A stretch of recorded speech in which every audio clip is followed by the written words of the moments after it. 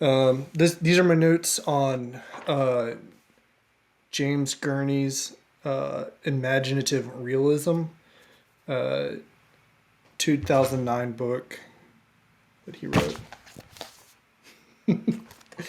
uh, I read this book. I got this book about a month or so ago, and kind of sat for a couple weeks, and then I read it. And then as soon as I got done reading it, the following weekend I started reading it again, just because it was so good. Just everything he talked about made sense. And I'll try not to be too much of a fanboy. I'll try to think of if I have legitimate critiques. But it was just absolutely just a fantastic read. I loved it. I wonder if I should look at this. um, but anyways, so the point of this video, this audio log, whatever have you, I have a tremendously difficult time remembering things that I've read. And I tend to forget books I've read within a month or so. And you'll see that bookcase behind me. I couldn't honestly tell you what most of it's about. There's some great books in there, but the truths just fade away so quick, and it's annoying. It annoys me. And so this is me just trying to figure out how to circumvent that or prepare for it. So if I have a video that I can watch in 20 minutes or whatever, I'd much rather have that than just not remembering any of it. Because books are a pretty hefty time commitment for me. I'm also a slow reader, very slow reader, painfully slow. In high school, I found our school curriculum on cassette at the time. And so I would listen to the books we were assigned to read and try to follow along in the physical copies. I love learning. I love learning so much. So being a slow reader and having a hard time retaining information it's paradox. Is that the right word? I don't know. And what's that Greek mythology? Atlas? Is that the guy? No, that's not it. The dude that rolled the boulder up the hill over and over or something like that. I don't know. My wife could tell you all about that. But anyways, so this is just my attempt to consolidate the points that I thought were key, that were important, that I would like to be reminded of by myself in the future. So that's what we're going to do. I'm probably going to break this up into sections. I have bullet points. I went through, I read this book twice back to back, and then I went through a third time and kind of consolidated my notes, my highlights and underlinings, and kind of did a bullet point, essentially where I could teach a class on this book, which I believe teaching is the final step of learning, because at that point you're able to talk about the subject, answer questions about it. So yeah, so this is, I'm just trying to solidify what I read, and just have it committed to memory. So this will be broken up into little sections. This book has 13 chapters plus an introduction and plus an afterword. So I'll break it up into those sections as accordingly. So the video cut out, in or out at the end of each section. Some sections will be super quick, and some sections I might just skip entirely. And then another thing I also want to mention is I consumed this book from a kind of a unique perspective. First of all, I just want to say I read the National Geographics as a kid. I don't know where we got them. I think it happened to most people, how they got National Geographic. Some grandparent dropped off a gigantic box or a few of them of just these yellow spined magazines. I just ate that up. I loved it. I love flipping through the pictures and stuff. And I remember seeing the dinosaur pictures. And as I was reading this book, I didn't put it together until I got to some of the sections about dinosaurs and stuff like that. I'm like, I have seen these. I've seen these drawings before. So it was a really cool, full circle moment for me. I loved it. And just kind of growing up to appreciate art for what it is, and just dorky stuff like dinosaurs and machines and stuff like that. So much fun. Oh, I was saying something I forgot. Bummer. Mm,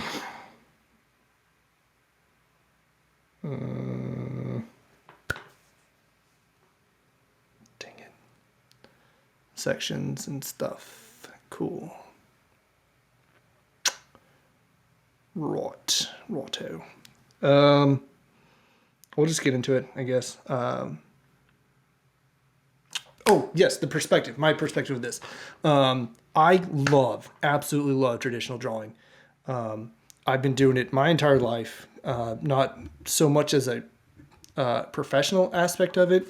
I love creativity. Creativity I've always done my kind of my whole life.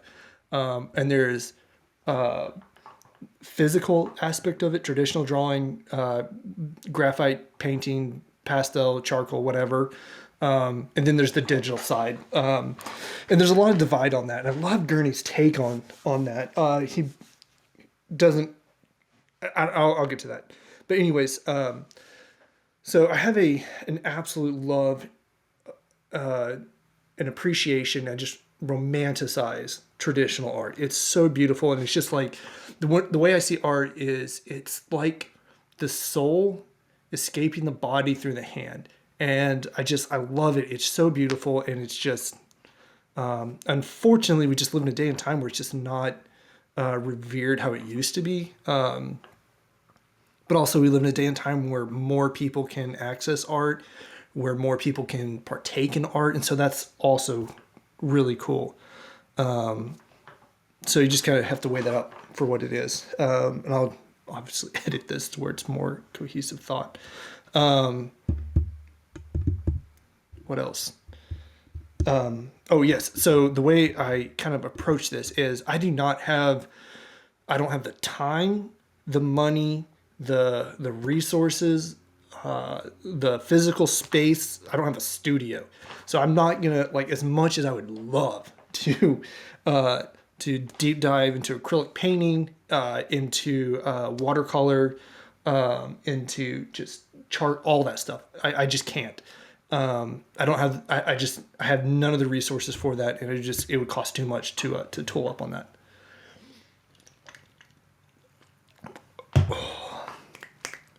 So what I do a lot of times is I love doodles, sketches, rough sketches, stuff like that. Just weird, wild ideas. Really appreciate that. It's just so much fun just creating things. And so all that to say, in regards to the traditional art, what I tend to do is I do more kind of trying to get more into the digital realm of it, because there's so many amazing possibilities into the modern age of the merge of technology and art. And there's some artists really just despise and they gatekeep, and they're just awful about, traditional art versus digital art. And just I would submit to anybody that anything created is art. Now, whether that's good art or bad art, that's where the real debate begins. But anything created is a piece of art to me. That's kind of how I define it. It's so loose. It's a very broad definition, but I think that's kind of like the beauty of art, is that it's absolutely everywhere. If you'll look for it. A lot of people don't notice just the beauty that's just constantly around us. It's there, but we just don't notice it. And that's a shame in and of itself. But the beauty is that you can slow down and you can just kind of take it in, inhale, and just really look. And it's so cool just where it is. It's inescapable, really. And that's something I really like about art. So due to my constraints, like I'll do digital art, and I have no remorse or regret or anything about that. Digital art's really cool, and there's so much you can do with it that you can't do traditional. And traditional art goes into digital art. It's the the foreground of it, I would say, but also it's just the foreground or the foundation of pretty much any field. Jeez. But yeah. So let's see. I guess that my first section that I had in my bullet point notes is I want to have a statement of intent. So like I said, I want to solidify my learning. My goals, told you, kind of take the truths of this this book that was heavy-handedly. That doesn't sound right. It's for traditional artists by and large, like 99%. But the truths in it are their visually foundations, so they apply to digital art all the same. And I think that understanding traditional art is how you perfect and succeed in digital art. So I studied this book like it was assigned to me, that I had to read it. Just really enjoyed it. But yeah, so that's going to do it for this intro to this book. Again, this is Imaginative Realism by James Gurney. How to paint what doesn't exist. Yeah. So in the next section, we'll do the book's introduction. I'll talk a little bit about that. But yeah. How do I stop? Where's my mouse? Where did it go? Here it is.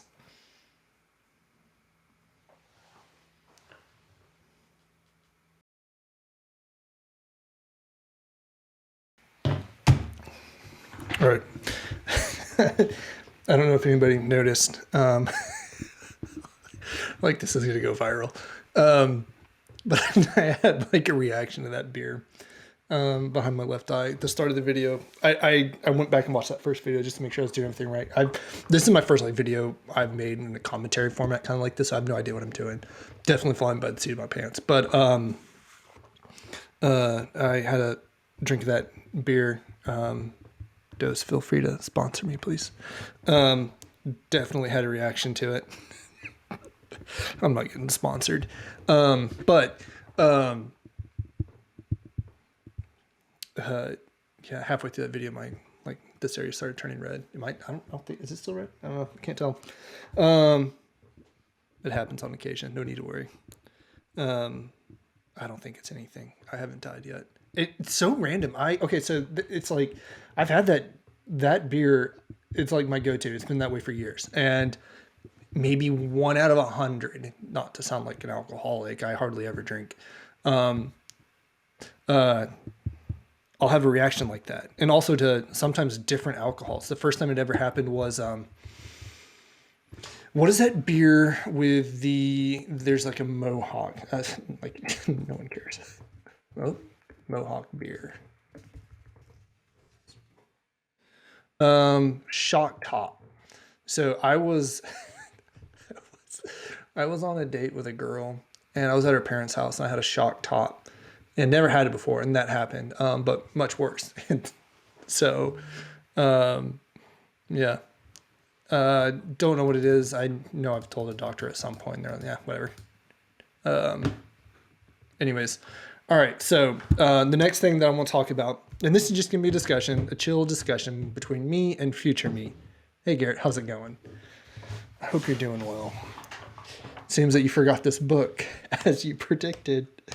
And I'm gonna periodically pull up a second screen to talk about some of the artwork that Gourney talks about, because I just love what he's done with this book. And then another thing that I would tell anybody is, if there's a piece of artwork that you're interested, or a concept that you don't understand, go to Google, type in Gourney or James Gurney and that concept. And he has a blog that he has kept up with for like 20 years or longer. I don't know how far back it goes. Decades. And he talks about everything. He shows his work. He's probably one of the best resources, I would say, out there for studying a master. He's documented all his work that goes into a final piece. Excuse me. And so it's just like you get to reverse engineer a master's work in such a detailed way. Previously, and I'm getting ahead of myself a little bit, but I'm just going to save it. I'm so sorry. I have an outline. We're going to stick with it. All right. So the introduction. You might hear some pages flipping and some notes on my computer, but we're just going to talk about it. And one of the things I want to do is outline Gurney's intent for his book. So the purpose of this book is to paint what doesn't exist. And you're like, okay, cool. Either the subject never existed or it no longer exists is essentially what Gurney is going to be discussing throughout this book, cover to cover, on how to bridge that gap. And it's, I don't know, it's something like I've never really thought about, but it's so pertinent. Is that the word, pertinent? You know what, guys? It's just you and me. And by me and you, I mean me and future me. Pertinent.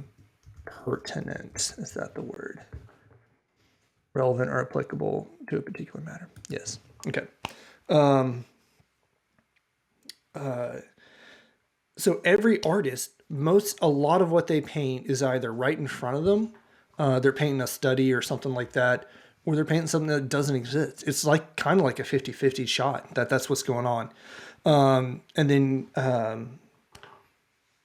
we'll get more into it in the next section, but that's the intent of his book. Traditional art first teaches you to see and then how to create. Like I said, you're looking at something and then you're painting it immediately, like on the scene. And like you said, this only worked if the subject's still present, right? So that greatly limits your creative capabilities, your artistic capabilities. You have to see what your subject is. And then Gurney mentions having 2 notebooks, and he would have one that was for his life drawings and then one for his imagination type things. And then over time, as he developed them individually, they grew together.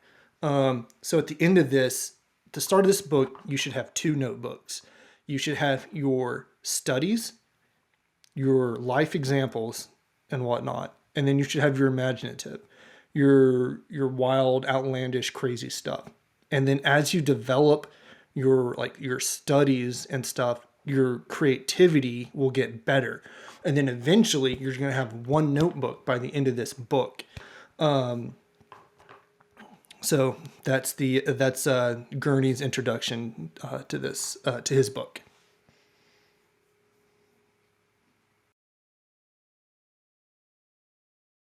Chapter 1, tradition. And then the first section is the tradition of an imaginative painting. And I'm just going to go ahead and swap something here real quick, see if I can't do this. Can I do that? Did it do it? Yeah, I think it did. Okay, cool. So you'll see my notes on the left side and some artwork I want to talk about on the right side. So he goes, and I briefly mentioned this earlier. He talks about some of the long-lasting, the greats, some of their artwork. So you have the Last Supper, Leonardo da Vinci's Last Supper. You have Raphael's School of Athens, which I feel like everyone has seen. So cool. Also, shout out to, I think this is Euclid. I'm not sure if I remember right. And then you have the Sistine Chapel, obviously.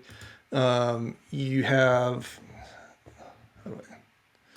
yeah, that's all of them. He lists a few more, but the point is that, again, like I said, these artists weren't there for these events, and obviously Sistine Chapel, Michelangelo didn't see God, floating, touching, Adam's hand or whatever. Raphael wasn't. No, it's not Raphael. Last Supper. Oh, Last Supper was Da Vinci. I hope I've said all their names right. Um, he was not he was not a dinner guest for the Last Supper, so he didn't know what it looked like. He just kind of speculated on what it was, and that's what this book is about. It's about speculation. How do you paint something you weren't there for?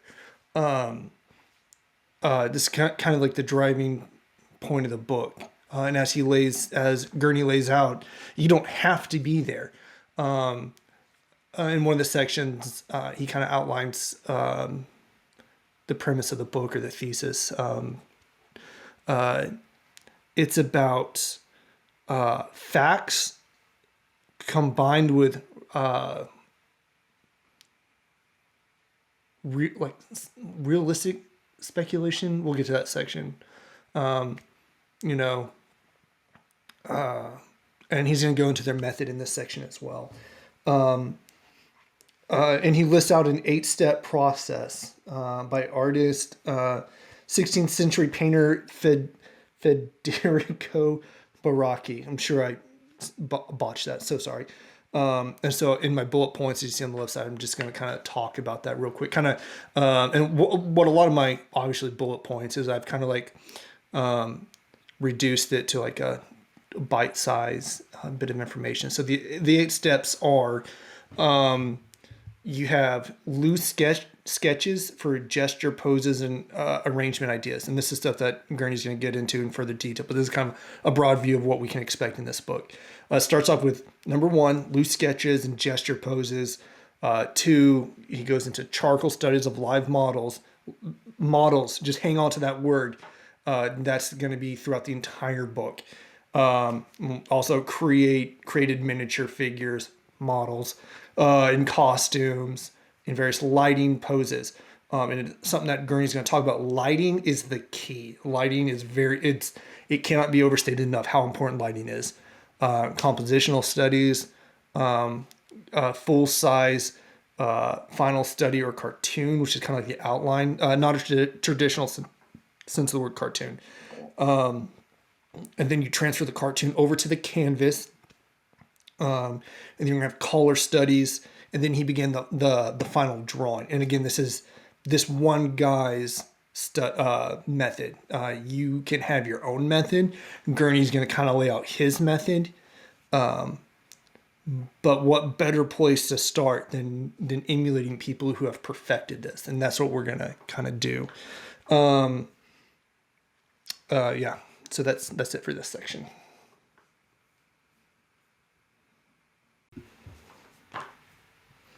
Okay, we are on the next section, Art in the 20th Century, on page 12. It's a very short section. It's one of the great things about this book is they're very bite-sized bits of information. A lot of books, they kind of like pad their runtime essentially, so they can have a thicker book and look more intellectual. Gurney doesn't do that. He just lays out simple facts with great artwork to back up those facts. So yeah, very short section. So it's talking about art in the 20th century, obviously. He's talking about some of the art used to be harder to get a hold of. It was you used to have to go to schools or exhibits or stuff like that to see art. But in the advent of the 20th century made art more available to the common man, you know. And you have things introduced like animation and stuff like that. And art is getting quote unquote perfected, you know, and, you know, but one thing Gurney says in here that I really appreciate, I'm just going to read from the script, and also just everything that I'm talking about in these videos, it's all credit goes to Gurney. All I'm doing is regurgitating his words in this format so I can call upon them later if my memory gets foggy. So I might forget to like accredit an artwork or something like that. And it's no disrespect. I'm just a really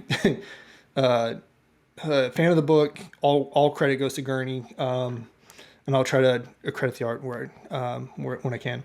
But here's one of the things he says I really appreciate.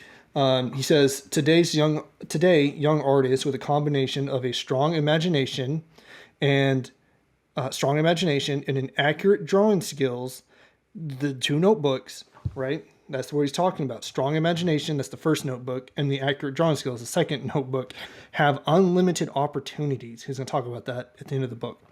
There is no line between fine art and illustration. There is no high or low art. There is only art, and it comes in many forms. I just really appreciate that coming from someone who, Gurney, is insanely accomplished. He could stand from his tower and just look down on other people's art, criticize, and he would have a platform and, the backing to kind of have an opinion on something like that. And he never once is condescending,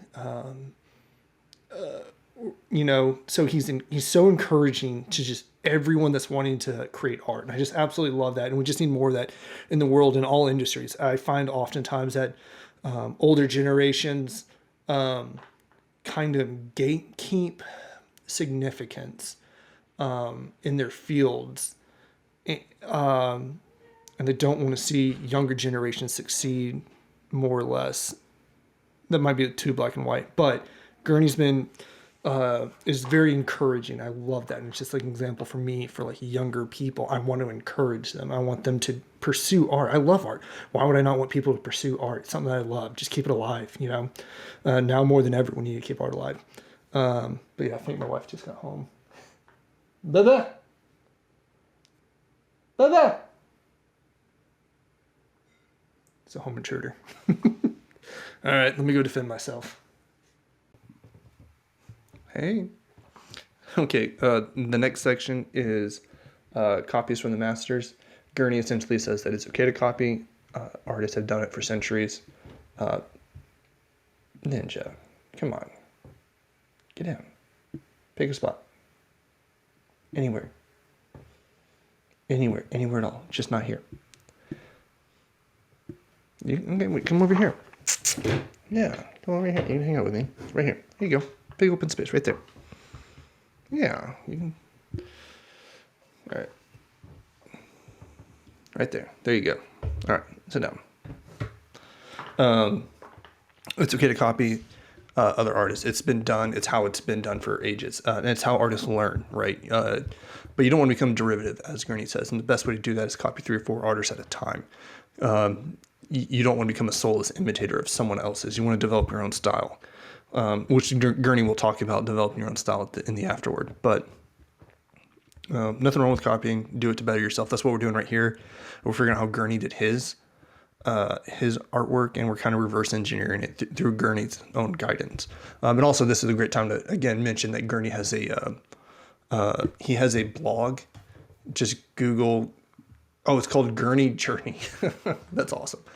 So if there's ever a concept you don't understand or an artwork that you want to look deeper into, just type in that word of the picture or that concept and into Google with Gurney's blog, and it'll come up. It'll have early thumbnail sketches, usually color experiments and stuff like that. So it's an insanely good way to learn step by step how he came to the final conclusion.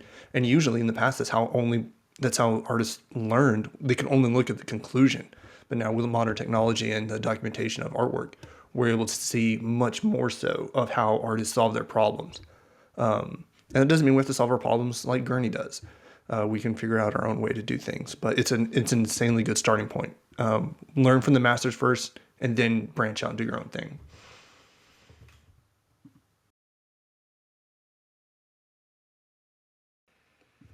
Okay, the next section is chapter 2. I'm skipping this section because it's about just all the tools he uses. It's not really going to pertain to us right now. When we talk about some of the tools that he uses, it'll be in later sections anyways. I'm not tooling up. I'm not dropping a paycheck on that. I can't. So we're going to go to the next chapter, which is preliminary sketches.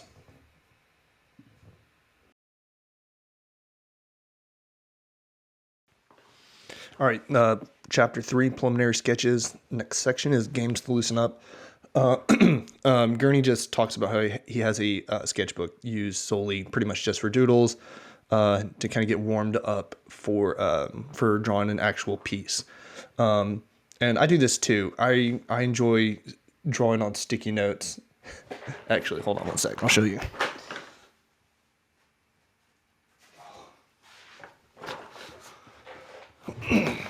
I have just I don't know how many, a lot. I love drawing on little sticky notes, little doodles, little nonsensical things. Let's see if you can, I wonder if you can see that.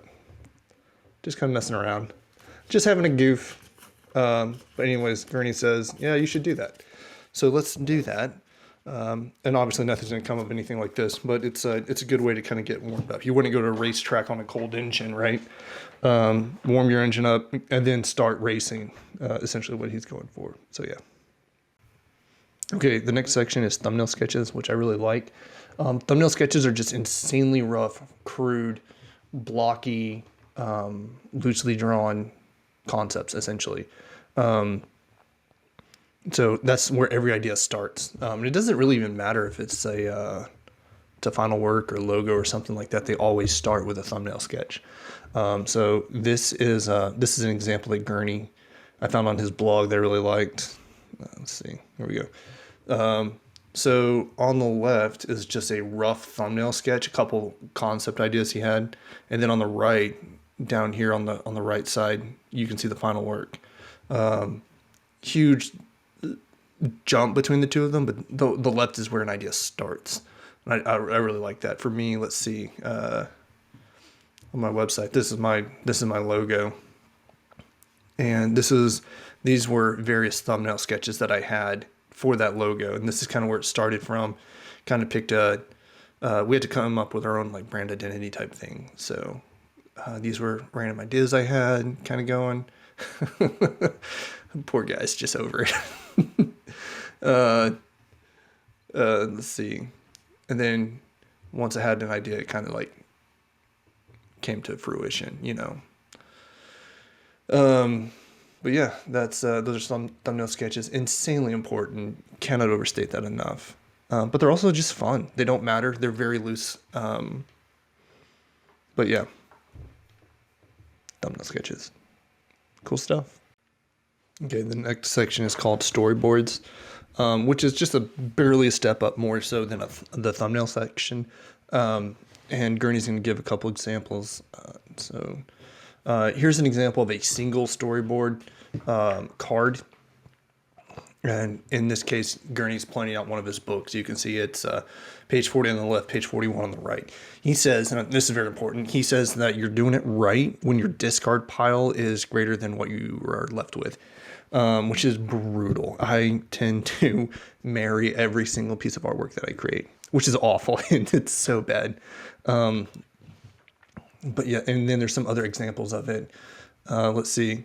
Here's an entire book, and the reason you do something like this is so you can lay out an entire, in this case, a book in front of you, and figure out how it looks visually, how it flows, stuff like that. But there's more modern applications and a wide range of applications to this as well. So if you're outside the realm of like painting or drawing and think that there's no applicable application here, then you're wrong. Here's a storyboard for Disney's Up, that short. It's not short. It's the intro to the movie or something. So they're planning out on just hand drawn type things or digitally drawn before they go in and 3D create things, which would be very expensive. But this costs probably almost nothing. I'm sure the artist was well compensated. And then here's another application. We have corporate stock photo. But UI, UX, huge application for storyboard. It might look just a tad different, but what you're doing is you're just visually laying out ideas, and that's all storyboard really is. It has a wide range of fields where it's applicable to it. But yeah, just getting thoughts out visually and kind of rearranging them as needed or discarding them as needed. Okay, the next section is color experiments, which is super fascinating. Color is something that I struggle with like everyone else. And also this is a perfect example of something that's traditional that is just as applicable digitally.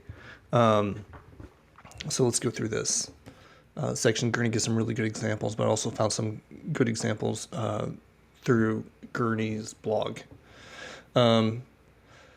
So color experiments, the goal of color experiments is to accomplish two things. The first thing you want to accomplish is color combinations. And you can see that with the bottom center with the skeleton figure. He's trying out 3 different color combinations. And by the looks of it, with the book cover at the far right of the screen, it looks like he went with...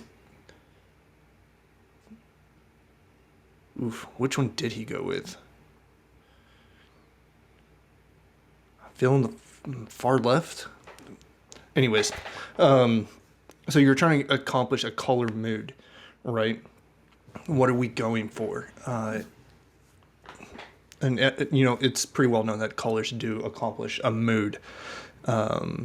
Green is very like naturey. Red can tend to be more violent. Black is imposing. In the right settings anyways. You could have, black can also be exotic, right? Like sports cars. Most of them are black. But you have colors working together, and then you have abstract shapes. And now this is, when you're doing a color experiment, you're painting with an oversized brush. So if you're doing this digitally, you would just increase the size of your brush, obviously.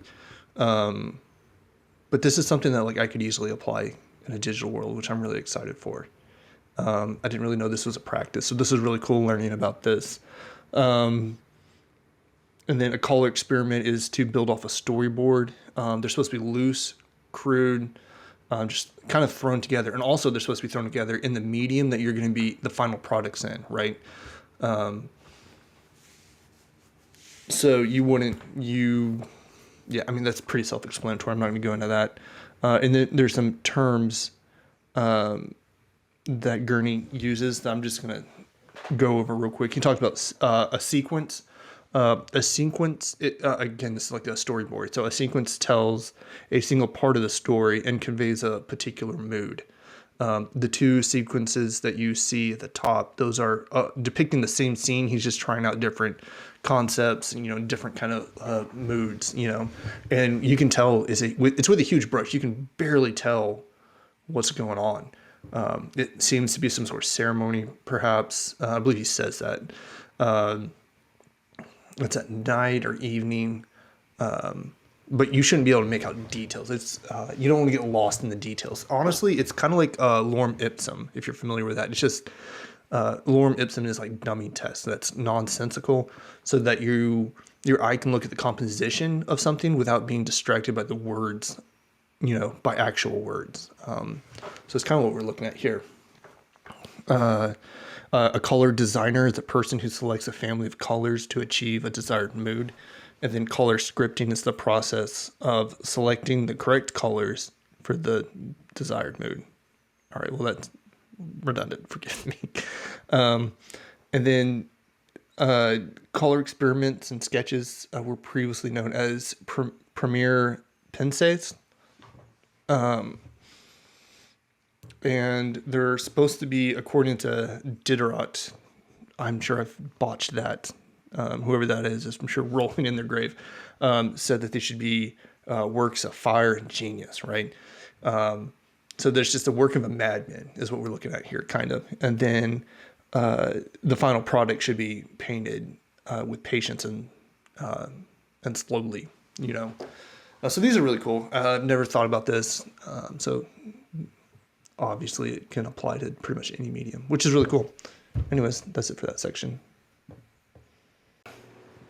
Okay, the next section is called a charcoal comprehensive. Full-size charcoal preliminary is called a cartoon sometimes. And essentially what it is it's a drawn on a semi-transparent paper, and it's used to define edges, define tonal values, and establish layout. Sometimes people would only just use them, kind of like trace the outermost edges, and just work from there.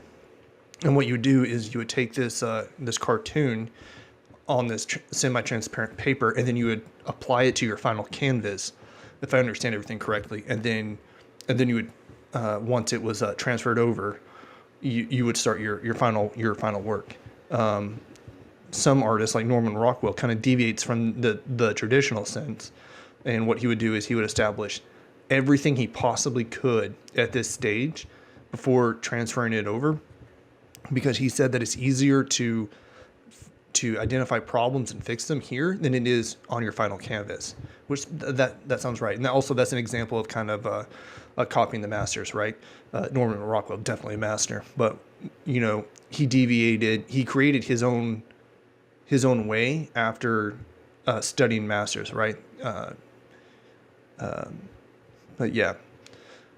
And obviously the applications here are very obvious. The obvious applications are obvious, yes, for digital applications, right? So this in Photoshop or Procreate, this would just be working in layers essentially.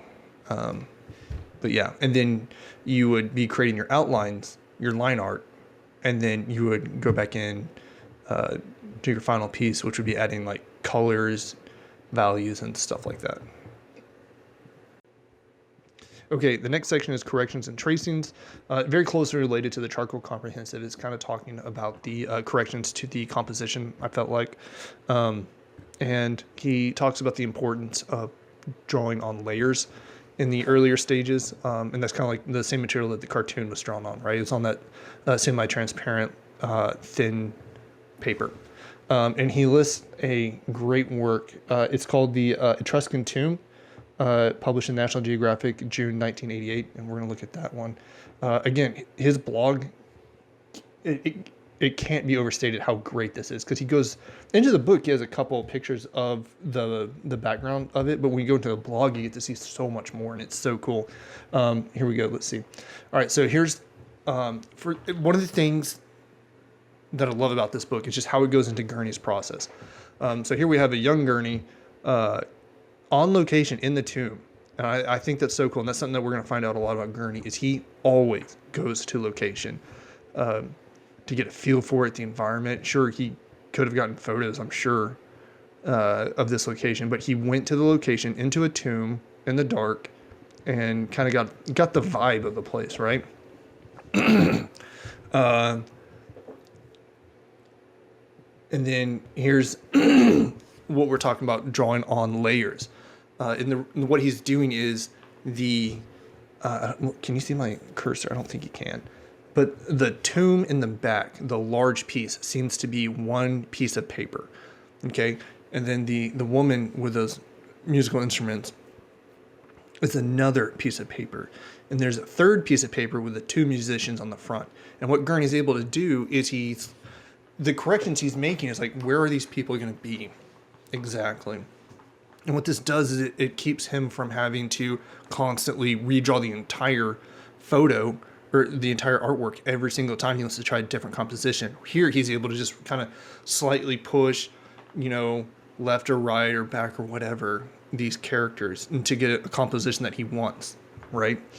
And then I'm just going to skip to this one. And you can kind of see the same thing. We talked about this book cover that he did, right? And you can see the skeleton is on its own layer. And what he's doing is he's trying to figure out, hey, how far left, right, or forward or back do I want this skeleton character? And so he gets it where he wants it. And then he begins his final work, right? So, but going back to this one right here, that's what he did here. And then he creates this much refined concept sketch. So he figured out what he wanted to do with all those characters, right? Look at the difference between here. So there's only one musician. There's two people in the back instead of the single woman with whatever that instrument is. And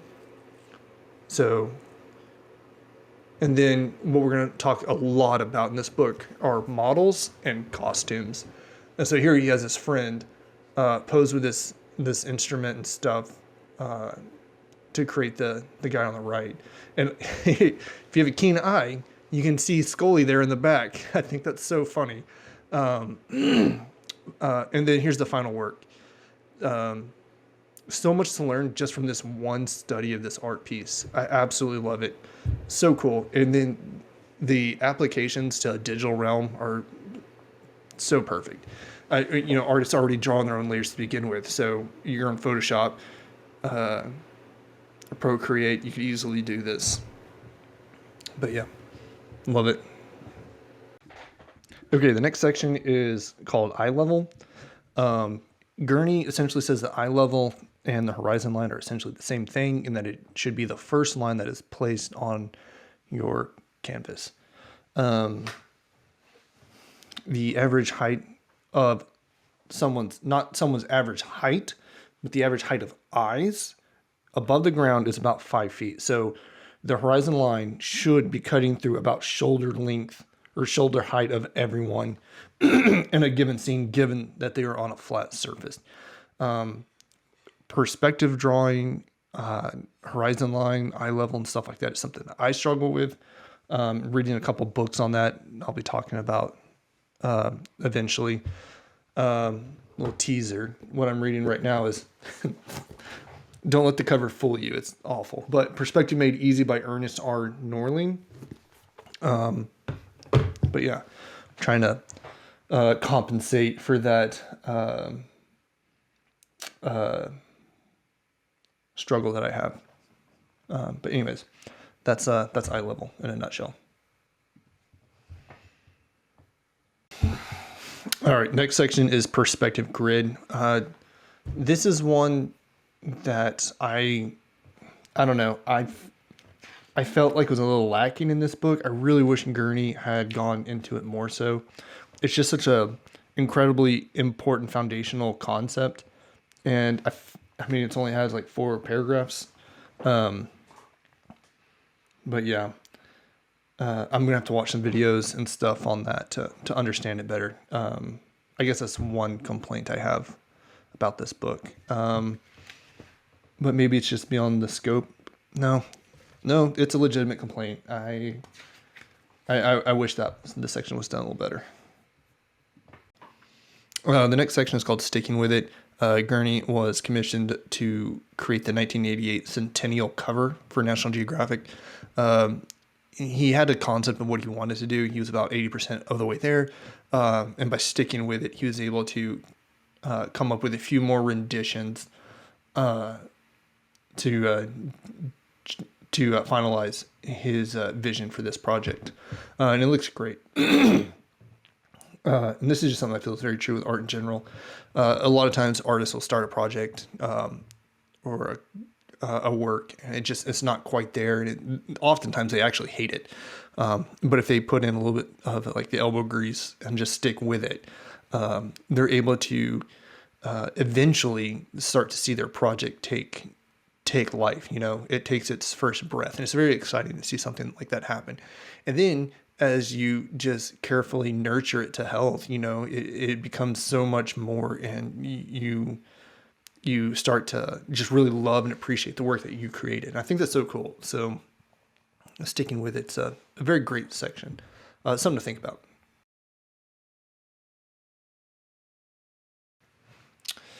Chapter 4 is History and Archaeology. It opens up with a section telling a story. What I want to do in this section is talk about the concept of telling a story, but also kind of do a dissecting of the case study in this section, which is the sinking of the Cumberland. So the opening paragraph reads as follows. It says, "History isn't a collection of facts, it's a collection of stories. A historical painting is first and foremost a storytelling picture with a set of characters at some moment of crisis or decision. Although you can show only a single snapshot of the events, your painting can suggest a full scope of narrative.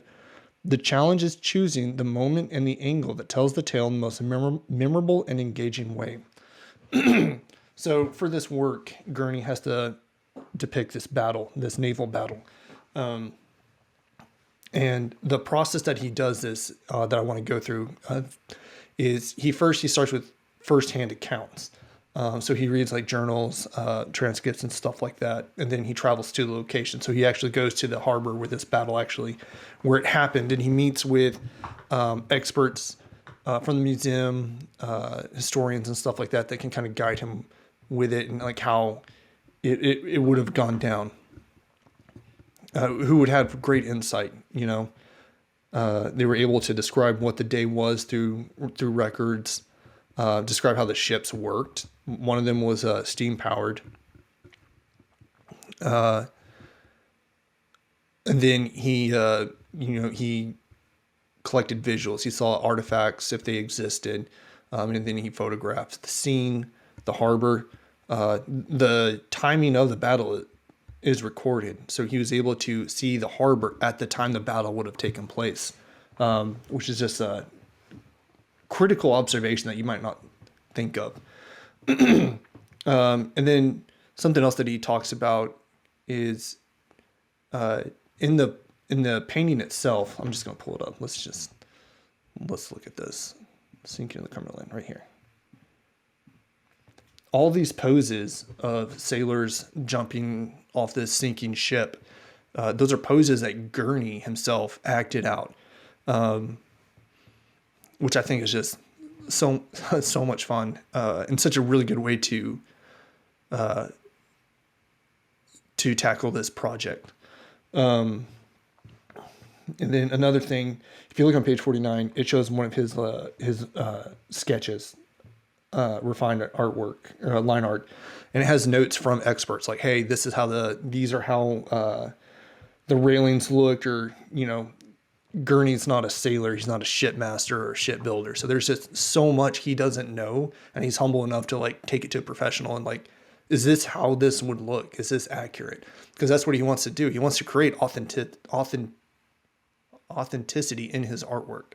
And what are you going to do? Become an expert in every single scenario or scene that you're creating? No, you're going to just talk to an expert, And I think that's just a great observation on Gurney, or a tribute to Gurney's method.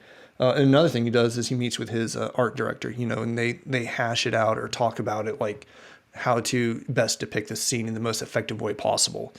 Again, it just shows a humility that comes through in the final artwork. Sometimes it seems like artists kind of get, once they're established, kind of get high and mighty and just don't take advice, or, any criticism is an attack on their character or what have you. But, Gurney is able to talk to professionals, talk to experts, talk to the art director, and then create a work like this. And we're going to see a lot of that in other case studies that we look at. And also, telling a story is really important. That concept, you're telling a narrative. So you'll see in the, if you look at Gurney's pictures long enough, you'll start to see things here and there that are interesting. Some of the things that he points out is you can see the little drummer boy using his drum as a life preserver. You can see people kind of trying to fight their way out of those windows, as the water's rushing in. There's so much going on in these photos. There's the guy with the smoke, with a, what do you call it? It's not a trumpet, whatever. Anyways, you want to tell a narrative when you're telling a fictional story. This isn't a fictional event. This actually happened, but this is a fictional representation of a real event. Who knows if this is actually, exactly how it happened. Odds are probably not. Maybe not this dramatic. Maybe it was more dramatic. Who knows? But this is Gurney's fictional take on a real event.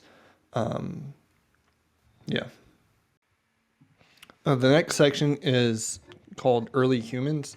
This is a case study of a work that Gurney had to do for National Geographic, where he had to recreate what this Homo floresiensis looked like.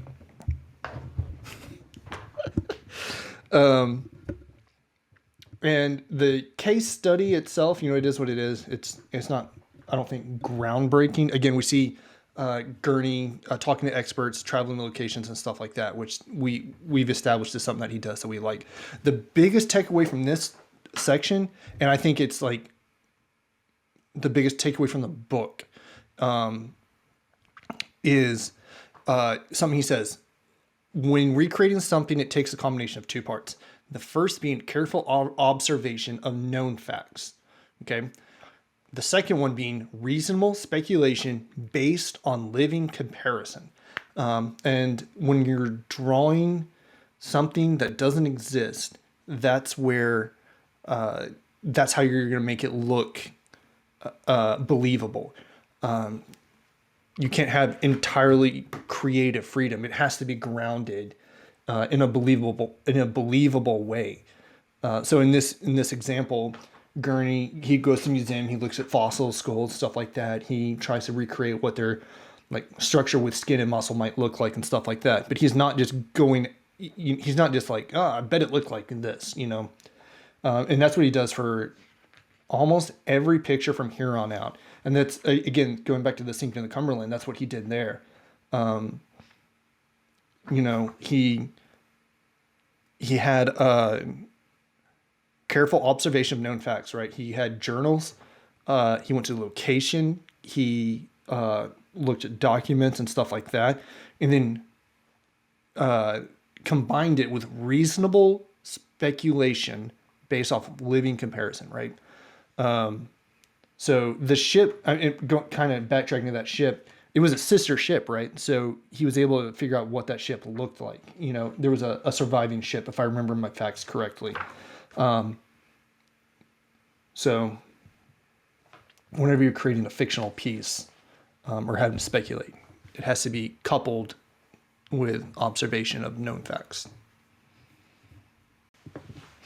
Okay, the next section is called close or far view. And this is where Gurney has to decide whether to do a close view of something or a far view. And they have pros and cons to each. And it kind of just depends on what the purpose of a work is. And for this, it's a case study of Norcia, if I'm pronouncing that correct. Again, it's a National Geographic published art piece. And what I'm going to do is I'm going to pull this up. So this is the far view, and this was his concept for a close view, right? And you can see the how he envisioned it being laid out. And obviously, if something's close like this, you can get a more personal view. You can capture emotions, stuff like that, like whatever that lead. You know, the determination on that guy's face in the center pose, the hero image, and then the guy on the ground, the guys in the back, the spectators. You'd be able to capture all their facial features, kind of what's going on, kind of get a vibe of, you know, what's going on. You know, more emotional based. Now in this one, you get no emotion hardly, pretty much none, but there are so many stories being told here simultaneously. It is insane. The longer I look at this, just the more fun it gets. We'll start from in the very bottom. There's a funeral procession, right?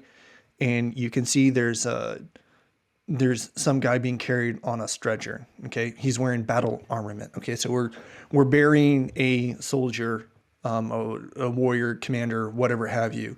And they're leading up to this tomb. It's like, okay, so we're learning a little bit about this culture's burial rituals, their beliefs. In front of the tombs, it appears that they have musicians and stuff like that. They have parades, instruments. It looks like they might be carrying a banner, a flag, or something like that. So you're learning about this culture. And as they're entering this tomb, you can see the boulders out in front of it. You know, like, that's interesting. Okay, so if you go back up the street a little bit, you can see other tombs. So that kind of starting a narrative of like, how long have these tombs been here? Are they, you can kind of put together a narrative, a story, you know, who's buried in there? Are they awaiting burial? You know, and then you can see there's houses. You can kind of get an architect feeling for what this culture lived like. You know, they were built into the rock, and it's so cool. If you look at it, the houses on the right, they're fully built, fully constructed, But if you go further to the left, you can see one being constructed out of the mountain. So what Gurney's doing here, he's like telling you this is the process. This is how they did it. These houses were cut out of the rock, out of this hillside. So you're getting so much information out of this drawing, and we haven't even gotten to the main event of it yet. If you look at the top, in the looking in the grassy plain at the top, in the lower right, you can see combatants fighting dogs. It appears there are a few of them are dead. One guy's still in the middle of the fight. We don't get any emotion from it. We can kind of derive some emotion out of the gesture, but there's no facial emotions. There's not a single face that you can see here, but you're learning so much. There are so many stories being told here right now. You can see the spectators. Near the dogfight, there's spectators on ground level and there's spectators on a higher level. So so what does that tell you? There's probably some sort of society hierarchy of some sort. When you get to the chariots to the left, it looks like they're gearing up for a horse racer, as if staging to prepare for it. If you've been to a racetrack or something like that, the car is getting ready while there's a race going on right now because they're going up next. That's what it looks like. That's the next event. And then if you go to the horse track itself, you can see the horses sprinting, just on their hind legs, just sprinting. They're galloping. But you can see the horses just racing, and there's stories there. Third horse in the front, there's no rider on it. You're like, man, that's weird. Okay, look at the very back. There's a rider on the ground. So there's a story. A rider got bucked off, thrown off, whatever have you. Second from the rear, there's a horse in the process of falling over. So there's so much being communicated, and you wouldn't get this kind of. This is so much information presented to the viewer, so much education right here because it's pulled back. Gurney's able to tell so many stories, and just the longer you look, the more information's conveyed. The event itself. If you look at the main tent near the chariots, there appears to be a banner with like a pot or something of that nature. So it looks like they're selling goods there. This seems to be a huge event for the locals. So you're learning so much about this culture in this event. In the background, you can see a walled city, a palace or a temple, definitely nobility hierarchy type things. Those are the top dogs over there. But it's just very interesting what you can accomplish with a far view that you just cannot capture with a near view, right? This is the near view. You would only capture 2 or 3 stories maybe, but by using a far view, you've captured so much. And also look at this. Look at the guy in red standing on top of that house. So if you look at that tomb, the procession is heading towards. Right above it is it would appear to be the house that owns that property. So at the top of the house, there's a guy possibly orchestrating the procession or blessing it, or a priest or something holding out his arms, some sort of authority figure with maybe servants or behind him or whatever have you. And then the furniture outside, above that tomb kind of tells you like, maybe that's the, what do you call it? What do you call the thing after a funeral? Like the wake? Is there something after a funeral, or what am I thinking of?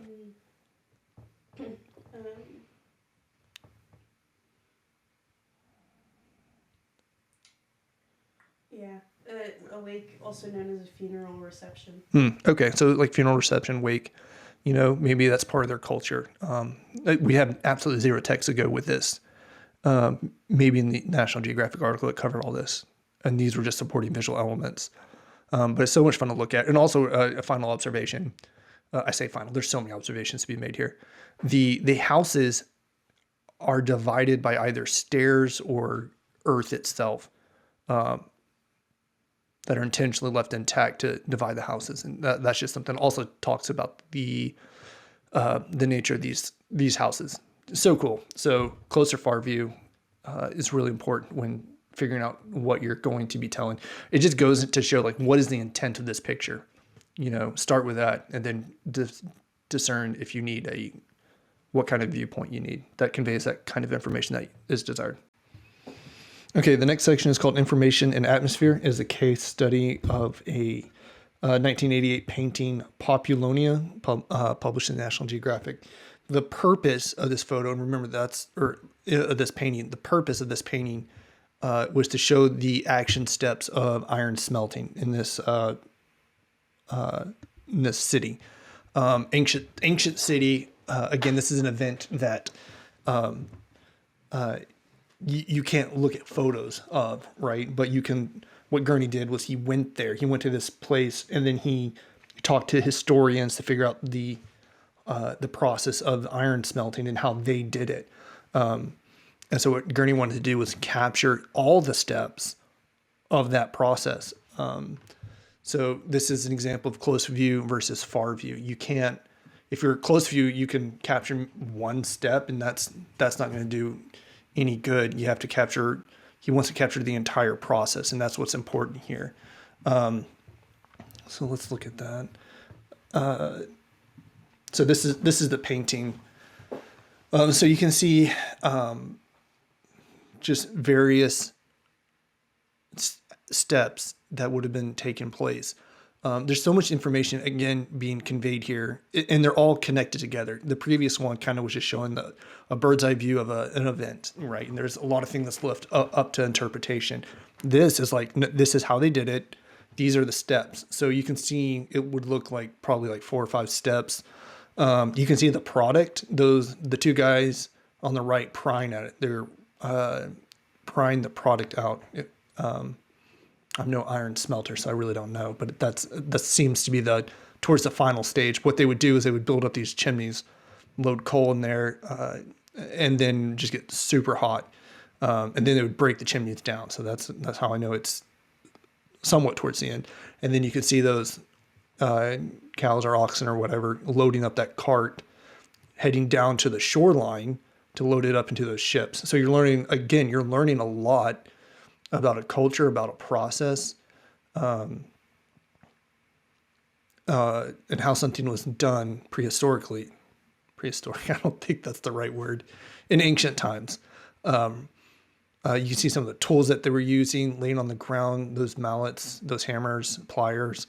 And also an important note that Gurney has that he likes to incorporate is he likes to make it realistic in the sense of like, not everyone's working 100% all the time. You can see the older guy, he's just kind of, he's resting as the younger guy. The young buck is doing kind of some hard work, and that's a story in and of itself. And look at how the guy on the right, or the younger guy poking into that furnace, that fire, right? That hole. Okay, now look at the two guys working on the left. That hole's blocked in. So that's telling you a lot of information about this process. And they have like a little air vent or whatever at the bottom where it's being liquefied or whatever. And the guy above him, it looks like he's probably dumping coal in there or something. There's a lot of information being relayed to the viewer just visually. Again, with supporting text, it would have been more clear, but even without supporting text, we can understand a lot of what's going on here. And again, we meet with an historian, notice how some of the smoke is white and some of it's black. That's important. I guarantee you Gurney has a reason why that is the way it is. And then another important note that Gurney has in here, a little final paragraph that he has, is whatever actions you are called on to visualize, keep in mind what the Golden Age illustrators taught. Capture the epic, not the incident. So here he's capturing the epic being the entirety of this process. If he captured the incident, it would be a single process.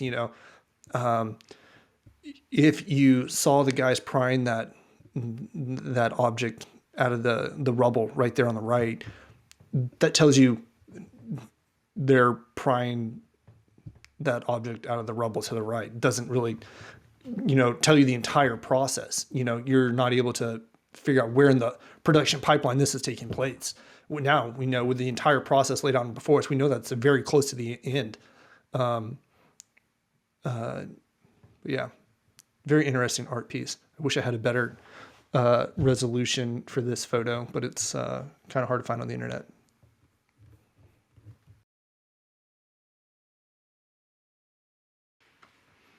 Okay, chapter 5 is people. Ninja, the door's open. The first section is mirror studies. You can use a mirror, essentially. Well, the benefit of using a mirror is that you can just kind of tweak your pose as you go on the fly, and you just have the greatest amount of control over it. That's pretty much it. Pretty self-explanatory. Okay, the next section is tone paper studies.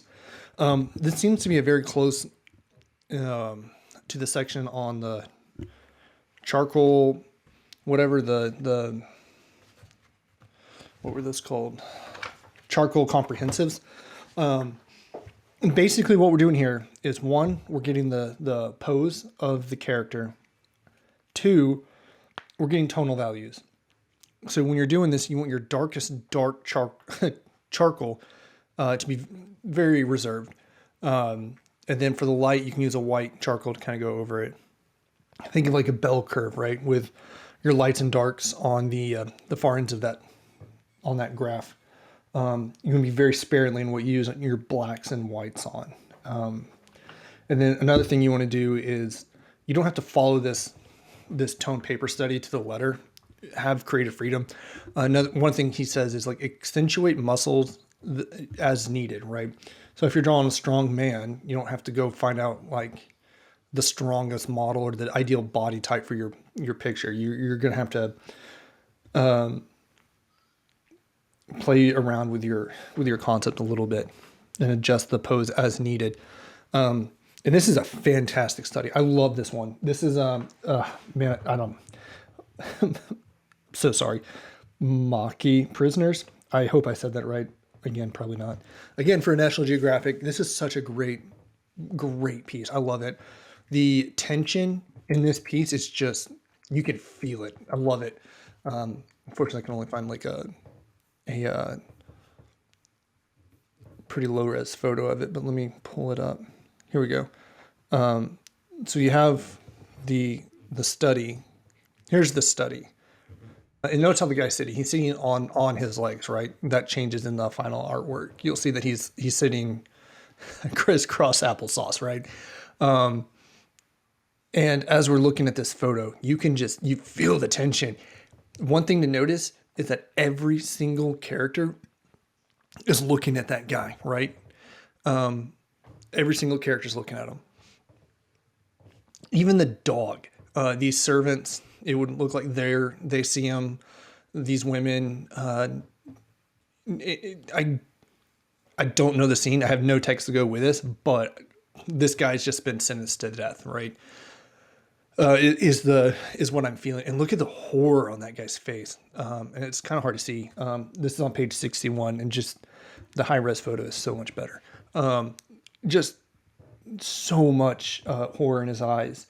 But also look at the eyes of the captive, the one that's appears to be with his head down, appears to be just been sentenced. It's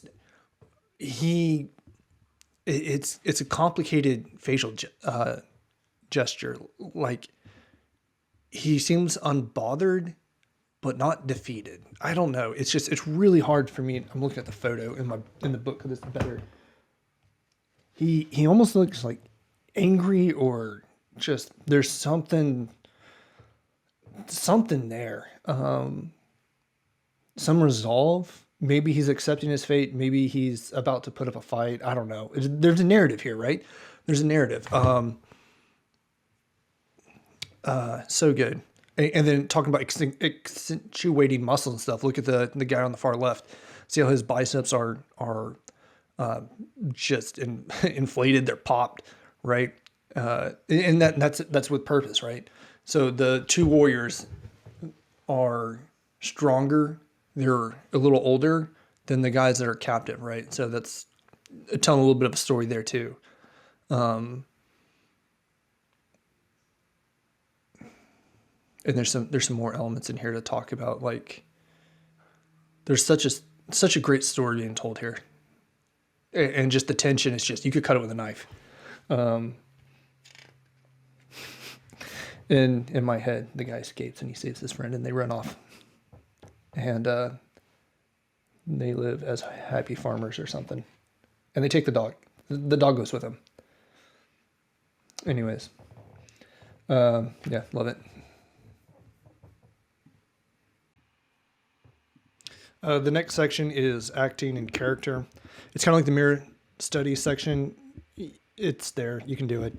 If you're struggling, find a pose or identifying with the character, just act it out. See how it would go. Photograph it. Use it as reference. The next section is photographing models. And this is a very dangerous tool that's easy to abuse or misuse to your detriment. Gurney says they're great tools. He uses them all the time. He uses them to photograph models, maquettes, stuff like that. But he makes the point that they're just a starting point. You know, they're meant to be used in the early stages of a work. Some of the there's a lot of dangers to using photos. They can inhibit your creativity. If you take a photo and then start with that, then you're just creating what the photo is telling you to create. You want the photo to be a supporting element, a reference, but not, it's not supposed to be your final product. You don't want to just soullessly copy a photograph. I mean, cool. You just publish your photograph if that's all you're going to do. And he has a couple rules for it. I'm just going to read them. Take your initial thumbnail sketch as far as you can before taking photos. Pretty self-explanatory, but you don't want the photos to come before the creativity. Have an idea of what you want to make and then go photograph it, right? Next rule, number 2, is use the photos only for the comprehensive stage and put them away for the final painting. You don't want to become photo dependent. And Gurney removes distractions when that could cause him to become dependent. That's true for photos, but he also mentions it later on when he's doing a work that's influenced by Norman Rockwell. Is that his name? I think so. He put up all his references to that artist. So remove things that you could misuse and become a creative crutch. The next rule: print your photos in black and white to avoid being influenced by the color. It's a pretty good rule. It's pretty self-explanatory. Let your creativity guide those decisions. Don't let the photo tell you. The photo's not an art director or anything. It's just a tool. You master the tool. Don't let it master you. Take lots of photos and use, this is rule 4, take lots of photos and use more than one model or more than one costume. This is to sway to prevent you from becoming too dependent on one pose. So have multiple poses and just pick and choose the parts of those poses that you like, what you appreciate, and then build off of that. Photos are great tools, but they're just tools. They shouldn't be a supplement for creativity because they would be awful for that. They would completely just scuttle your artwork. Okay, the next section is head maquettes. And what these are, when you hear the word maquette, it's a model. And we're going to look at some of what Gurney has to say on that. The purpose of a maquette, I'm just going to call it a model, is that it provides consistency, and that's the big thing. So if you have like a hero, right, a character, you can have a model, a head model, and just rotate it to a degree of your liking for an infinite number of like poses. So that's why you would want that. And let me open up this. So this is what we're looking at. Here is his hero, the protagonist of his story. And you can see him on the left. Obviously, it's not the silver ball. But he made this character because he couldn't find an appropriate model that had all the features that he wanted. So he created the model himself. And so that's going to provide consistency. He's just going to hold on to that model. And let me just show you.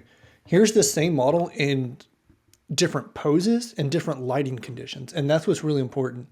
There's so much, whatever the scene calls for, high noon, dusk, dawn, whatever, natural light, artificial light, it just gives him consistent information throughout. No matter how the light changes, no matter the pose of it, it's going to be the same. Let me, hang on.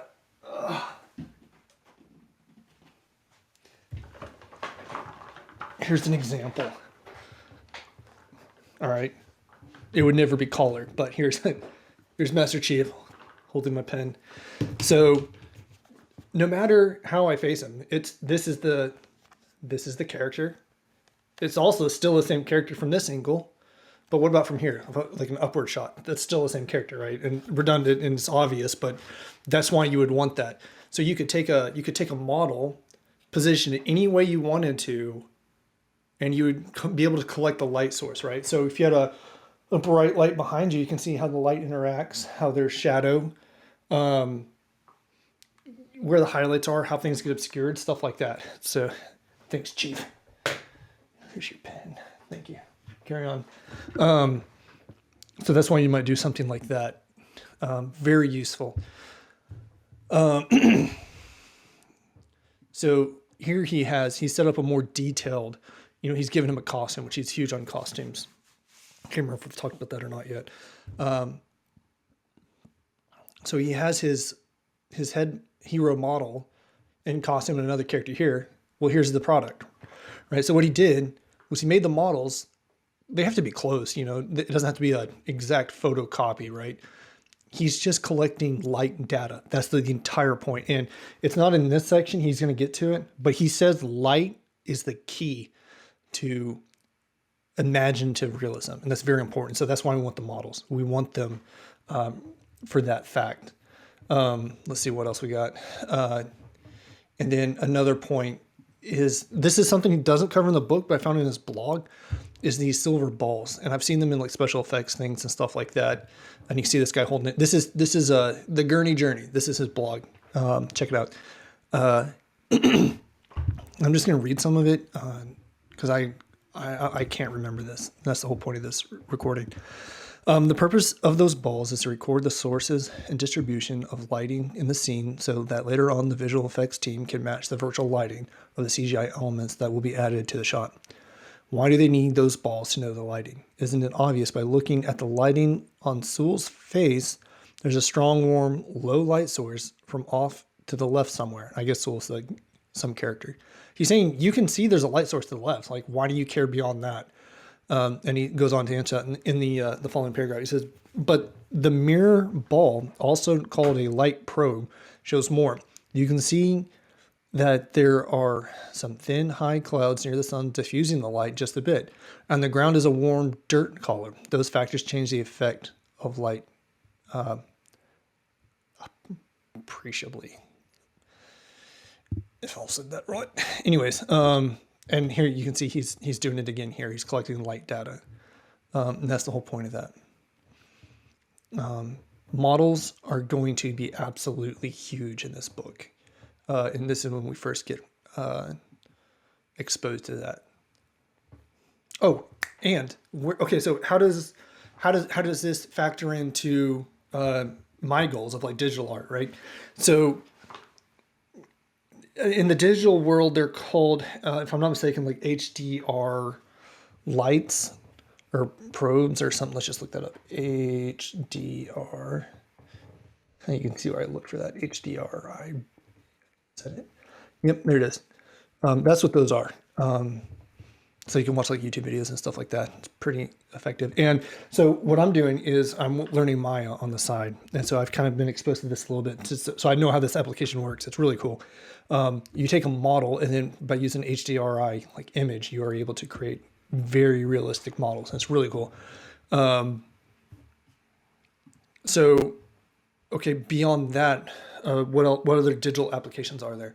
I can create a model in Blender or Maya, roughly close, and then I can add a light source into the model, and that's gonna be super helpful.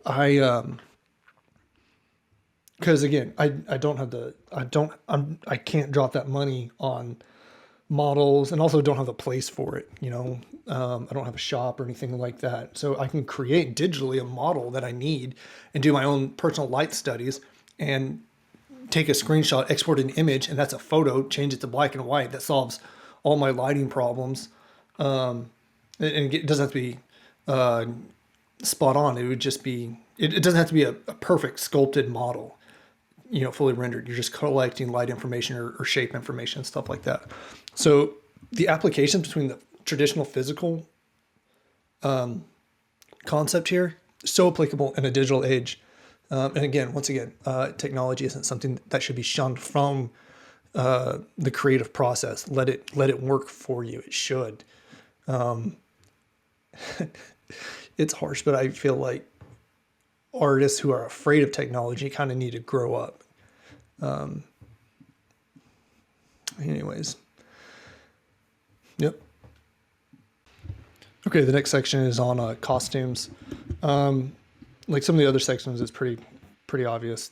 Costumes will increase your the quality of your work, as opposed to like drawing from imagination. And he lists some resources of where you can acquire, borrow, rent, whatever costumes, if that's applicable to you. I personally don't need to. Don't think I will. My wife would kill me if I just started coming home with more and more costumes and stuff. She has her AirPods and she can't hear me. What would you say? I love you. Love you too. That's what I said. Okay. Yeah.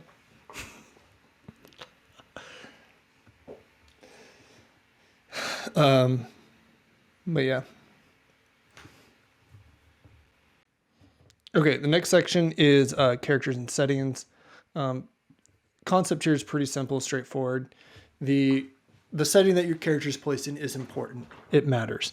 He gives two examples. One of them was the pumpkin guy, and the other one was Santa Claus.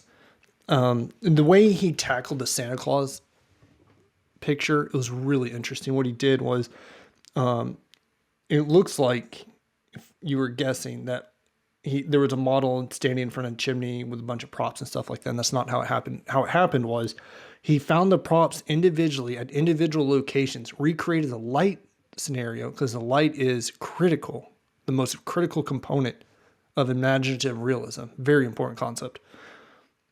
So recreated under the same lighting conditions, and he had a ruler in each of the photos. Each element was photographed separately. So because the ruler was there, he was able to draw them again proportionally. Yeah. And just setting's important. It's just as important as the character, arguably. And it's part of the narrative. It tells something of Tolkien's Lord of the Rings is probably like the greatest, most clear example of this. The elves' background is like waterfalls, the woods, nature. They're very whimsical, fantastical type beings, right? So the environments they're in are equally, right? The dwarves they live in mountains. They're brutish. They have hammers. That's what they fight with, right? And that's what they create with, hammers.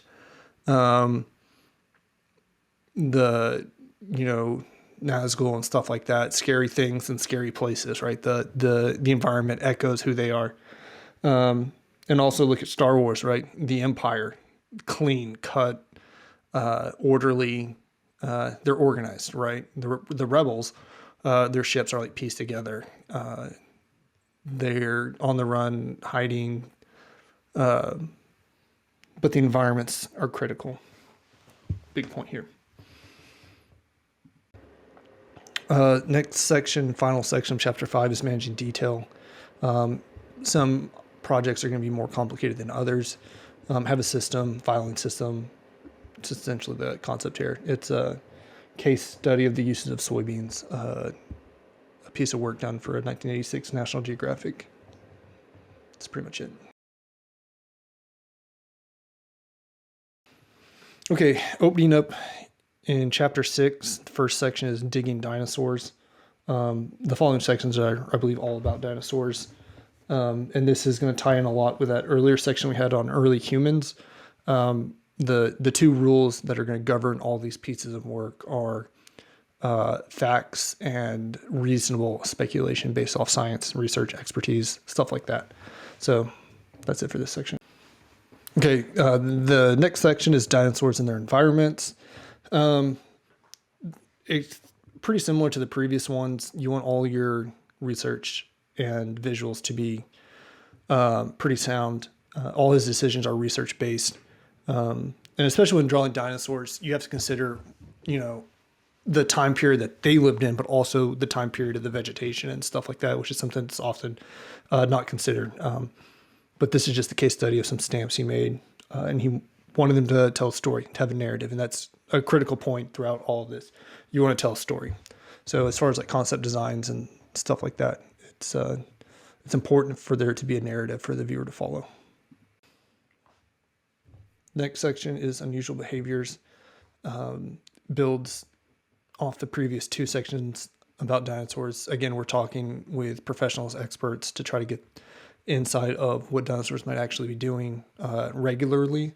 Trying to think of other poses other than theatrical, dramatic, exciting chases or hunting and stuff like that.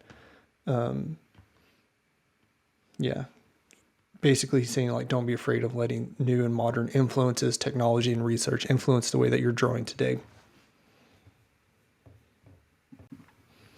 Okay, the next section is multiple maquettes.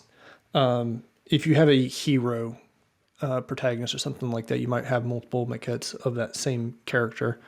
Sometimes with interchangeable parts where you can like swivel a head, something like that. And then there's a work that he shows us called Chasing Shadows, which comes up a few times in the book. When you're working with maquettes, models, it's good to have several. You don't want to pigeonhole your creativity into one model because, like with photography, you're just recreating a singular image, right? So let's look at that one, Chasing Shadows. So this is the final product. This is his workstation, right? I found the blurriest JPEG I could find. So you can, from earlier chapter from eye level, this is what's going on here.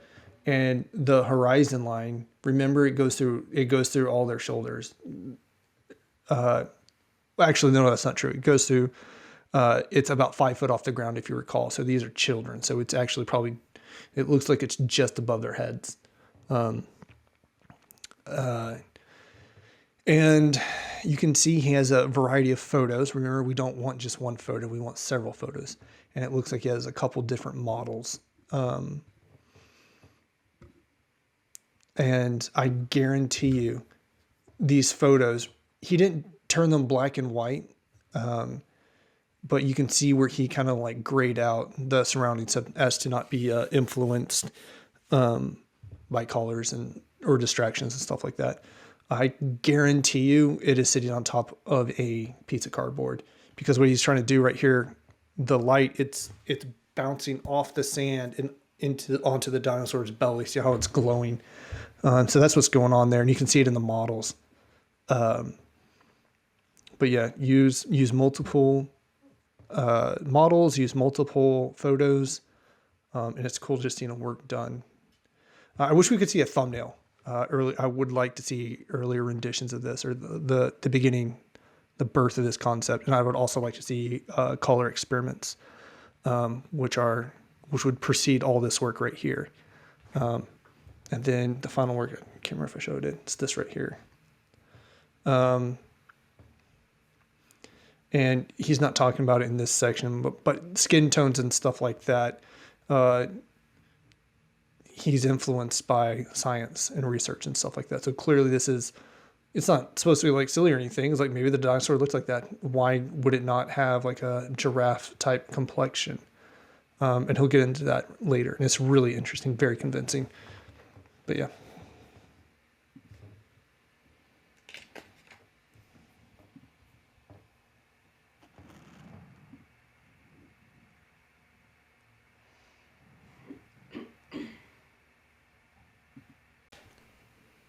The next section is called setting up a tableau. Sure, I'm mispronouncing it. It sounds Italian or French. Basically, it is a model for a scene. In the models we've looked at up to this point, they've been individual models, essentially action figures, figurines, stuff like that. This is for a setting. And all it does is give you light information, essentially. How does the light cast shadow? How is it bouncing up? Things of that nature. Very important stuff, but pretty straightforward. The next section is called homemade miniatures. And this is just, I don't know, it seems somewhat redundant. It's just models, creating more maquettes for your model purposes of lighting and light data collection. Not a whole lot new here. Okay, the next section is called Wings and Capes. And again, this is building on the concept of building your models. When you deal with certain materials, such as wings and capes, you might have to get creative in how you build your models. He lists a different variety of materials that could work. Paper, plastic wrap, thin cloth, or even stocking, stuff like that. So again, the whole purpose of all this is to collect light data. So, okay, the next section is called 2D to 3D maquettes. Pretty straightforward, but I thought it was pretty interesting. What's going on here? What he's doing is he's taking a flat 2D object, printing it out, cutting it out. So it's just the outline of it. Then he takes clay and he builds on top of it, sculpting the model to what he needs it to be, again, for light studies. And the applications for something like this through Maya or Blender or any other 3D software is so obvious. It's so cool. And this is what they do. They'll import an image into their file, and then they will start sculpting off of it, like with ZBrush or something like that, until they have the complete model that they need. Let's just look at these.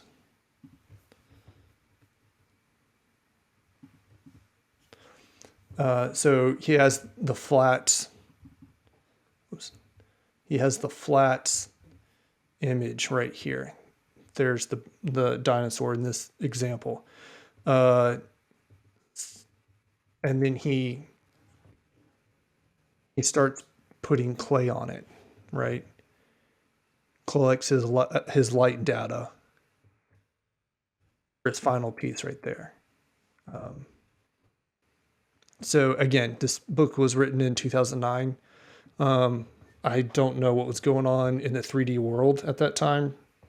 But now the application is so abundantly clear. So there's so much to learn from different mediums. Traditional sense applies. It carries over one for one into the 3D creativity realm. I think that's really cool. There's a lot to take away from that. The next section is called coloration, which is one of the more interesting sections that Gourney has. It's very short, but it's the truths in it are really cool. So in regards to dinosaurs and stuff like that, all of our information more or less comes from the bone structure itself. It doesn't tell us a lot about skin, hair, feathers, stuff like that. That's just kind of left up to the viewer's imagination, or the artist's recreation, right? But there are some logical leaps we can take, some very educated guess, which I think is really cool. I'm going to show, oops, wrong way. There we go.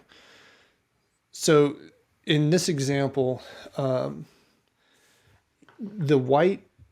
black stripe with the white above and below the eyes, it's a visual pattern that's found in nature all over the place. So that in mind, Gurney's like, okay, so it exists. It is a common design pattern found in various different species. What's to say it couldn't belong to dinosaurs also? And that's a very, very logical leap there, right? So in this picture with this dinosaur, he applies that color scheme to it, and the logic is so sound. You're like, okay, yeah, that totally makes sense. So going from there, the applications are exciting. It limits what you can do creatively, but what it leaves you is more believable, which is exciting, right? We need to narrow down our creativity. You can't just throw paint at the wall. You have to have thought, science, research, and it has to be intentional in what you're doing. For something, the book's called Imaginative Realism and how to paint what doesn't exist. So we have to make what doesn't exist, an artist's rendition, believable. And what better way than to ground that imagination in reality, right? A really good example of this is stuff like, hang on, I got an idea.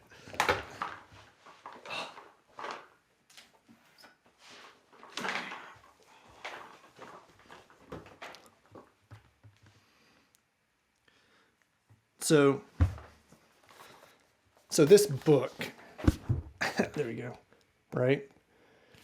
Okay, all these are fictional vehicles, right? Not a single one of them is real, obviously, but they are all thought out very convincingly, and that's the key. These have to be convincingly thought out, and this is the Star Wars universe. This is what artists have come up with, but because they have grounded their creativity. They've grounded their creativity with realistic constraints, right? You've limited the creativity, but the product's more believable. And in the foreword of this book, I believe it's the art director talks about how the team is compiled of, where is it? Compiled of actual engineers. You might just think it's just concept artists, but no. Yes, the concept artists are the ones that are kind of like bringing this to life, but it's a whole team. Okay, here's the first line. Working with a talented team of multidisciplinary artists, writers, engineers, creators of all kinds is one of my favorite things about this job. So they're not just going haywire, right? They design a spaceship and they're like, how do we make this believable? So then they factor in things like, okay, well, it has engines, obviously. What kind of engines are they? What's the fuel? What's the fuel source? How does it burn it? Is it a liquid? Is it a solid? Are the engines turbine? What is the application? Is this a spacecraft? Does it fly in space where there's no air? Does it fly in an atmosphere? Is it above ground? Is it underwater? And then it makes engineering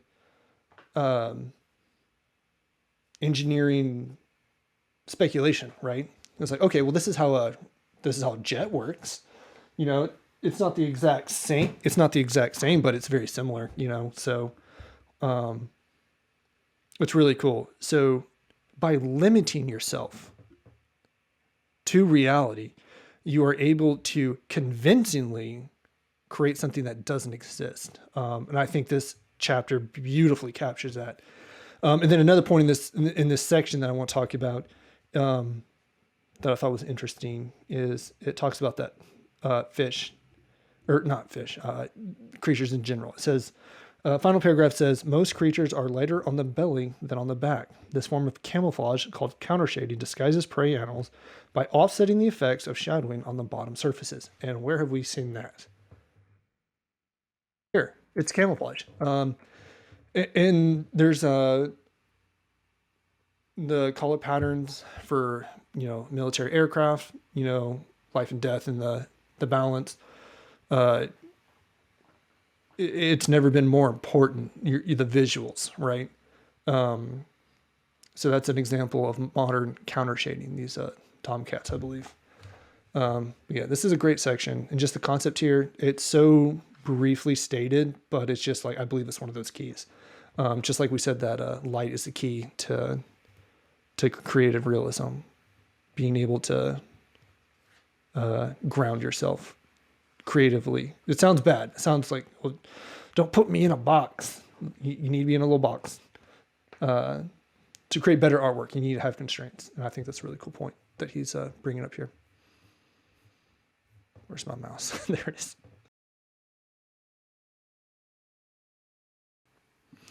Okay, we are now into chapter 7, creatures and aliens. It opens up with creature maquettes. That's the first section. And it's a quick little intro to this chapter. And Ninja, what? Come on, up here. And I like art pieces where he goes into greater detail about the overall process, kind of start to finish. So this is a great example of that. It's pretty complete. And let me pull up my notes. Okay, so this section, it's a case study of the outsider artist, which is the cover of the book. Clearly, this is an important image to Gurney if he's the one, if that's what the cover of this book is. All right, so what he lists as his first step. Ninja, up here. Come on. First step is he sketches in marker. He generates the ideas. Okay, step 1. Step 2, the art director makes the selection. Step 3, he creates a maquette. And the reason he does this is obviously to study the light. Okay. Now that he has a model, he can do a tone study. We talked about earlier. So he creates the tone study based off the model. Step 1, 2, 3, 4, 5 is a layout study. He configures the subjects and supporting objects onto the canvas, the way he wants. And then the next step 6, he makes last minute changes, and this might set him back further in the process, depending on how far back he goes in making those changes. But after all that, he commences the final artwork. But this is definitely a good little example of what he goes through for a complete piece. And then you'll notice that he has multiple maquettes. God, I hate that word. He has multiple models for the same subject here. He has a close-up of the hand and then a general full upper body model. And good gosh, that thing is ugly. It's kind of, I don't want to use the word sloppily put together. I could never do that. It's rough, right? These models don't have to be picture perfect. They just have to be put together well enough to collect information on light data, light and shadows. Again, that's the key. Very important concept. Okay, next section is a skeleton model. You should have a skeleton model.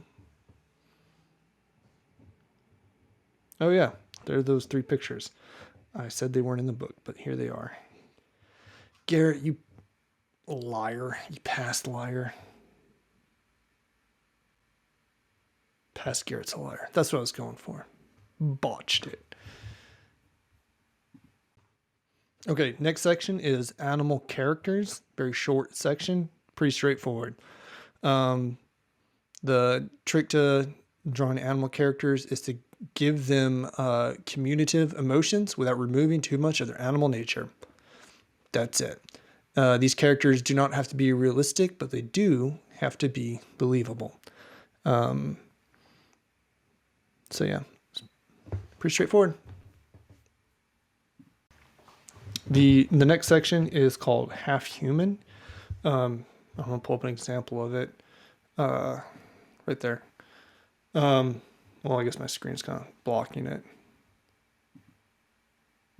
There it is. So the formation of rocks on the left obviously resembles a face. So he drew a face. Something to note here is that he said that you kind of exaggerate the facial features just to make it more obvious, more fun, more noticeable. Yeah, let's see, I got in my notes. So this ability, and that picture of the rocks, that does look like a face. It looks very much so like it. And humans have done this for since the beginning of time. Is kind of notice like human faces where there isn't one, right? Just like that rock formation. And it's Klaus Konded in 1958 came up with this term, apophenia, if I'm pronouncing that right. It refers to humans to find meaningful patterns or connections in random sets of data. Okay, and then a subcategory of that is a periodilia. Periodilia. Anyways, it's a subcategory of apophenia. Uh, it's where you see a face where there isn't one, like in a cloud or something like that. And it's in human nature. That might be from humans' ability to spot predators or potential threats and stuff like that. But because it's a human nature thing, it's like a verified scientific thing. You can use that to your ability. So you can make things look almost like a person, kind of close, and then the viewer will put it together instinctively, subconsciously.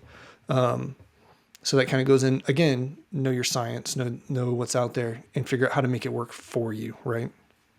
Science is going to become super heavy. If you thought we've been heavy-handed with the science so far, we're going to get so hard into it later on, and it's really cool. Okay, the next section is called From Model to Mermaid. Really short section, but it's got some good information in there. Gurney says that he likes to work with models rather than photos and stuff like that because it allows his imagination to kind of be guided by his imagination, right? Again, obviously, that's not to say he doesn't use models and photos and stuff like that. Clearly, he does. And one of the things that I think is interesting, or at the very beginning of this video, I was talking about how like art's constantly around us, and it's just all you have to do is look for it. And in one of the paragraphs, he says I recalled from my experience snorkeling that skin tones appear cooler in water than they do in the air. And the side planes of the figure fall away to a bluish hue, lit from all directions by scattered light in the water. And I just think that's kind of like a fun observation. Not only observations himself, but just kind of like how Gurney is kind of going through life. You know, he's not just like a visual passerby, which a lot of people are, not to insult anybody, but it's just like just constantly being observant of like the beautiful world around you. You're able to later on recall it for artwork. And that's just a happy byproduct. The primary benefit of it is that you just get to visually enjoy nature and all its beauty and glory. The byproduct is that you're able to incorporate that into your artwork. But yeah, thought it was really fun. On to the next section. The next section is called Cyborgs. It's pretty straightforward. One of the things that I think is cool is something he talks about in his composition of this piece, in this study. It's called Sea Monster from 1981. And obviously something like this doesn't exist in nature. There's not a cyborg serpent sea monster type thing. So how do you study what doesn't exist, right? That kind of goes back to the concept of this book. How do you draw what doesn't exist? And so like the way the water is coming off of the main character and stuff like that, you can't study that. Water falling off of a cyborg snake thing doesn't exist. However, what he was able to do was he was able to study the way water interacts with whales and submarines as they're surfacing and stuff like that. So a lot of times you're gonna have to sidestep to an adjacent field or object.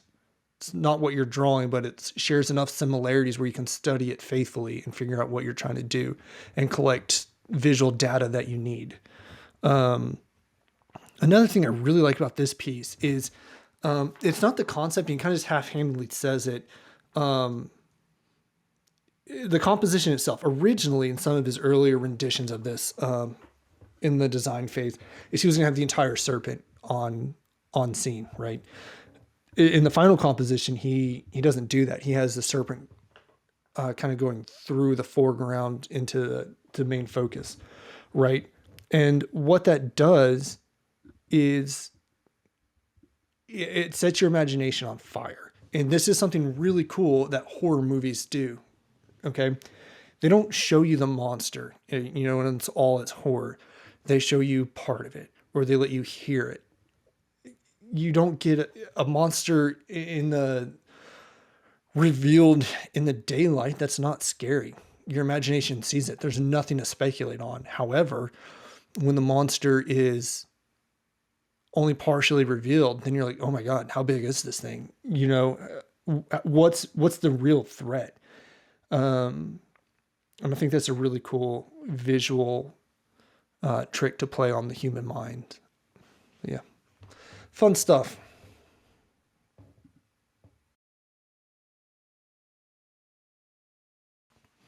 Okay, next up is chapter 8, architecture. It's going to open up with a section, 4 steps to build a city. So the 4 steps are color, sketch from imagination. That's step 1. Step 2 is create a maquette, create your model. Again, in Maya or Blender, this is super easy. It also doesn't have to be a fully rendered, fully thought out 3D model. It can be chunky blocks type of thing. You're getting a feel for shapes, for lighting, and kind of stuff like that. The models that Gurney builds, they're pretty accurate. I would call them abstract. The shapes are there. There's no detail in them. He's getting like a feel for proportions, for lighting, for shadows and stuff like that. This is when he starts getting into his larger models. Step 3 is lay out a perspective drawing. Again, this is something I'm not really good at this moment, so I can't really speak to this. I wish Gurney would talk more about this part. And then the 4th and final step is the final painting. But yeah, gorgeous stuff. All right, the next section is visualizing Waterfall City. That's one of the locations in his books. So when you get into larger maquettes, larger models, this is called a schematic maquette. And it's unrealistic to expect anyone to build a full-size model of a fictional city or a real city for that matter, right? You can't do that. It's not possible. Not for the scope of this book and this project. So what do? You make a model of a part of the city. And what you're doing is you're capturing the essence of what the rest of the city is going to be like, right? If I wanted to capture a neighborhood in, let's say, somewhere in Europe or something like that, right? I don't need to create every single street of the neighborhood. What I could do is create a model of a single street and let the architectural designs affect creative decisions throughout. And that's what he does here in this. He builds one of the corners of kind of like a prominent part of the model, and then everything builds off of that. It sets the tone for everything else. And again, you can collect light data and stuff like that from something like this. Okay, the next section is called architectural maquettes. Not to be confused with the previous models that we've talked about in the previous 2 sections. They're architectural pieces, yes. built with about the same care. How these differ, from what I can tell, it's kind of when they're not sitting on flat terrain, they're on mountainsides, hills, stuff like that. That's the point of these. In my notes, here's what I put down. And you would use these to study volumes, sight lines from different angles, and traditional benefits such as light, bounce light, and shadow studies. So it gives you light data as well. They're particularly useful in seeing how a structure would go on uneven terrain. Okay, the next section is called lighting the maquette. Obviously, there's different lightings throughout the day: morning, noon. You got golden hour, stuff like that. You have light. You have night at light as well. So there's truly just about an infinite number of lighting scenarios that you could have your model exposed to, including artificial light, or other lights that aren't natural's not the word. I'm not sure the word I'm looking for, but think of like fire and stuff like that. You have like warm light, cold light, stuff like that. And in this section, Gurney talks about a work that he did. And here's a model under one lighting condition, and then the same model under a different lighting condition, kind of like a golden hour type of thing. And then here's the final product. So it looks like he went off that lighting setup and then came up with that. So lighting conditions are very important to the way a piece of work comes out. Okay, the next section is called Clay and Stone. It's the case study of Skeleton Dune from 2006 that Gurney did. And what he did is he made a maquette for an environment, which is something we haven't seen yet. We've seen him use it for characters, side characters, heroes, architecture, and stuff like that, and small structures, right? Here we see him use it for an environment to figure out how shadows will really work on an uneven surface, like in this case. And you can just see how it pays off. Let me just go ahead and pull that up. And one of the observations I really like here is that he's photographing the two elements separately. And that's something that we saw him do in the Santa Claus photo, right? In that case, he photographed all the toys and props and stuff separately and then compiled them at the very end. As long as they were under the same lighting conditions, it worked. And that's what we're seeing right here. The lighting conditions are the same, but also notice how the toy model is on a cardboard box to get the bounce light of that brown onto the bones. Like what does that look like? That's crucial. Like if it was like in the grass or in the mud or something like that, it might be totally different. But it's just really cool. And he also goes on in this section to say it's a good idea to like collect props, where needed to help create realistic environments, collect rocks and stuff, spray paint them matte gray, and use them as references later on. Pretty good section.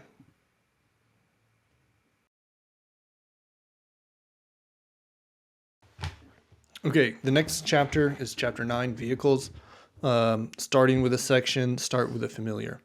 In here, Gurney is talking about creating like concept vehicles.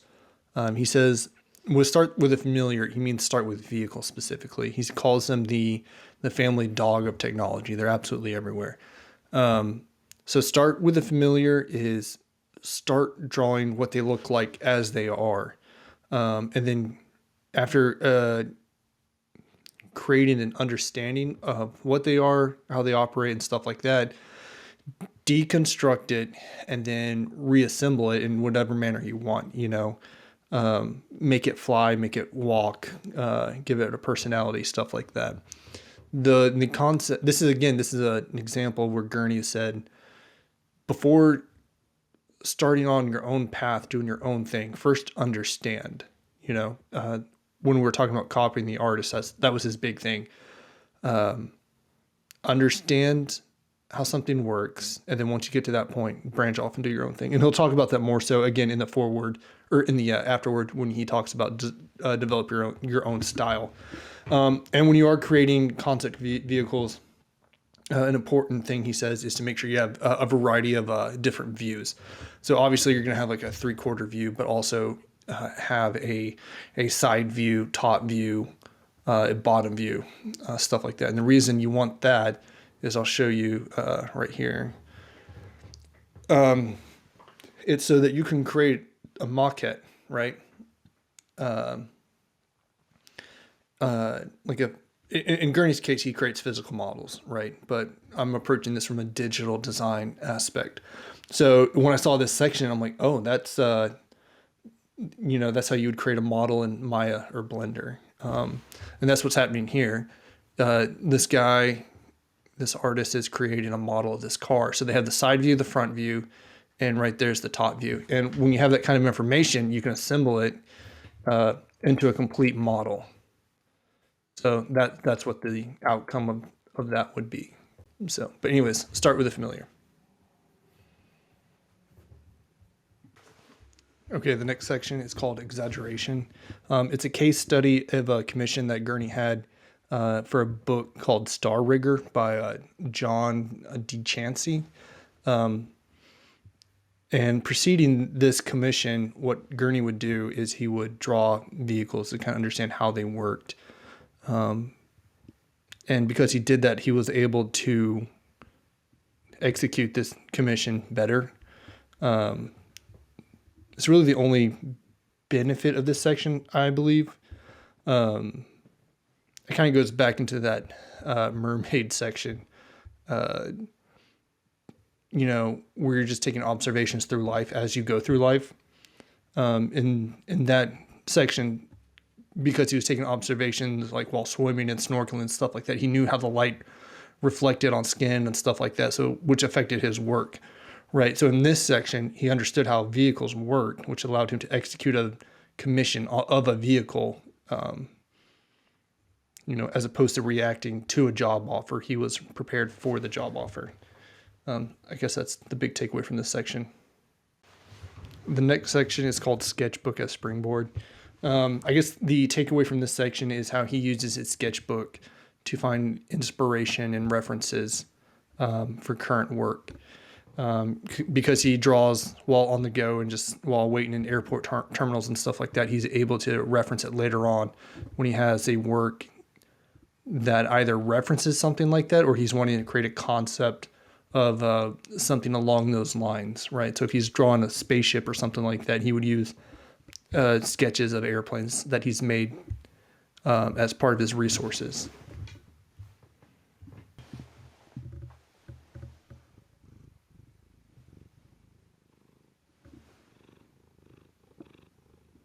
Can I get a meow?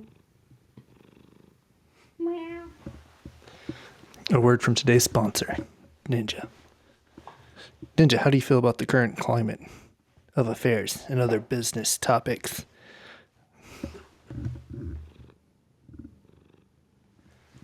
Ninja, is it true you lost all your life savings to Bitcoin and NFTs? No comment. I see.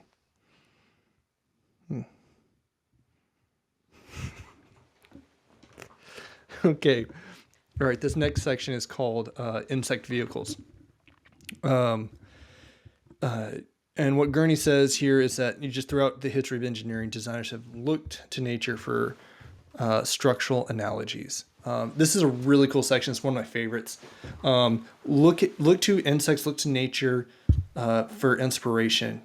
Take something small, the idea of it, the outline of it, and just use that as a basis to springboard a new concept or a new idea. This is one of those ideas that's very straightforward and obvious, but it's so true. Nature's wild. Just go look at it for inspiration. And I have some great examples of this I want to talk about. Let's see. Okay, so this is 20,000 Leagues Under the Sea. I don't know who the original author is. Jules Verne's, I believe that's the author. But anyways, fantastic movie. I think it's 1953. I love this movie. It was one of the first movies I saw as a kid. And one of the things before diving deep into this concept here is the earlier when we were talking about the cyborg project, right? One of the things I mentioned was the horror aspect of it. What was unseen is what made it horrifying. And that's what makes it memorable, right? And in this movie, the concept for the Nautilus is so unbelievably scary when I saw it as a kid. So memorable. I love the Victorian era of everything, the architecture, the graphic design, just and it comes through here as well, kind of steampunk. And the concept for this submarine, it's by who's it by? Harper Goff. Has a really interesting art story. He did art, studied art, and all that. Worked for Disney, but he also in World War II advised the military on camouflage and stuff like that. So remember when we were talking about animals, camouflage and stuff like that. It's visual deception, right? So who better to talk to about something like that than an artist? Just really cool application of the art field being used in ways outside the traditional means that you might think of. But the Nautilus here, fantastic design. Absolutely love it. That's Harper right there, with his concept. And, so here it is in the daylight, not as scary, right? So I watched a YouTube documentary on the production of this movie, and you should also. It's absolutely insane. It's so cool. This was a groundbreaking movie for the time. It was the most expensive movie ever produced at the time. Almost sank Disney. They were towing a razor thin line on that. But this movie was a huge success.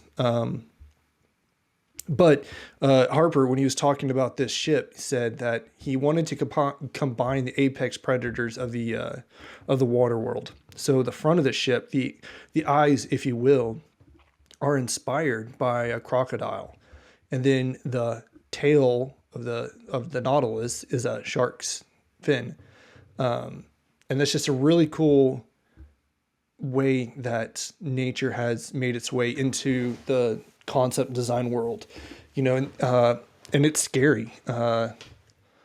That's the first attack in the opening scene of the movie, and it was absolutely horrifying as a kid watching this.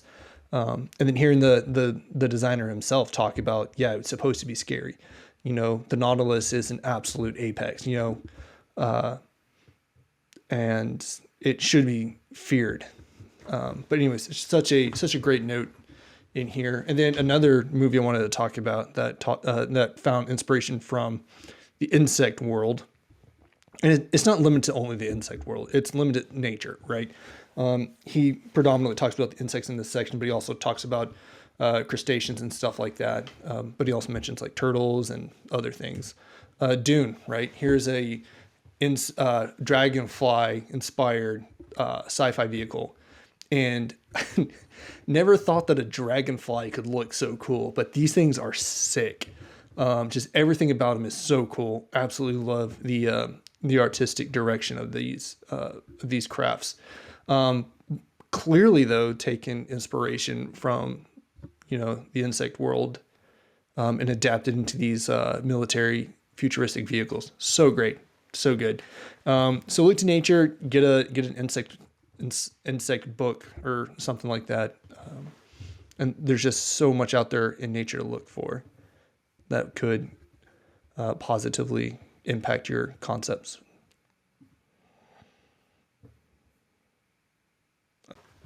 The next section is walking vehicles. The takeaways from this are that why might you choose a walking vehicle versus a wheeled vehicle? And that's because walking vehicles tend to have more stability through rocky or uneven terrain, something like that. He also talks about kit bashing, which is how he comes up with some of his designs.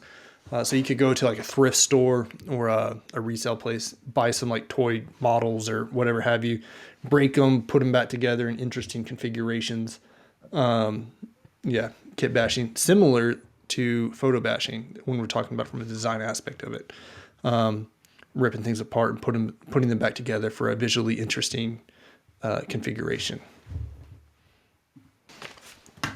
Okay, the next section is alternate history. This one's a really fun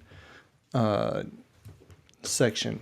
When you're looking at alternate history, think of alternate timelines, right? Don't just think necessarily in the past.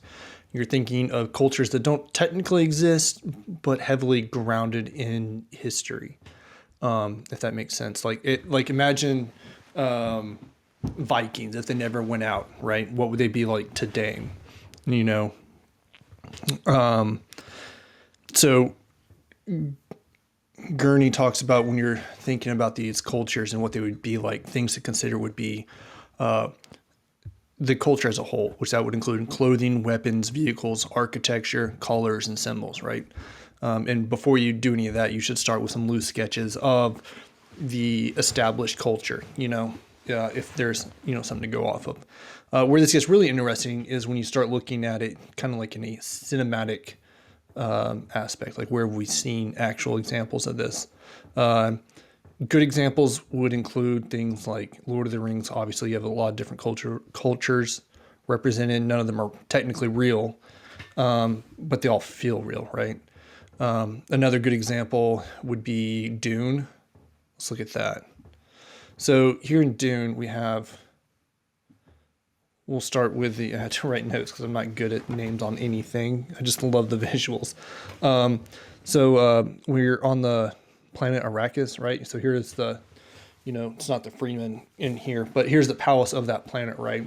Hardly looks like a palace, right? It looks more like a fortress.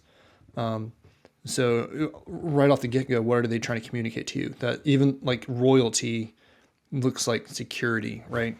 The harsh elements here it's just so brutal that there's not an ounce of floral decorations or any of that aside from those trees that they talk about. But this is what the palace, and you would expect there to be decorative elements and whatnot or statues, and there's not. It's just all about survival, right? Surviving the elements. That's what Arrakis is about.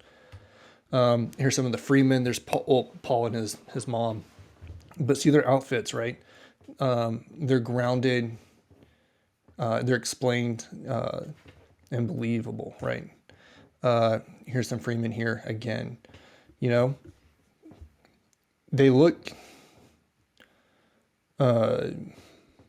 How would you describe that? They don't look, overly aggressive. Okay, and then here we have Paul's dad. I forget his name. But this is House Atreides, right? On planet Caladan. If I get any of the lore wrong, don't crucify me. But okay, so what do we know about just by looking at this picture? What do we know about this? They're organized. They have a military force. They have dress uniforms, right? That's going to be more important when you look at other cultures in this universe. Even their ships, look, they keep them in water. This whole planet is thriving. There's water supply. The mountains has greenery on it. There's a life here, right? That's what this planet's conveying. It's life-giving. Life is already here. Here's another shot of that planet. There's just an abundance of greenery, life. In that far-out view, right, here's the army, or that picture that we looked at just a second ago. That's right here. So this kind of goes into the close view versus far view, right? Right now we're in a far view. We're telling an epic. We're telling a story. The spaceship that's seen right here, that's representative of the Emperor, right? That's kind of puts things into perspective of what's going on and how grandiose the Emperor is and his presence. Look at that. That's so excessive. That's the House Atreides in all their might, and it's dwarfed by a single ship. That's insane. That's those guys right there. How cool is like what's being conveyed just through the visuals, right? Then we have the House Harkonnen, right? And this is their leader. I forget his name, but look at the stark contrast of this guy in cut, in his military attire, get up, ceremonial, whatever have you. Look at this. It's just excessive, This guy's cruel. He's excessive. I got the pictures out of order, but this is the Sardaukar. I don't know. I'm sure there's a really cool way to pronounce it. I just botched it there. But this is the military planet, right? I don't know if mercenaries is the right word. They're called the Emperor's Blade.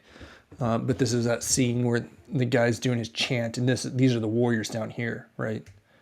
Oh, there it is. There's the House Harkonnen. This is their planet, right? So industrial. There's not a living thing there organically. So there's a lot to be said in comparison to House Atreides. There's water, there's vegetation, there's life. There's no life here. It's been snuffed out. So here's that military again, the Emperor's Blade. They're not in military attire. They're in their battle arraignment, right? So they live in a constant state of military. Their ceremonies, they don't dress up for. They just wear their armor. Because life is constant battle for these guys. And again, here's setting up the scene. Prisoners, perhaps they're just lesser soldiers of their own brethren, right? Maybe, they're being drained of their blood, but there's so much storytelling going on visually. These cultures don't exist, right?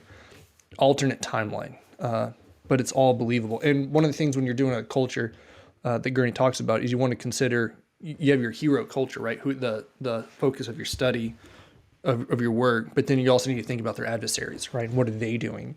If you're wanting to make it believable, because what the enemy is doing is going to directly affect their choices, right? If they're a military, you want to have counterbalances.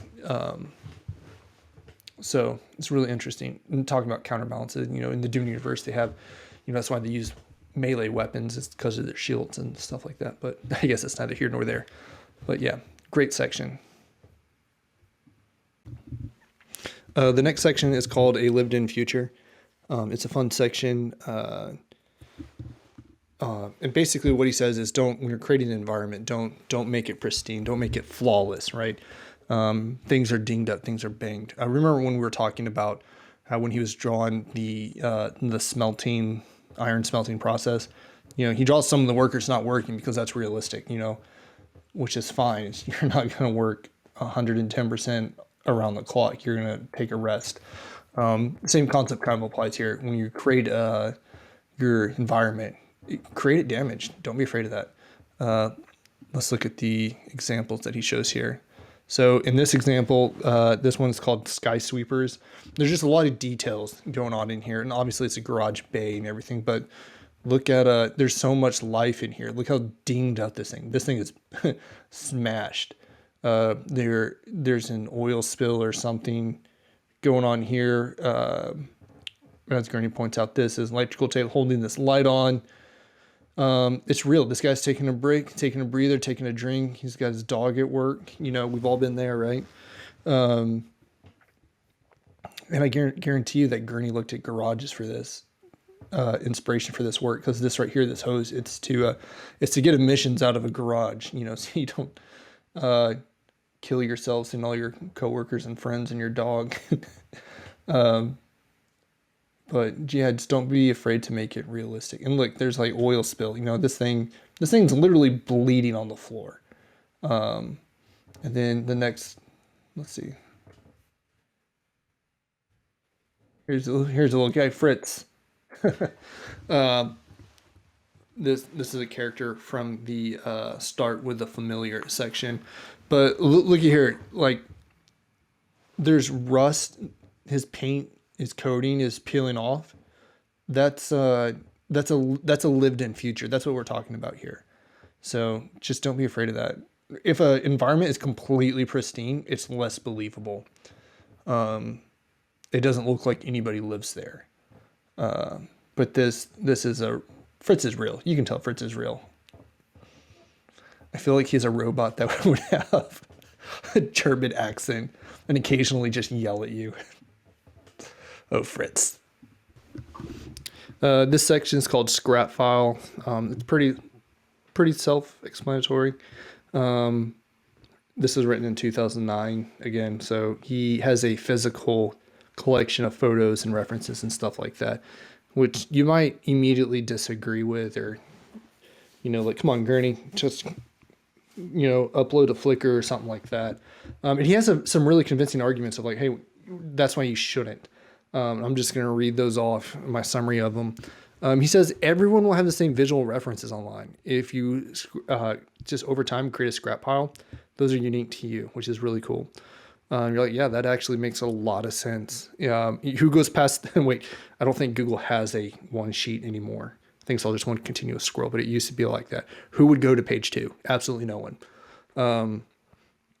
So when it comes to like getting visual references for whatever have you, all these artists across the world are probably looking at the same page. Very convincing point. The next second point is scavenged photos have better resolution and color. How true is that? I'm showing all these photos and JPEGs on my computer, and they're just so pixelated. But the printed copies are absolutely gorgeous. So you can use those for references, and you could even scan those or maybe upload those into a digital file format. But a physical copy is just perfect. And it was very convincing. It was like, yeah, next time I see a magazine, I'm going to flip through it. That's a really good point. And also, let's take it from a graphic design perspective. If you're going for like a Victorian era style or something like that, or a vintage style, pick up an old magazine, check it out. Pinterest is only going to have so much. But if you went on eBay and found an old magazine and just went through that for your visual references, that would be absolutely priceless. Next point that he makes is you can compare physical references to paint more easily. I'm like, it's so obvious. It's a little infuriating. I'm like, yeah, that's a solid point. Again, I'm not painting, doesn't apply to me so much, but it's a very, very solid point. His fourth and final point is, with having a collection, you have a greater selection of images to be inspired by, so trees, faces, rocks, stuff like that. Just solid points, straightforward, but so many truth bombs right here. Okay, we are on to chapter 10 now. It is called Plein Air Studies. Plein air, that is French. It just means in open air. So it's outdoor drawings is what this chapter is about. So the first section is called On Location Drawings. I'm just going to read the opening paragraph of it because it just hits so hard.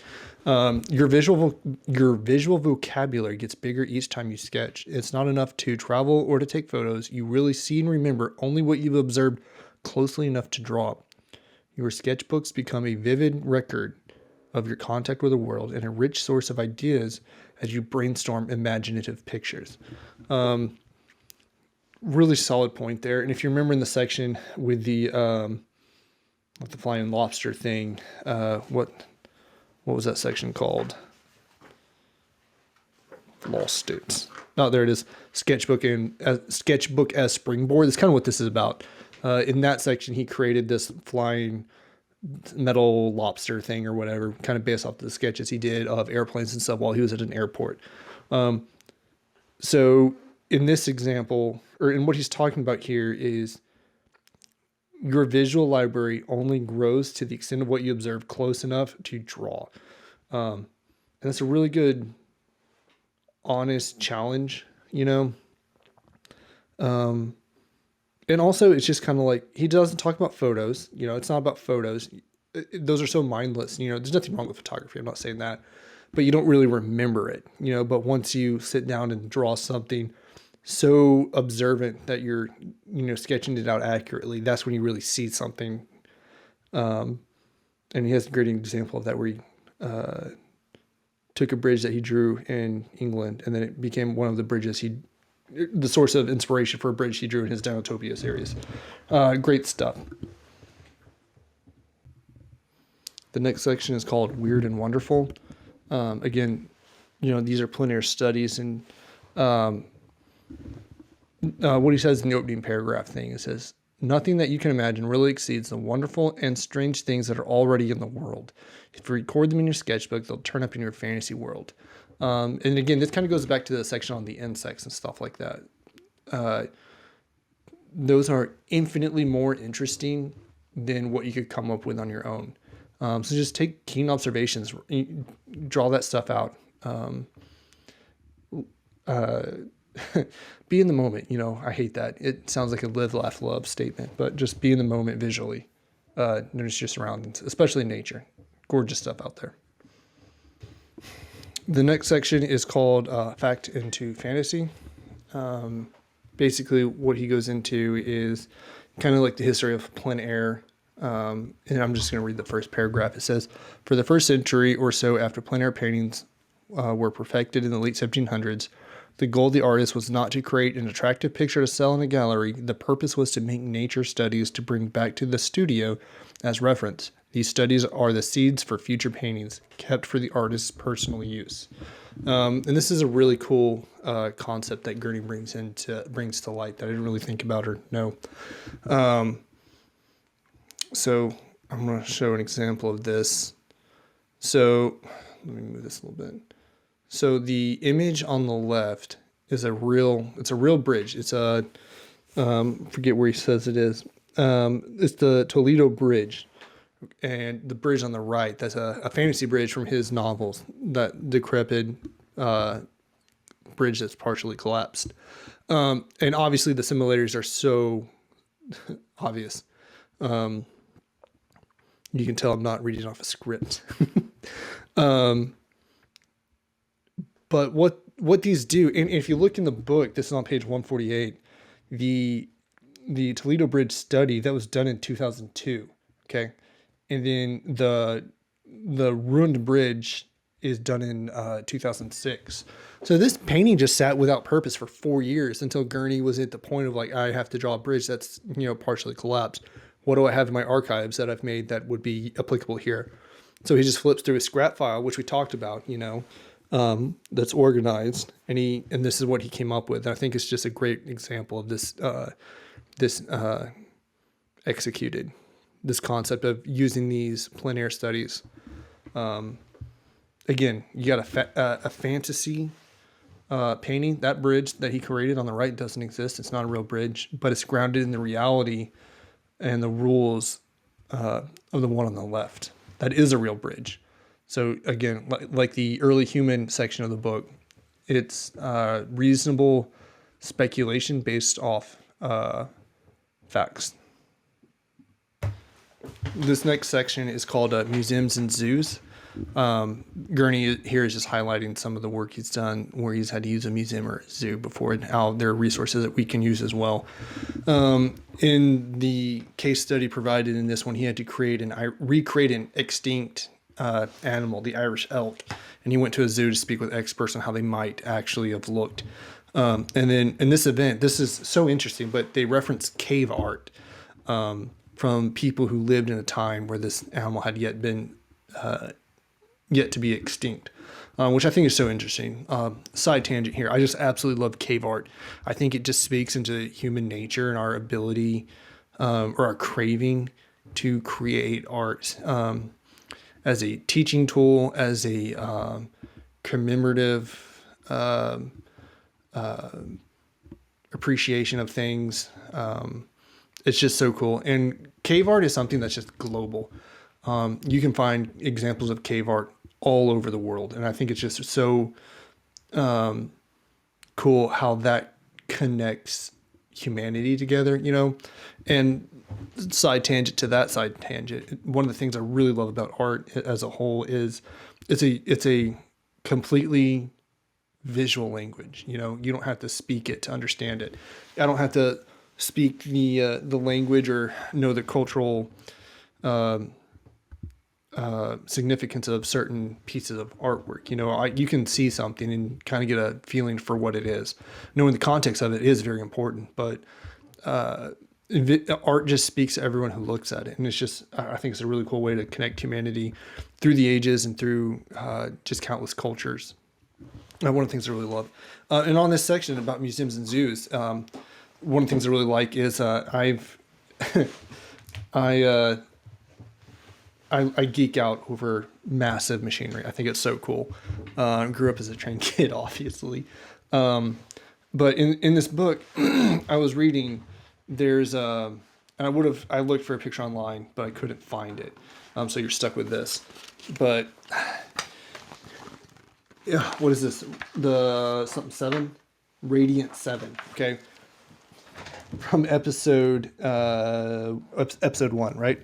Okay, and if you look, oh, this is gonna be hard. Okay, right in here, there's this kind of piece, kind of where it's kind of dome shaped,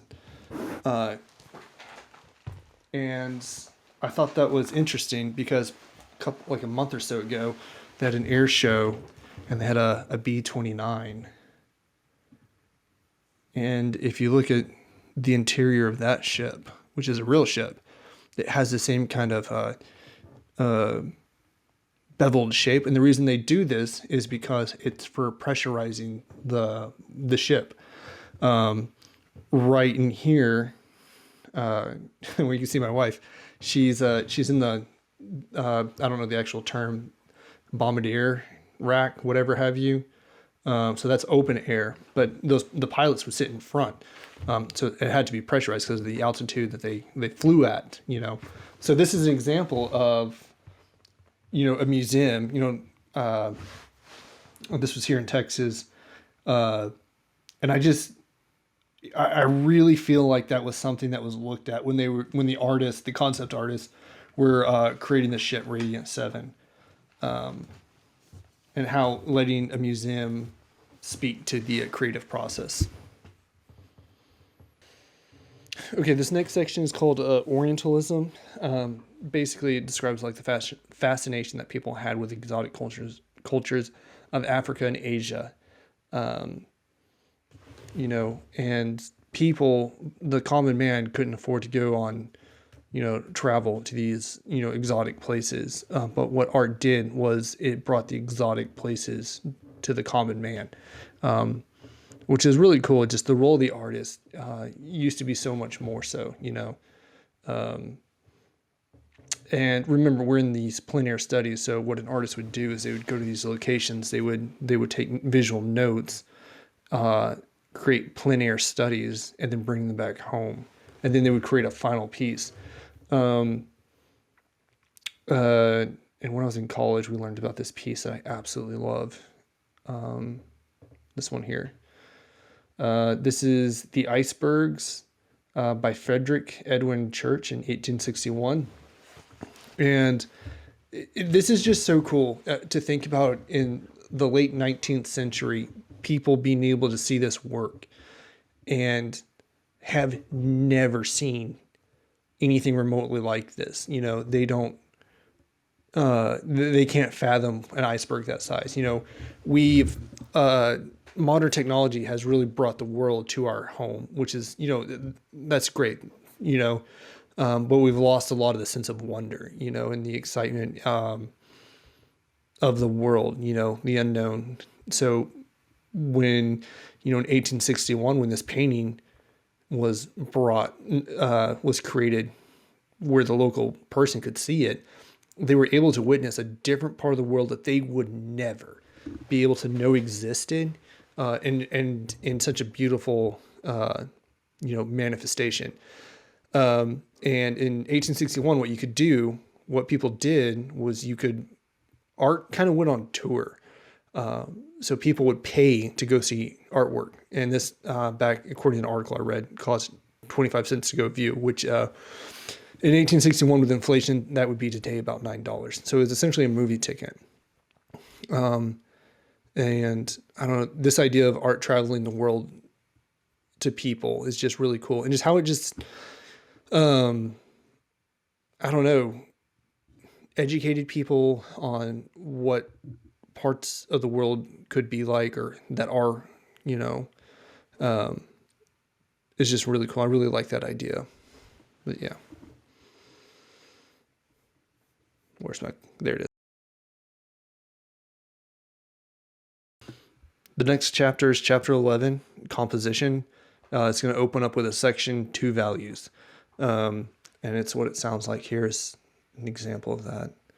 And the notes I have written down are just by working strictly in two tones, you add two things, impact and photorealism. And you'll see comic books do stuff like this a lot too.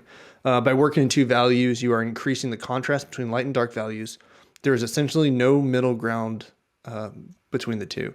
And Gurney calls that middle ground middle value mumbling. So this is just a good practice exercise to reduce that. There's a few rules for this exercise. You're going to start with black and paint from large shapes to small ones, and then try not to outline everything. And you can see that in the example provided, his left shoulder. It's not outlined, but you can feel where it is visually, right? And try to avoid using straight lines if possible. Yeah. Okay, the next section is called silhouette. And the silhouette is just the outline of an object or intended painting. So in this image right here, we have the character here. And why is this a successful composition?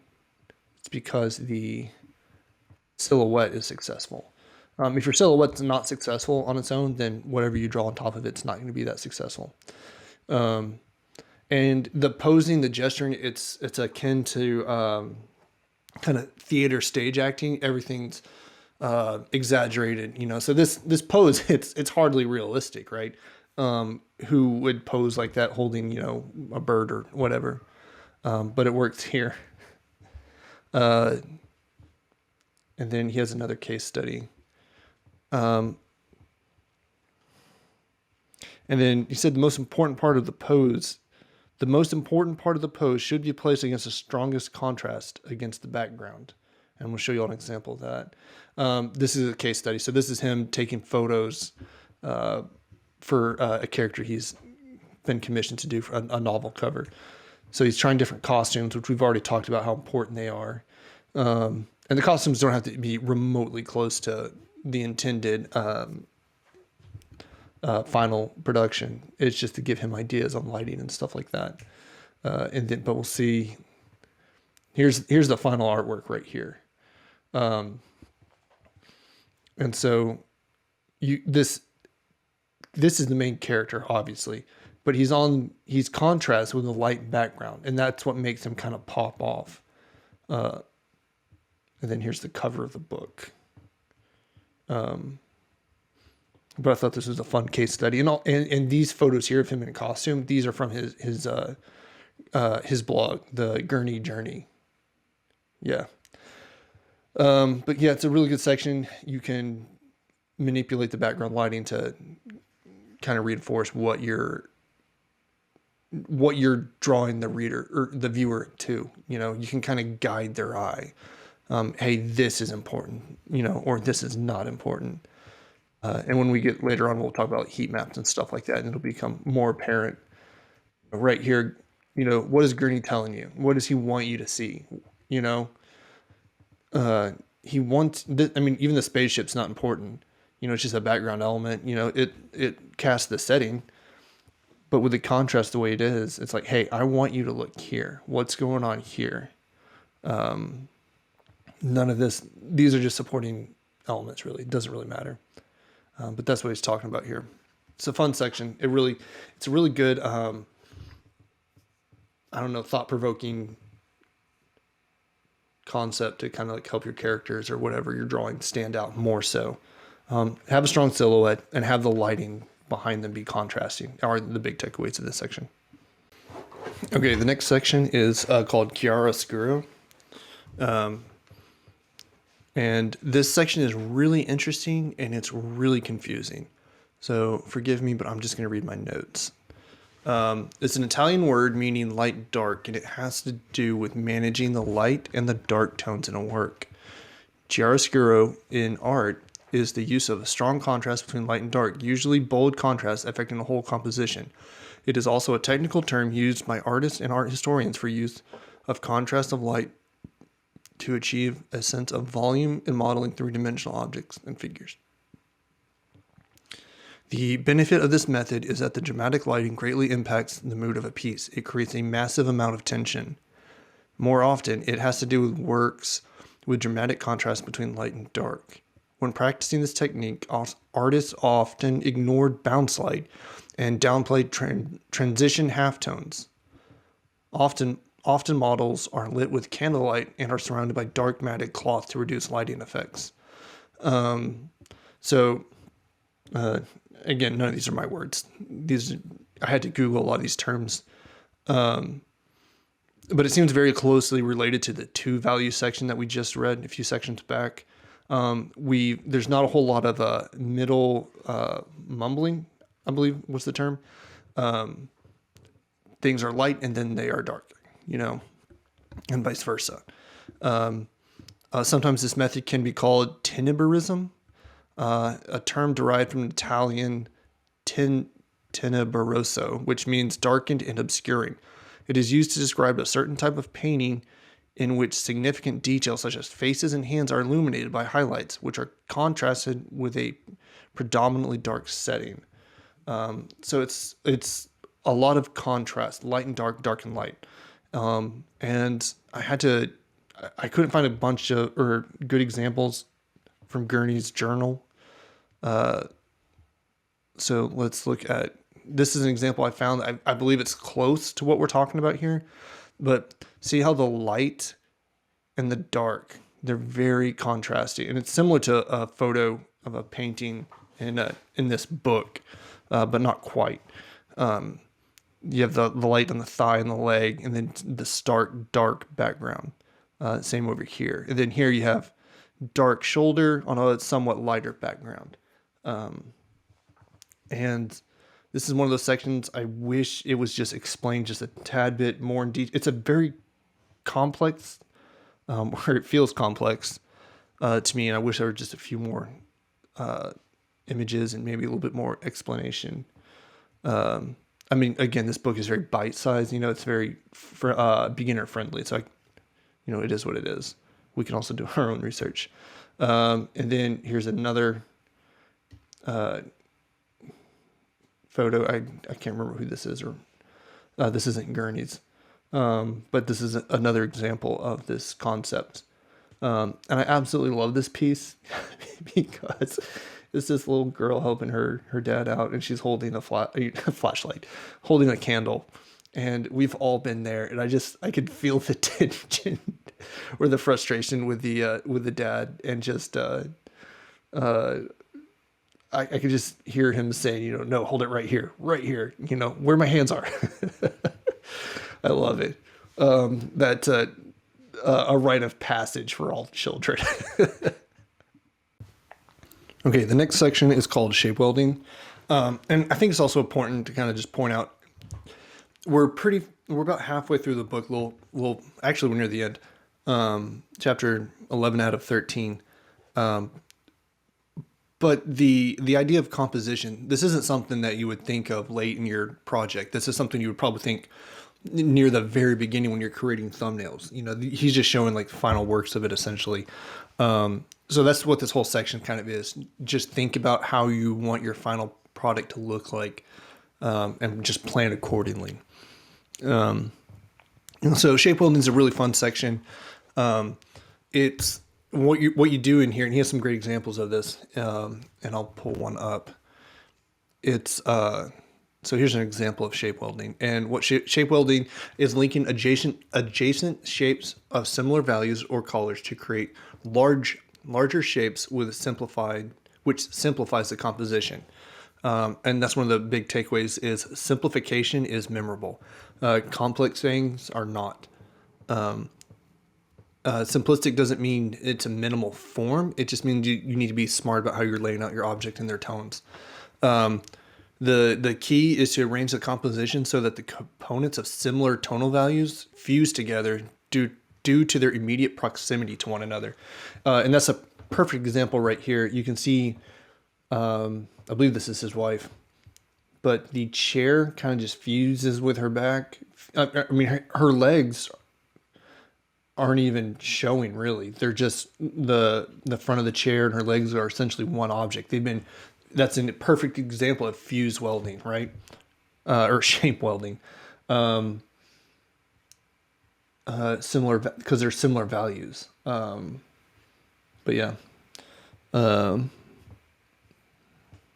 it for this section. Okay, the next section is called counterchange. It's a really simple concept, but it's so cool. I absolutely love this. All right, so I'm gonna pull up the example that Gurney goes over. So here's a painting that Gurney did. Let's name this in. And so what this is you alternate between, you don't have to alternate, but have parts that are dark on light and light on dark, right? And what this does is this grounds whatever you're looking at onto the canvas. Like it's not floating above it. It feels like a three-dimensional art piece, right? So see how this tower, it's dark on light, and the light it's the clouds behind it, right? So the clouds, remember when we're talking about silhouettes, how you use the background, the contrast to make that pop. Similar concept here. We're wanting to, except I think in this case, we're not so much trying to draw the attention of the eye to a certain location here, but we are trying to ground an object onto a canvas, right? So let's see, here's another example of it. Let's go this way. Okay, so this is a, a partial painting. I couldn't find the whole thing. So light on dark, or we'll see. Light on dark is this area here, this guy. But look how it changes when you go up here. This becomes a dark on light area. So what this does is it just makes the whole scene feel more believable. And just love that. Love this guy just not helping at all. Hey, look, a bird. Anyways, really fun section. Just the applications of this are so abundantly clear, and it is, I say easy to incorporate, but you know, we can create smarter, right? And that's what we want to do. Also, this section has a great example of how this painting, let's see, this is called Attack on a Convoy from '94. It has a section on the thumbnail, kind of refined thumbnail, and then the final product. And you'll see in the thumbnails, this was an idea he had. He didn't get late into the painting. He was like, hey, you know what? I want to make the lighting, you know, pop off like this. From the very beginning in the conceptual stage, he knew he was going to do this. So when we create, we can do that too. We just have to be smart from the very beginning. Okay, the next section is called windmill principle. And these are terminologies that Gurney himself has come up with. These aren't actual terms that you could find in a dictionary or something. These are concepts that don't have a name that Gurney just decided to name himself. So Gurney, this principle builds off the immediate principle on counter change that we just talked about. I'm going to pull up an example that sparked this for Gurney. All right, so this is Rembrandt's The Mill from 1645 to 1648. So this is so Gurney talks about this photo, or this painting that he liked, and he didn't really know why until he kind of like dissected it. And so what it is that there's a principle of, in counter change that we just talked about, it was light over dark or dark over light, very cut and dry, right? So this one takes it two steps further. So you're gonna have light on dark, seen right here, and you're gonna have dark on dark here. You have light on light and dark on light, and it's talking about the windmill fins or whatever these are called, these arms. So that's the principle. It's incorporating all four into a work. And we're going to see an example of where Gurney did that. So this is the example that Gurney uses for what he came up with. And just a quick note before we get into this piece, I want to talk going way back into the color experiments. I believe it was color experiments on page 34. On page 35, you can see the color experiment for this painting. I couldn't find the picture online of the color experiment for it, but it's on page 35, and it's really cool to look at the earlier stages of a final work and kind of seeing how Gurney got to that problem. And remember, that goes all the way back to copying the masters, and that's what we're doing here. We're trying to figure out how masters do it so we can emulate what we can, and then once we become mature artists, you can branch off and do your own thing, you know. But for this section, there's all 4 principles are incorporated here. You have, and the reason you're doing this, again, as Gurney says, is that if you don't do it, the main character of this dinosaur, this dinosaur bus, would just float on top of the canvas. But you don't want that. You want it to be inside the canvas, right? So you have dark on. You have the head, obviously. That's the light on dark, the dark background. You have here's an example of light on light. Here's some dark on dark. Which one am I missing? We need dark on light. Where is that? I believe the tail right here. Tail is dark on a light background. So by doing this, if we incorporate something like this into our composition, we're able to achieve more believable poses and setups because they are inside the work. They are not on top of the work, if that makes sense. Okay, the next section is called eye tracking. This is a really fun section. It's it brings into science and data into the effectivity of into an artwork, and just removes all bias, you know, from the creator, which, you know, we all love our own work.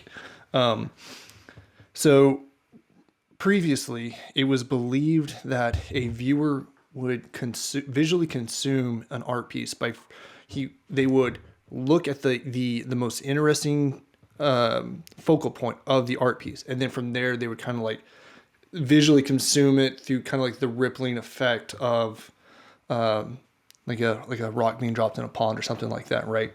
And that's how it was believed forever. What eye tracking does is that it completely removes that notion. It's like, no, that's not true at all. And that's no fault of like the predecessors. They didn't have insane like eye tracking technology. So it you know, it is what it is. They were doing the best they could, but let's look at an example of this. So for this, let's open this up. Okay, right here. So this is an example of eye tracking, and you can see this is a 15-second exposure. So you have starting, I'm pointing with my pen like an idiot. So the person starts here, and then by second 1, they are here. Then second 2, where's second 2? Somewhere in there. Kind of gets mumbled in there. 3, 4, 5. And then kind of like the glowing white around it is kind of like the peripheral vision of that area. So it's not pinpoint vision. It's like you're consuming that section, really. So what this does is you'd work with a study group of like 15 or so people, and you would show them this image, and they have technology that tracks their eyes and then compiles that data and shows, hey, this is how people are consuming this artwork. And you can do, it would show the individual. And one of the, what this eye tracking technology did is it came out with 3 facts. Okay. The first one is the eye movement doesn't move in a circular pattern, but it leaps from point to point in straight lines. Fact 2, people do not scan or study a work in the same way. Everyone's different, you know. In this particular pose, for example, you know, you have architecture, pillars, you have far off buildings, you have the marketplace. Someone that might find people more interesting might start at the marketplace, right? someone that's more interested in architecture and stuff like that might start at the pillars or the distant castle or whatever that is. People consume differently, but they move through that consumption the same. And then the third fact that they came up with is the viewer is not a passive element, but is actively engaged in a work. Each viewer looks at the work actively and digests it in their own way.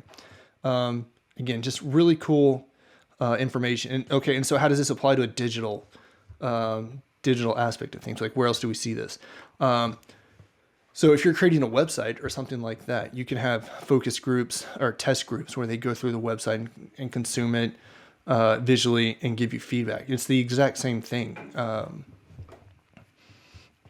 So it's really interesting. I love it when we embrace technology to better our creativity. You could open up a whole can of worms by talking about AI, but this right here is awesome. Should lean into it 100%. Okay, the next section is called heat maps. It's also a banger. It builds off of the similarities of eye tracking, but instead of doing like individual studies, you're doing group studies simultaneously. Essentially, you compile the individual data to see what the average person was seeing. So in this example, he gives a study that's really interesting. So the painting by itself, obviously on the left, and what the results of what people were seeing on the right. The red being every single person saw this, and then the colder you get, no one saw it. Right? Okay, so this lets an artist know if the picture that they created was successful or not. And then one of the important things to note that Gurney talks about is in this picture, there's this branch, this tree behind this dinosaur here. It's very, it's in focus, but if you look at the heat map, nobody saw it. No one really cared about it, Not that they didn't see it, they just didn't care. And the reason for that, Gurney says, is because people are more interested in a story, in the narrative. And the narrative is so important when you're creating these fictional scenarios, right? And I would love to see more heat maps just on artwork in general. It would be really cool to see what the average person is actually visually consuming. Great tool. And so everyone saw this guy, and everyone saw Gurney's characters here. And then they started kind of exploring around a little bit, looking for other hidden clues and stuff like that before visually exiting the artwork. But again, this is science, technology working in the benefit of an artist to give you completely unbiased information on how you're actually doing. And then Dr. Edwards said, abstract designs gets trumped by human stories. And again, backing up what Gurney was saying, the narrative is so important. Anyways, great section. Absolutely loved it. Okay, the next section is called spoke wheeling. And what this is, it's the artist going in and subtly trying to guide the viewer's eye subconsciously through little visual tricks that are just unseen. And he gives a couple examples of them that I think are really cool. So in the first example, we have this term is called spoke wheeling. Again, this is a Gurney exclusive term. Spoke wheeling, just how a spoke wheel is, it points to the center of the wheel, right? It guides your eye. So what's going on here in this picture? You have this wagon being drawn by this Triceratops. Do you remember Littlefoot, Land Before Time? What was Sarah's dad's name? That guy was an asshole. Sarah didn't fall far from the tree. She sucked. Land Before Time, Sarah's dad. This guy, Daddy Tops. Let's look. I guess this is what he did for a living. Come on now, I don't want to see any of that.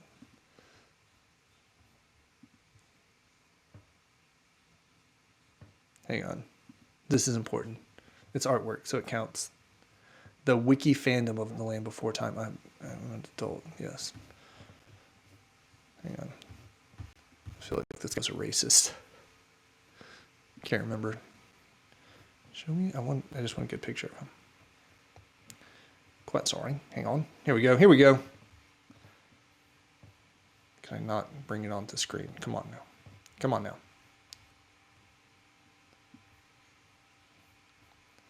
It's quite unfortunate. How do I do this? Bear with me. I can edit this out. This is important. But old daddy tops. Dadgummit, how can I? Oh wait, maybe it's because I'm viewing this. Can I do it now?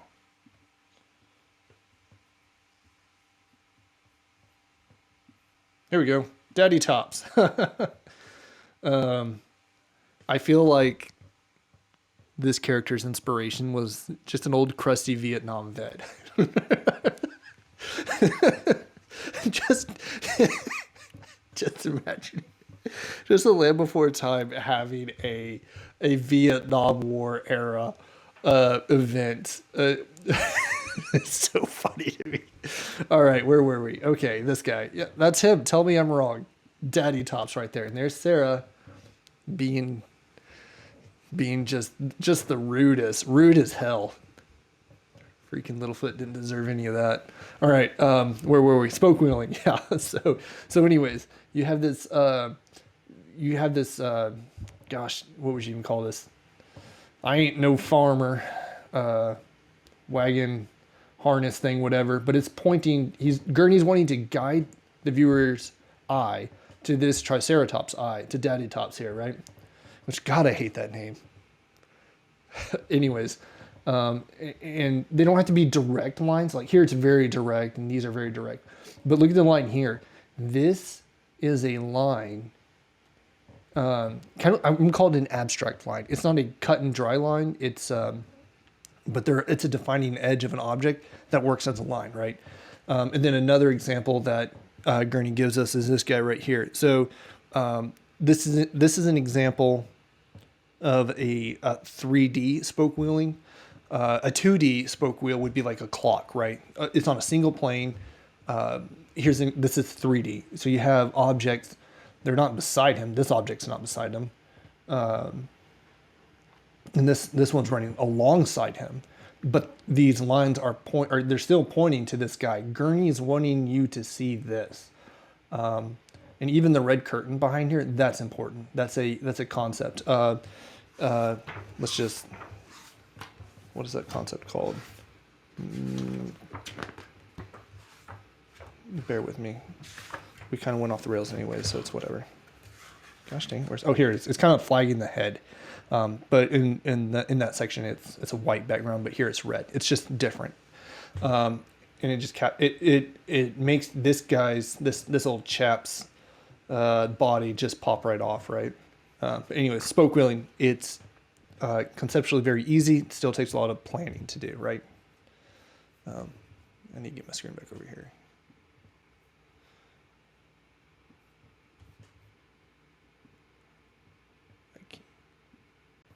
Here we go. Okay, the next section is called clustering. It's a really interesting section. Basically what we're looking at are just little visual tricks to kind of guide the experience of a viewer, right? When we looked at like eye tracking and stuff like that, it's we're putting visually on the canvas kind of subtle suggestions on where we want a viewer to look at. The same thing with spoke wheeling, right? We're subconsciously trying to guide how that eye tracking map looks, right? The same with the it's just all these little tricks. So clustering is another one of those things. And what clustering does, it is what it sounds like. It's you're grouping things together kind of tightly. And the reason you would do this is when things are grouped together tightly, the viewer instinctively is like, goes in, he identifies, they identify the cluster, and then they start to dissect the cluster, kind of look at the components of what makes it up. Let's look at an example.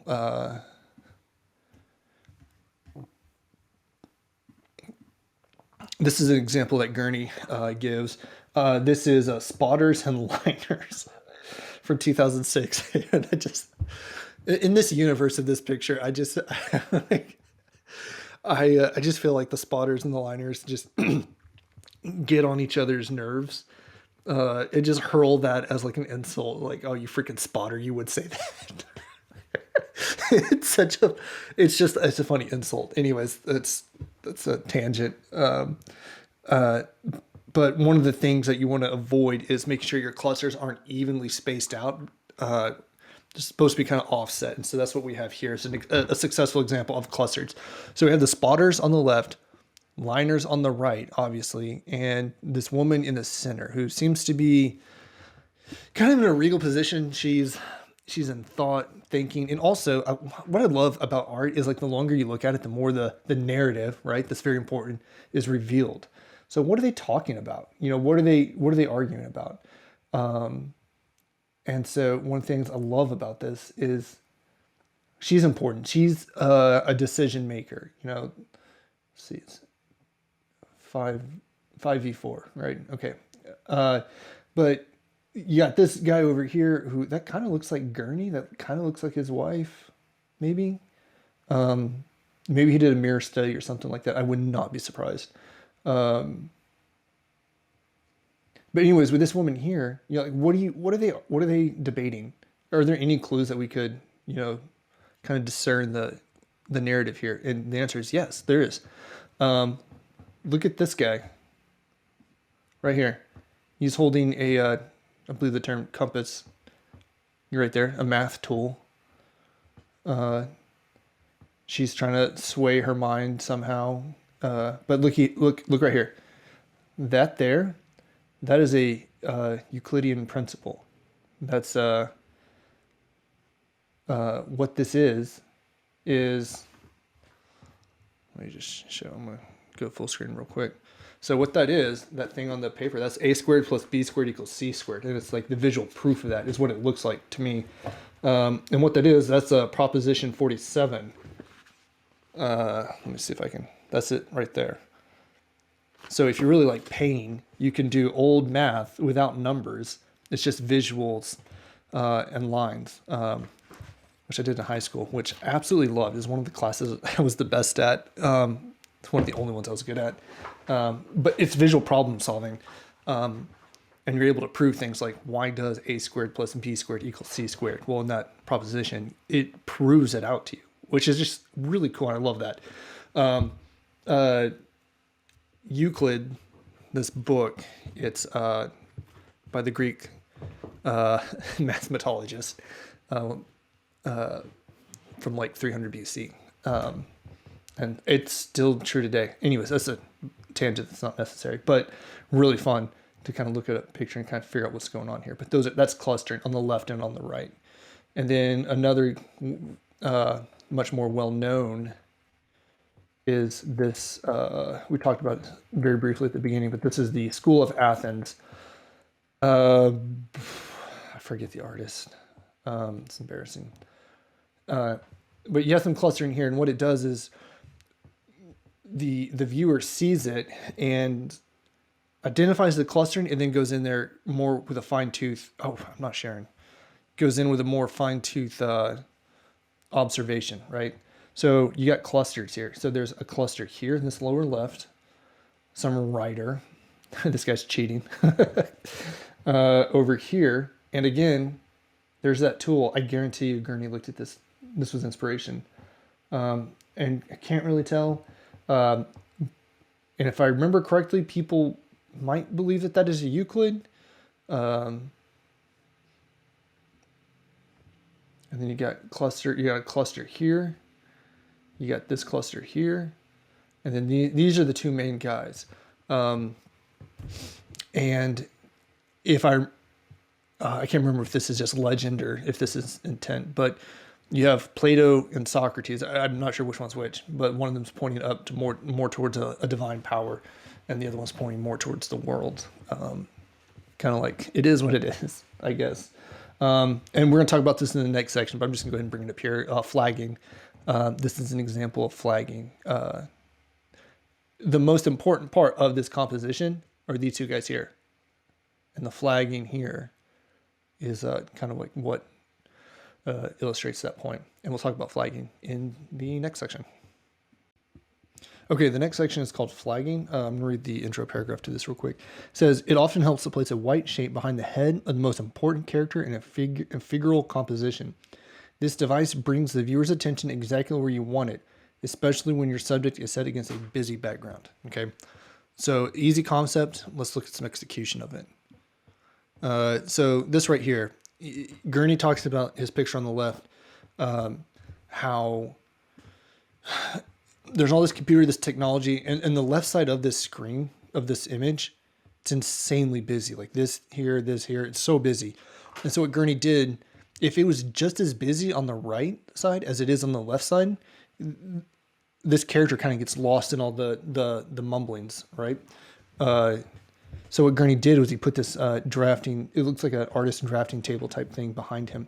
And what that does is it's just a clever way to add a believable item that would be in kind of like an engineering type room or something like that to make the character pop off, right? And that's what's going on right there.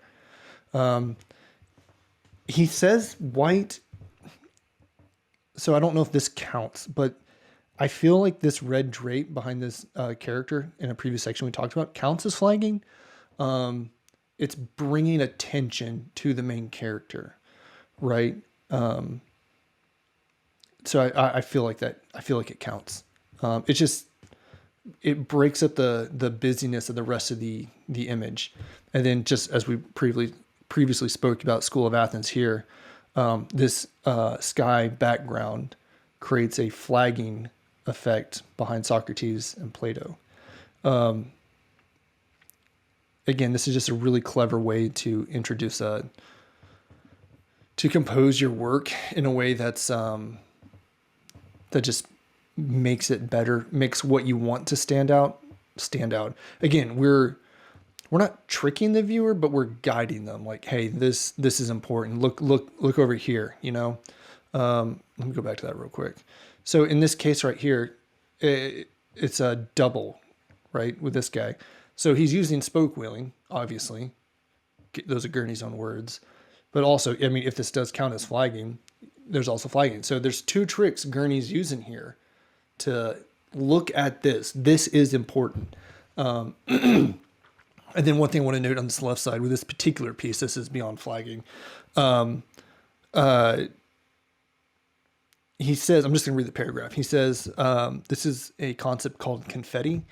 I kept the background shape somewhat abstract, suggesting information rather than delineating it. This kind of painting handling I call confetti. The idea is to place small, colorful paint strokes within your system of perspective, which tricks the eye into seeing it as more finished than it really is. And that's just a really cool idea. Like this computer thing, gizmo, whatever, it's like, it's not complete. It's kind of nonsensical, but it's believable. I just really like that. There's more fine-tuned objects in the front, but some of this is just kind of visual clutter, but it's believable, and he calls it confetti. Anyways, so a couple good tools to add to our toolbox. Okay, the next section is called vignetting. This is a complicated section. It's too short. I feel like it's only two pages, like most sections. Every section that Gurney does, it's only only 2 pages. But again, he's making this easily digestible. So we'll have to do a little bit of our own grunt work here. Opening paragraph is, when you want to compose a picture on a white page, you can always place the whole scene inside a rectangular composition, but it's often more exciting to let the picture float informally into the white of the page. So he just, most pictures that we see are fit into the confined space of the canvas, but he's going to give us some alternatives. And I went through Gurney's journal and found some examples of each one. He doesn't have examples in the book. Again, his blog is, it is so worth the deep dive. So I'm just going to go through all of them real quick, add my notes, and go from there. Okay, so the first one we have here, which we saw this in the costume section. This one is called a soft blur. The subject appears against a background that gradually melts into the background softly. Okay. Here's another example. We see this a lot with old photography. So I'm not sure how this is soft blur because it just kind of stops. I guess the transition phase can be pretty abrupt. Here it's more drawn out. Starts here, ends here. Anyways, the next one. This one is called Torn Paper, according to Gourney's journal. Torn paper appears as a ragged fragment. This one kind of confuses me a little bit, and I'll talk about it later when we look at a different form of vignetting. But my gosh, I love this picture. Just the forms of these guys is just like, they have such physical presence. Like it feels, I don't know. I just absolutely love this. Also, this time period is just so visually fascinating. Just everything about it. Okay, the next one is called Form Link. Oh no. Where's Form Link? Where'd you go, Form Link? There you are. This is called form linking. Okay.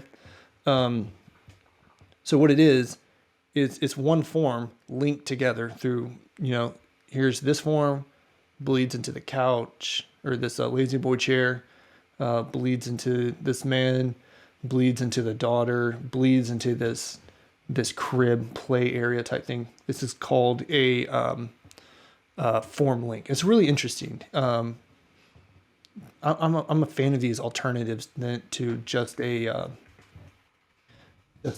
regular rectangular photo, right? This one is called Real White. Use the actual canvas subject matter to fade out. So what's going on here is these white bed sheets fades into as a vignette, right? This can be accomplished also with sand, with snow, with sky, stuff like that.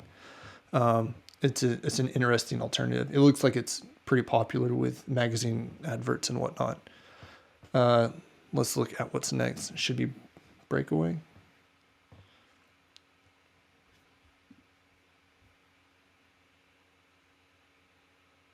Nope, that is not Breakaway. Breakaway is this one. This is Breakaway. It's where the object kind of comes off in the 3D. It's breaking away from the page. He says, be careful with this one. Don't overdo it because it's very jarring to the viewer. That takes him out of the scene. Remember earlier when we were talking about close view versus far view? This is an example of Breakaway. It's kind of very 3D-esque, right?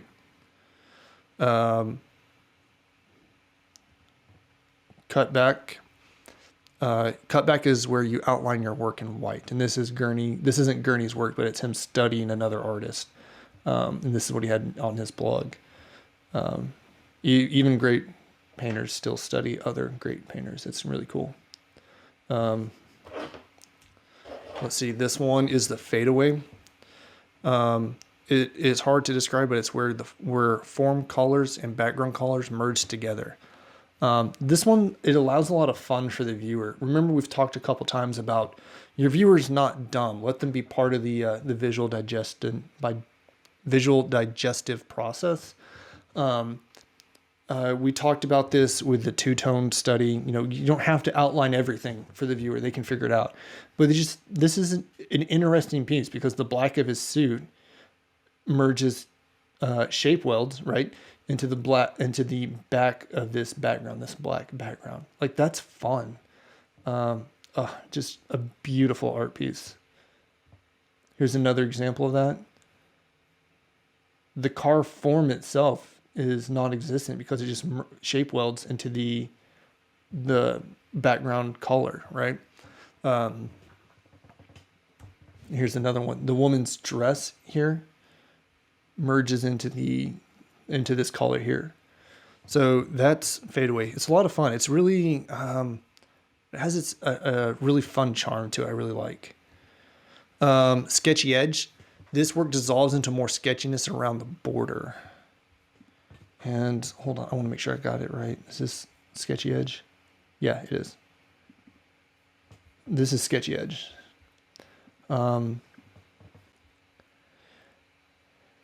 and I like this photo so much. It just, I don't know if this is in its finished form, but it just feels like the woman is in front of those rocks in just such a believable, convincing visual way, right? Now, where I get confused is this is sketchy edge, right? And you can see it, I mean, my own admitted confusion, right? I don't know if this is done because maybe it's not done because it still looks like it's in work. But it's called the sketchy edge vignette, right? Where I get confused is with this one and this one. How is this not sketchy edge? You know, it looks incomplete. This one is torn paper, I believe. Yeah, it is. But anyways, those are Gurney's vignette suggestions. Pick and choose to your liking. Be careful what you're choosing. But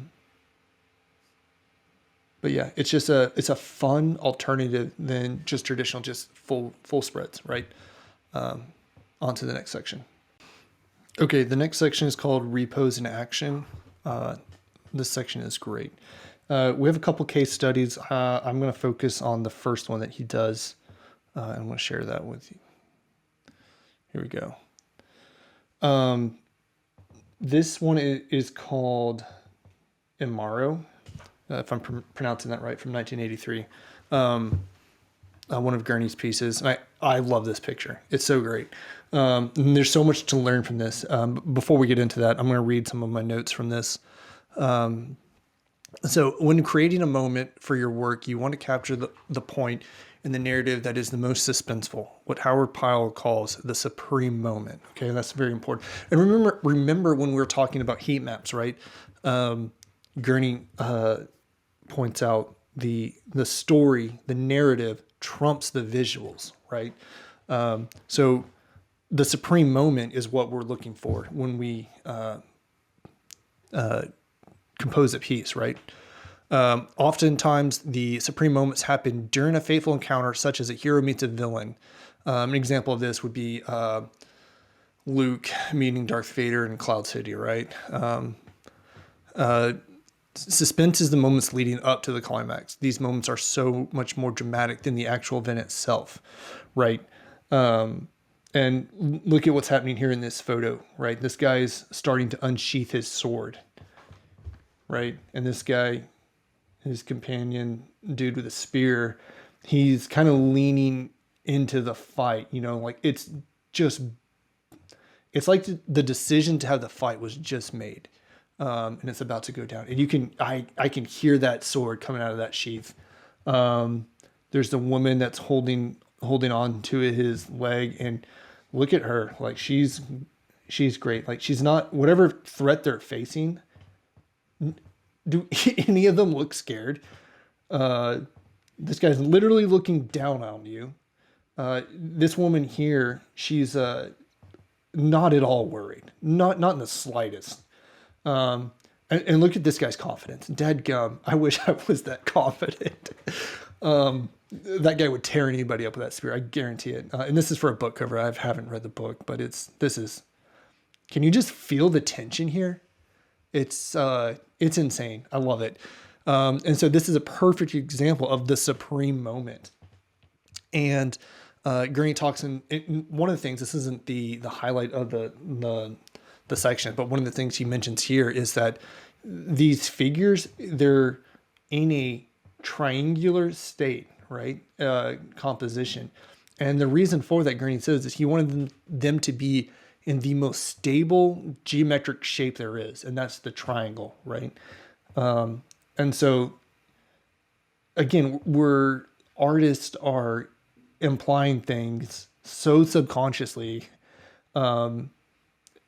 The triangle's stable. They're in a triangular shape, right? They are stable. And it's such insanely good compositional storytelling. So much is said. What is it they say in movies? Show, don't tell, right? So much is shown here to the viewer. But But yeah, absolutely love it. I'm just going to read some other parts of this that I found were interesting.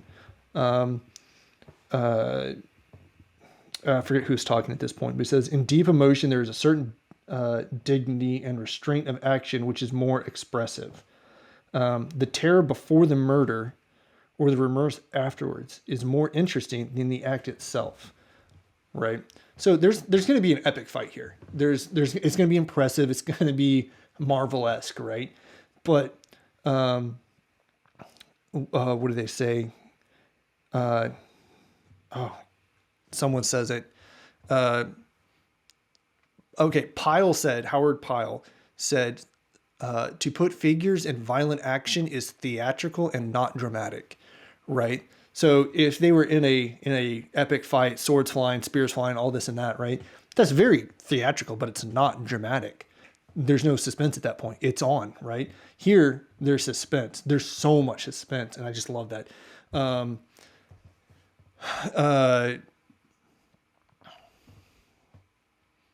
And Gurney does acknowledge that sometimes there's points where you can't show the moment before or after sometimes in a narrative, right?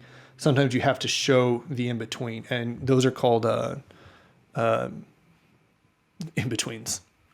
Keyframes are moments of extreme importance that conveys a continuous movement, right? Where we heard that over and over and over again, right? Animation. Again, there's traditional animation, but by and large, it's digital, right? The moments between keyframes are called in-betweens, and those are what the grunts do. The big dogs do the keyframes. But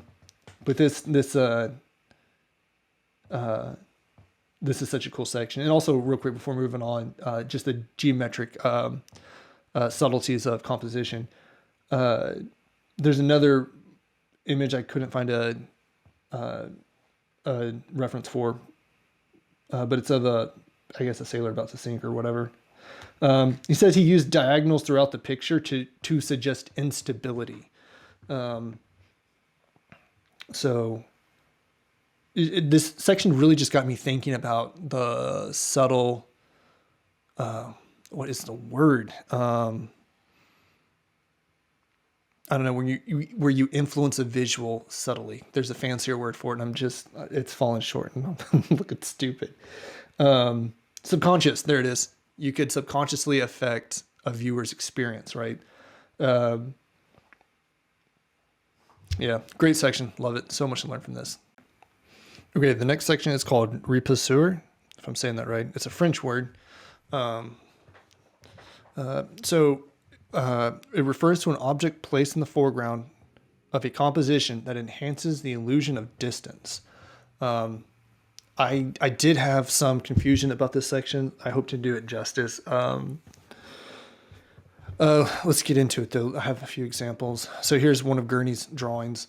An object can do this, but also the color. So what Gurney's talking about, with this stop sign here, the bright red pushes back the tree, the trees in the background. And there's countless classical examples to pull from. Let's see. There's this one, A Walk in Paris, A Rainy Day, or something like that.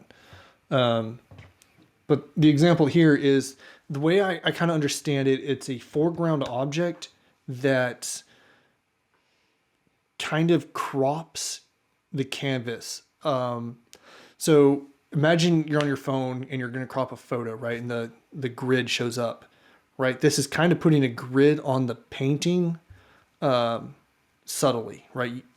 So what it's doing here in this case, this guy here, this is the example of the repousseur. It has reduced the canvas to about here.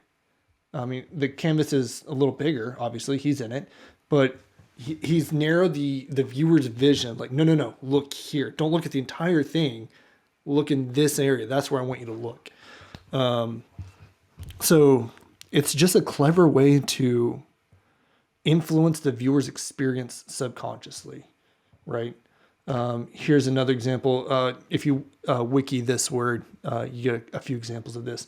This tree here, this cluster of trees, this is the repousseur. it is, the canvas is, let's just call it 10 units, whatever. But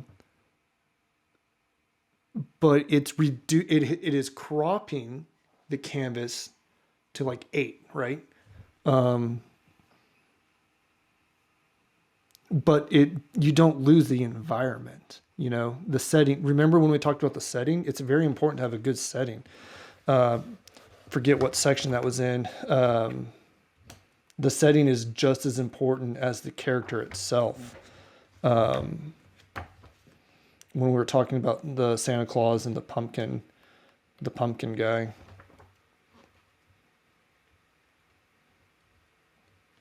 Whatever. But anyways, another good trick to add to subtly impacting the way the viewer views a piece that you're presenting to them. Okay, the next section is called cutaway views. One of my personal favorites, just in general. This section's only 3 paragraphs. A cutaway view is exactly what it sounds like. It's an object, a character, a setting, a scene, or whatever, and it's dissected as if it were made, with glass parts or something like that, of that nature. Very straightforward. And it would be so easy to just gloss on through this. But I would submit to you that it is absolutely critical, for world building, right? So as I've already geeked out before, I have like this here, cutaways of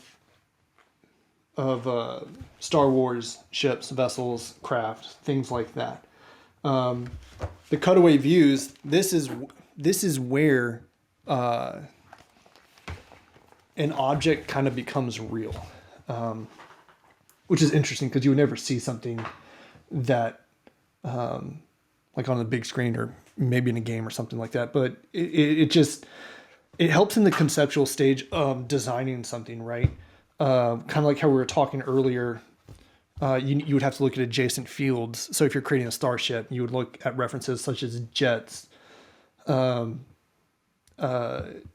engines and stuff like that. You might look at space, like NASA space shuttles and stuff like that to see how their hulls are built and constructed. You might look at submarines to see what similarities. Those are designed to survive at depths, in that kind of pressure. So, that's an adjacent to a spacecraft. It has to has to be designed to withstand pressure too. So that's important. So world building. Then you also have in the real world, you have other cutaways. So these are applicable.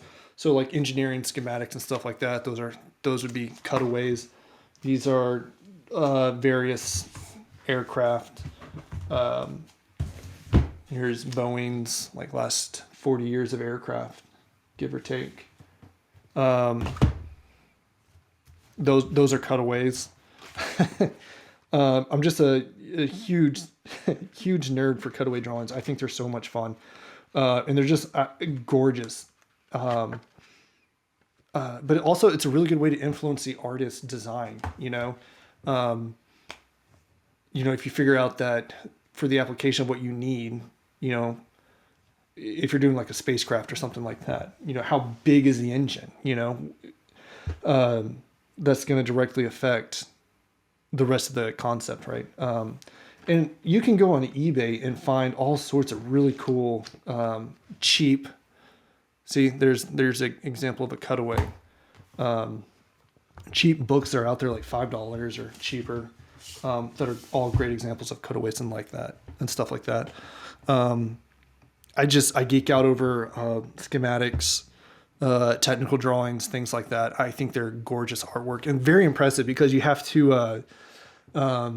It's not like speculation. It's like, no, this is it. This is what it looks like. This is how it operates. I've thought this through. And so here, let me show you an example of Gourney's here, right here.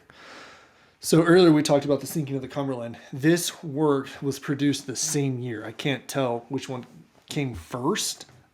I feel like if I had to guess, if I was a guessing man, I would say this one came first, because the sinking of the Cumberland, the work piece. Oh, Amazon, heyo. Uh, uh, what was I saying? The sinking of the Cumberland was in 2005, and I feel like that was the grandiose of the two, right? And I feel like this is more or less a study in preparation for that. And we talked about how meticulous he was in his preparations. But this is just a beautiful rendering of these ships. And also it illustrates, pun intended, just his understanding of how this works, you know. But yeah, love it. Good stuff. Let's see what else he has. A few more. There's this guy, his little submersible. And you can tell he's thought about how this thing works. It looks like it has hand cranks. So I know there are Civil War submarines, and that's how they operate it. A crew would just get on there and crank on it. So that was probably inspiration here. And he's thought about these pedals, these levers. It looks believable. And remember, this book is about believability, right? So a technical illustration to kind of, if nothing else, just solidify your own understanding of what you're drawing is super, super helpful. You cannot tell me that he didn't look at the Nautilus from 20,000 Leagues Under the Sea and get some inspiration. The riveting panels, this is kind of generic, but I just feel it, the shark-inspired tail fin. These guys used for cutting on the Nautilus, looks like a little inspiration there, which is fine, and then, off the walls, you got crab stuff. And you can see down here, remember in the section, what we were talking about, start with a familiar, right? When he was designing Fritz, he said, and I can't scroll down, that's the end of the picture, but you can see it right there kind of hiding. That's like an engineering side view. And so you would have your side view, front view, top view, and stuff like that. And then he made his 3D rendering that we're looking at here. So fun. Love it. And here it is in practice. This was from his this was in his Gourney Journey blog. So yeah. Anyways, love it. For concept design, cutaway views are absolutely critical. And they're just fun. Gorgeous pieces of technical illustration. Okay, this section is called Aerial Views. This is a fun little section. We're going to look at a couple examples of it. It's what it sounds like. It's just a kind of a somewhat of a bird's eye view. Gurney describes it as it's a cross between a map and a landscape painting, right? It's supposed to be less technical and more beautiful, or a merging of those two concepts, right? And this is just a really good way to have a concept become more tangible. Let's look at these examples. Okay, so I know we looked at this in the last section. This is the cutaway of the submersible. So hang with me a second. The submersible here, it is not a technical drawing in the mechanically accurate, right? This is not a schematic. It is not exact, right? It's a visual. It's a cross between a visually appealing rendering and a technical drawing, right? So that's kind of what these aerial views are. They're technical and beautiful, but they're not. You couldn't give this to an engineer and be like, "Go make this exactly right." It just conveys a concept. So this is something we looked at earlier that I gushed over in the close view versus far view section. So this is an example of kind of an aerial view, a little closer to Earth, but still the same concept. You could use this kind of for a visual guidance, And then the example that Gurney goes over, it's similar to this, but not exact. This is what he has in his book. But he doesn't have any of this text or any of these, this is between an aerial view and a map. This is leans more so on the map side. It's more, conveys, technical information. In the book, he doesn't have, none of this text is here. But it solidifies kind of the layout of this area, roughly speaking, of his, what is this place called? I forget. Waterfall City. How did I forget that? Anyways, this is a fun section. And then in the next section, we're going to look at maps, which are more technical than they are art. Unless you're like me and you think technical drawings are art. Anyways. Okay, the next section and final section of this chapter is called maps. I mistakenly called it technical drawings. I meant to say maps. But maps are geographical technical drawings, so it's not that far off. And just like the cutaway views, these are great world building devices. And let's look at some of Gurney's examples. This is a map he did for his Dinotopia series. And you cannot tell me that that's not art, you know. It's not rendered like a traditional painting or anything like that, but it is art. It's informative art, which I think is awesome. Nothing is more frustrating than having a bad map, right? Let's see what else he has. This is him doing some of it, the process. Just, my gosh. Respect to the hands-on approach, but thank God for the digital age. Here's a scanned copy of what we just looked at. And remember in that photo that we just looked at for Waterfall City, this is a map. It is not an aerial view. And the aerial view is more cinematic, more beautiful. This is a map. It is the sole purpose of this is to be informative. And that's it for this section. And that's what we're going to wrap up this chapter in. And then in the next chapter, we'll go into his procedure, which will be fun.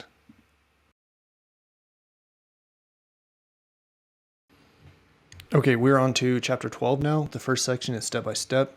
It's going to be a case study of the old conductor from 2006. And Gurney's just going to explain to us how he completed this work. I have my notes. I'm going to interject here and there in my own thoughts. But this is kind of like where everything comes together that we've talked about so far. Okay. I'm going to share the screen. Actually, I'm going to wait 1 sec. I'm going to share some of the notes, some of the points that Gourney has. He has 5 tips. I'm just going to read them off. There's nothing I can add to them. First tip is use the biggest brush possible for a given passage. Second tip, paint large shapes first, followed by small shapes.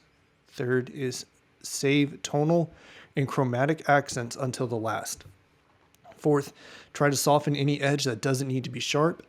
5, take time to center point. Take time to get the center of interest right. Okay, and then I'm going to share my screen. We're going to go into this. One of the things going into this I wish we had was it.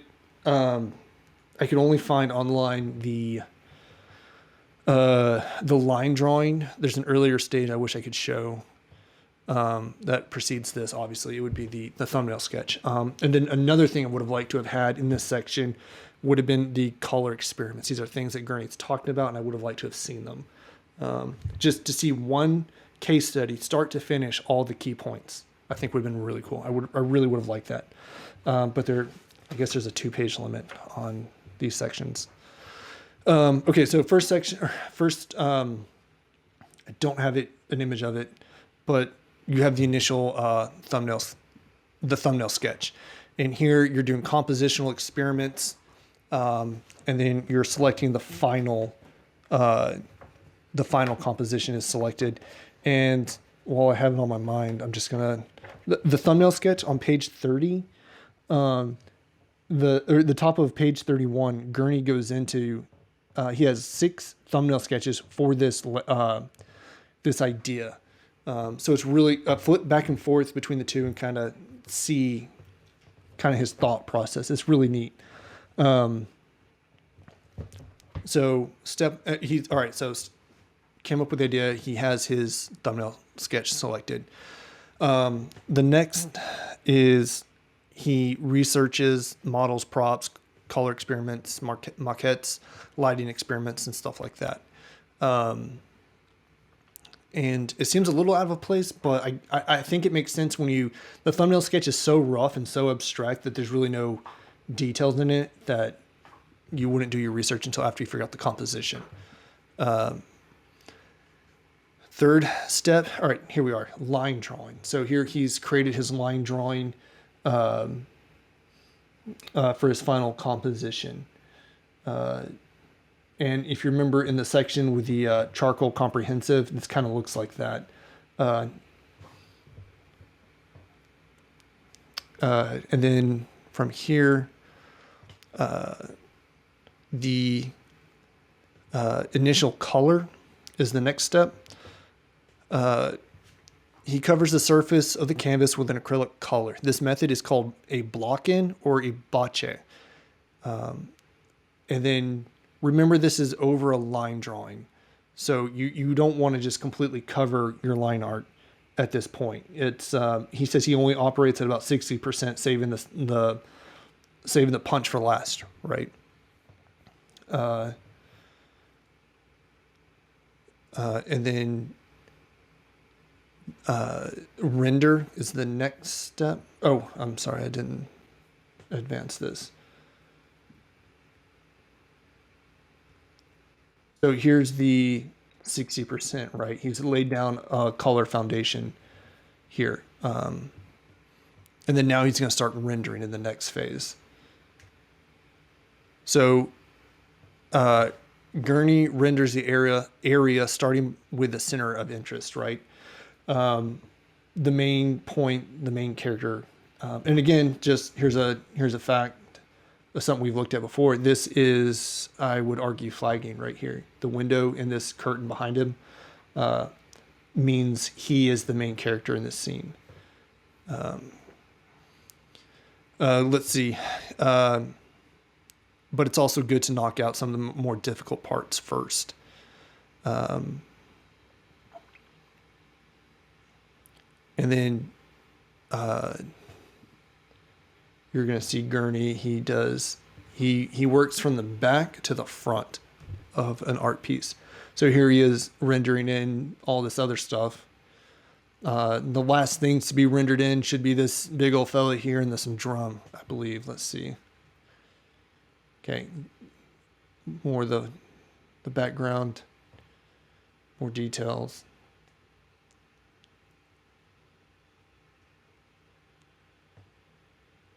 He's done the drum. Now he's doing the bird, dinosaur, chicken thing. Scariest chicken.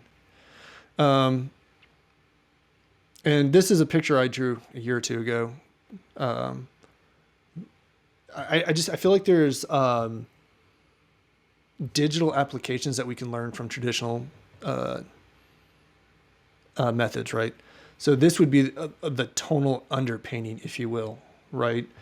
And when you're working with digital programs, you can easily work with what are those layers called?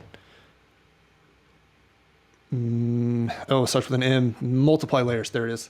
So here it's the values have been laid out and then colored on top, like you would an actual painting, I guess. There it is. Whoop, too far. So don't think that there's nothing to be learned from a traditional master, right? If you're wanting to create digitally, what better way is there than to study traditional, because you're wanting to be convincingly a digital artist, right?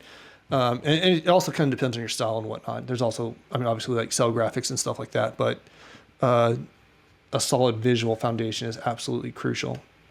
All right, that's going to do it for this section.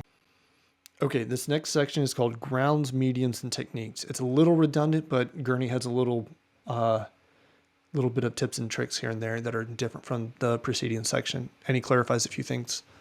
So there's going to be some note reading in here because it's a pretty technical information, and if I shot from the hip, I'd miss the ground. So Gurney, he starts with the thumbnail, right? And then from the thumbnail, he creates the pencil drawing, the charcoal comprehensive, right? Transfers that to a canvas. And then once that's on the canvas, he seals it in, right?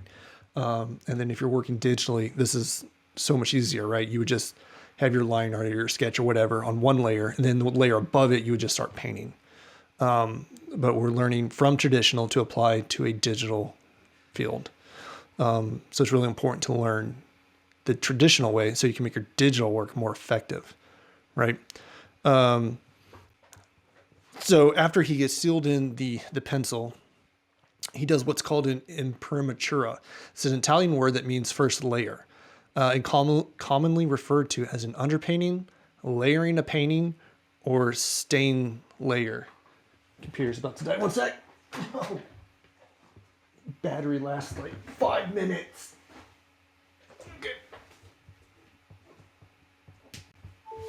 Okay.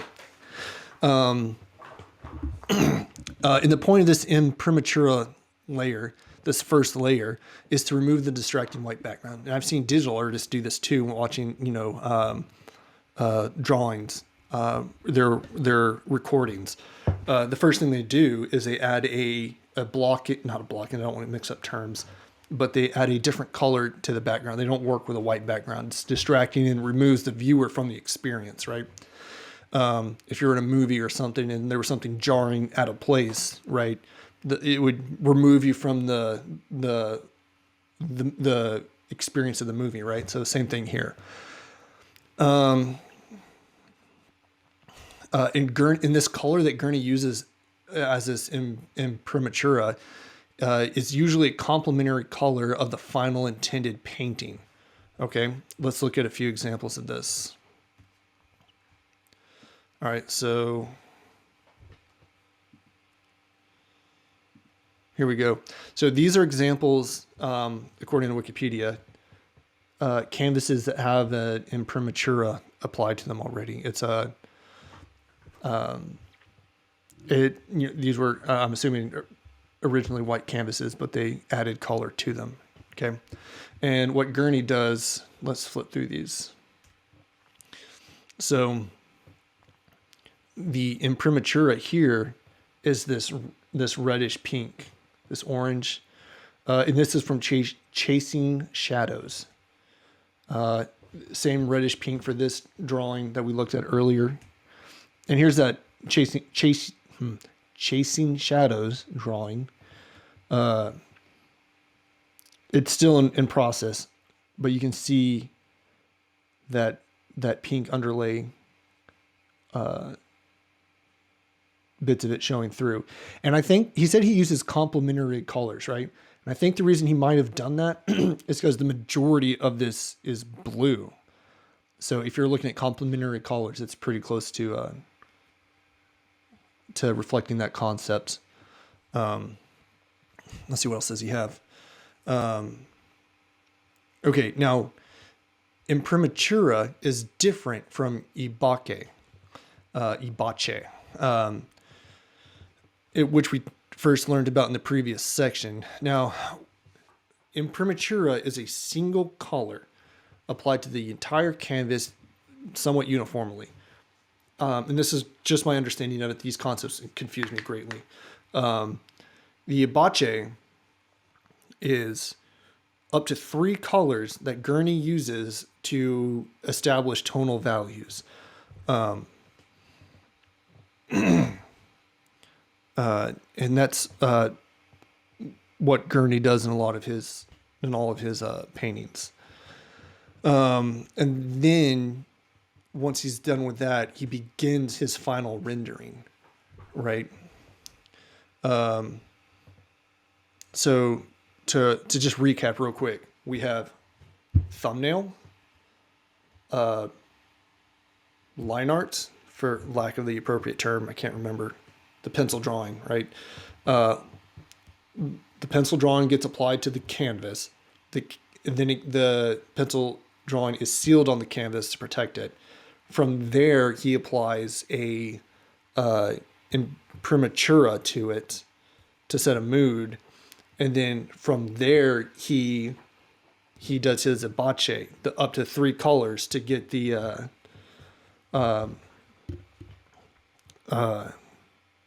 to set the tone. Okay. And then once he's done that, then he begins to render the painting out. All those steps were just to get to the point of starting the end, right?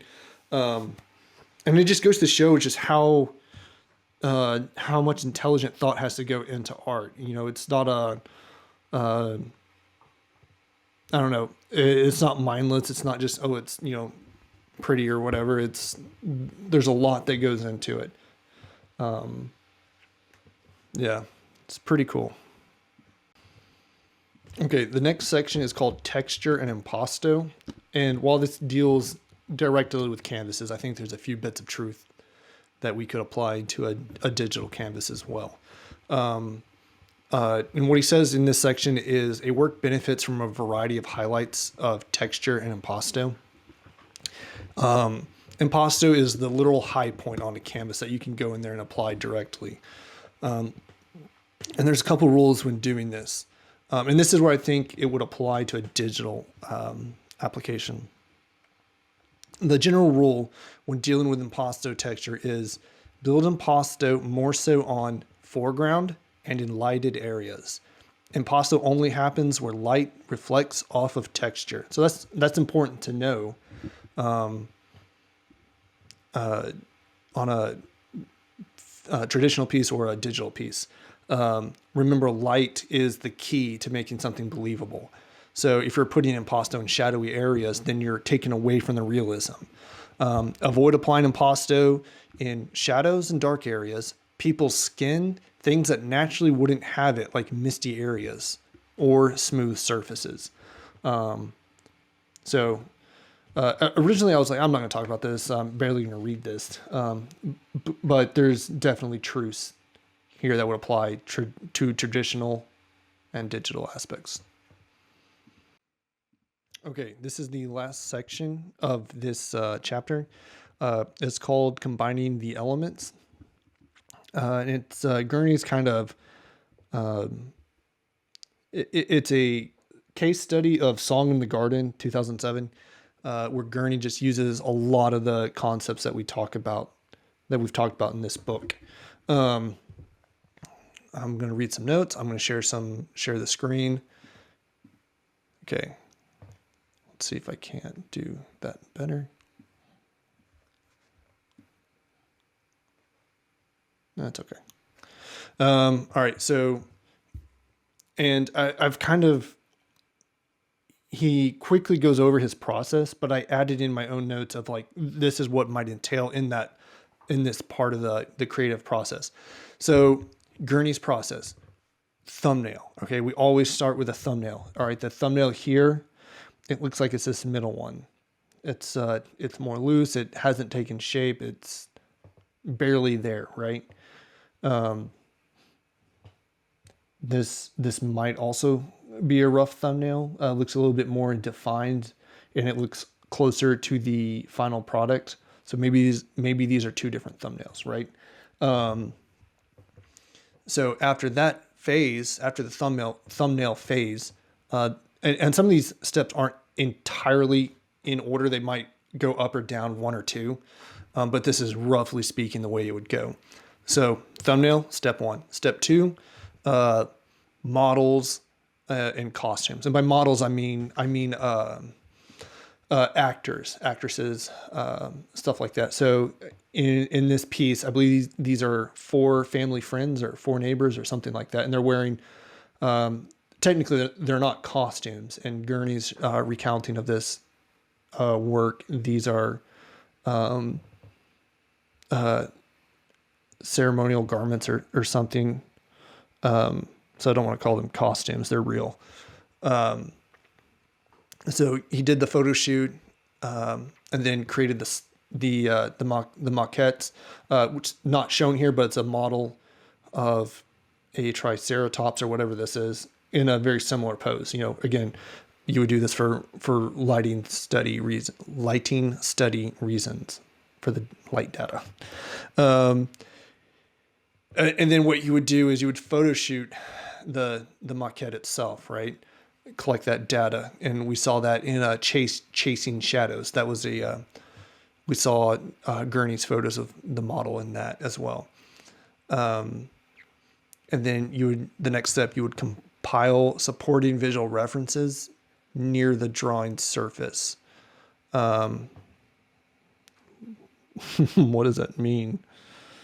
Oh, yes. Okay. That's all this. So when you're creating your, it's your mood board, digitally speaking or graphic design speaking, that's your mood board. Have it close to you while you're working. So it can influence your creative process, right? And just kind of pointing out a few things here. This spread here, this would come from the storyboard section. This painting is called Song in the Garden. So you can see it's this spread, 156, is a song in the garden. So we started off here. He's refined the idea here. It looks like he originally envisioned there being an adult, a mother perhaps, or someone here. That idea got scrapped. So again, be flexible. And then here, this is a color experiment. That's all this is. And a color experiment, remember, it should look like you need glasses. There's not a single sharp line in here. All he's trying to do is create the mood. Does that mood, does the visuals and capture it, right? From there, he tapes the board. Again, this is on page 196. You can actually see him doing that. And then from there, he does there's a few steps not mentioned that would be there. The pencil drawing would have been transferred to the canvas. Then it would have been sealed. That's something that we talked about in the previous couple of sections, the first two sections of this chapter. So you kind of have to piece some of these together. So he would take the board, he would transfer the drawing, seal it. He would do the imprimatura stage. Remember, he would the whole canvas would become a different color. Very roughly. He would apply an underlayer, the first layer. Remember that. And then from there, he would do the Ibache stage, up to 3 colors to establish the mood at 60%. You're kind of it's. I wish it was all more cohesive in one section. We learned in the first section, step by step, that we're the Ibache or the block end, it's supposed to be at 60%. In the grounds, medium, and technique section, we also learned that the Ibache section is supposed to be up to 3 colors. So the viewers, having to assemble some of this process yourself. Which, if you're I feel like the intended audience for this book would be new artists, so that might be confusing for you. It's confusing for me, so I guess that makes me a new artist or whatever. I'm amateur. I enjoy it. It's fun. And then after the Ibache stage, we have the detail work. And you would do it with just the most important figures. In the book, you can see him doing the tree, and he has this giant brush, and he's just, doing that. And then when he's doing the 4 children, he has a very teeny tiny brush. Because remember, again, the focal point, what's interesting, or the point of interest, what's the term he uses?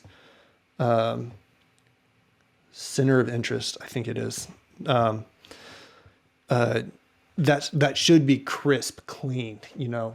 Everything else should kind of fade away. You don't want it. You don't want to be competing for the viewer's eye, right? So the children are drawn very cleanly. This dinosaur here anyways, it's really clean, right? So the focal point is this area here, I feel like. But there, it kind of gets a little blurry back here, right? It's not important. These statues, while beautiful, they are supporting elements, part of the narrative here. The trees, certainly not important. The flowers, all this stuff, very, very blurry. But anyways, that's Gurney's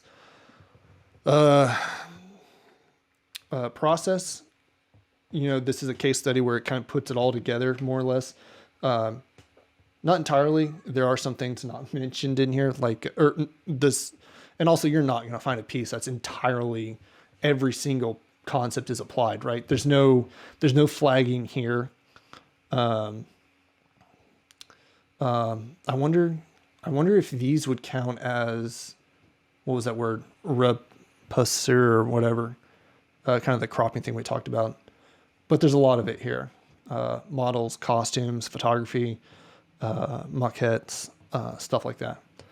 Great case study. And again, pretty much every single work in this book has about 5 or 6 supporting photographs in Gurney's blog. So check that out. It's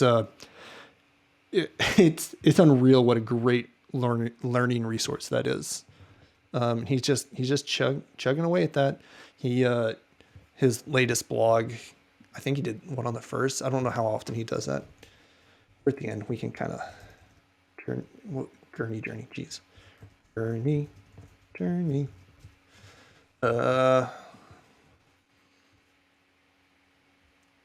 What's going on today?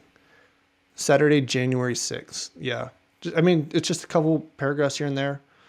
Let me bring that over here. Hang on. I lost it. Where'd it go? Oh, there we go. So you can see I started. I just absolutely love it. Here's today. He's just plugging away every single day. That's insane. Misses a day or two here and there, but whatever. He's been doing this for like 20 years or longer. Let's see, when did he start this? I guess here's the archive. 2007. So, come on, that's insane. And this book was written in 2009. And they're not only just his works. He looks at other people's works too and stuff and defines concepts and stuff like that. A lot of these are things we've seen before. The schematic maquettes, I believe. Models on uneven ground. So good. Love it. All right, that's going to do it for this chapter. The next chapter we're going to do is we're going to talk about careers. And instead of doing, I don't know if I want to do individual chapters or just all together. I think I'll just do it all together. All right.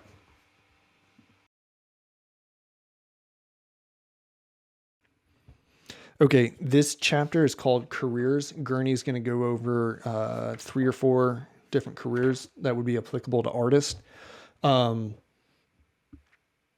So we're just going to dive through all of these at once because I think if I just did them section by section, it would just be too short to even be a TikTok. All right, so here we go. The first section he goes over is called paperback covers.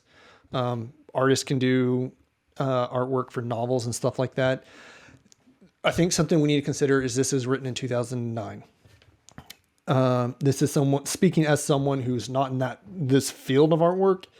I feel like that's completely dead. If you go into Barnes and Nobles, my wife makes fun of me because I always say Barnes and Nobles. There's no S. It's just Barnes and Noble.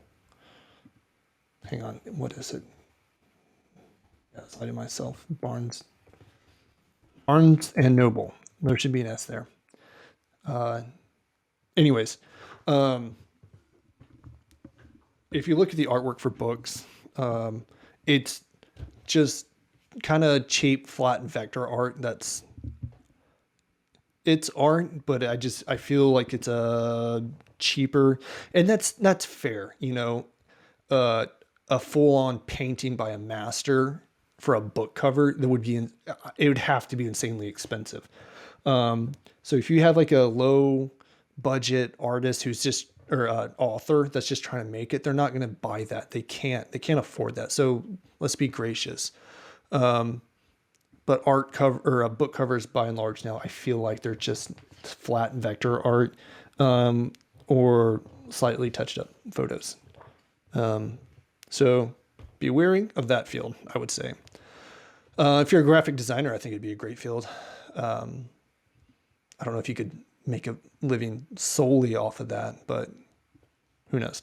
Movie design. This one's cool. This one's really cool. I would say it's very applicable for artists today. One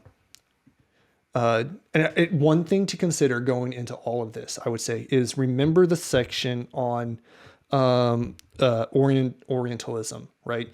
We talked about how art, it used to not be available to the common man. There used to be fewer artists.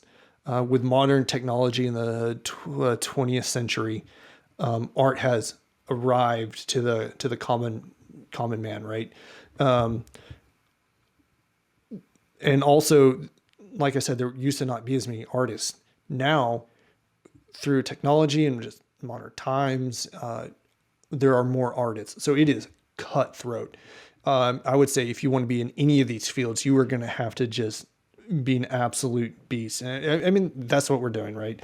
We're studying masters, to become a master eventually, and or just appreciate art. You don't have to be an artist to enjoy this book. I think it's really fun to look at artwork and be like, oh, that's what the artist is doing. That's what the artist is wanting me to see. Anyone can appreciate art. It's a universal language. And it's just really fun. But going back, or movie design, you could definitely make a living off of that. Look, we kind of looked in earlier, kind of the concepts of Dune. Do I have any other? No, I don't really have any movie art. Movie posters. Those are usually photographs now, but the movie industry, storyboards, stuff like that.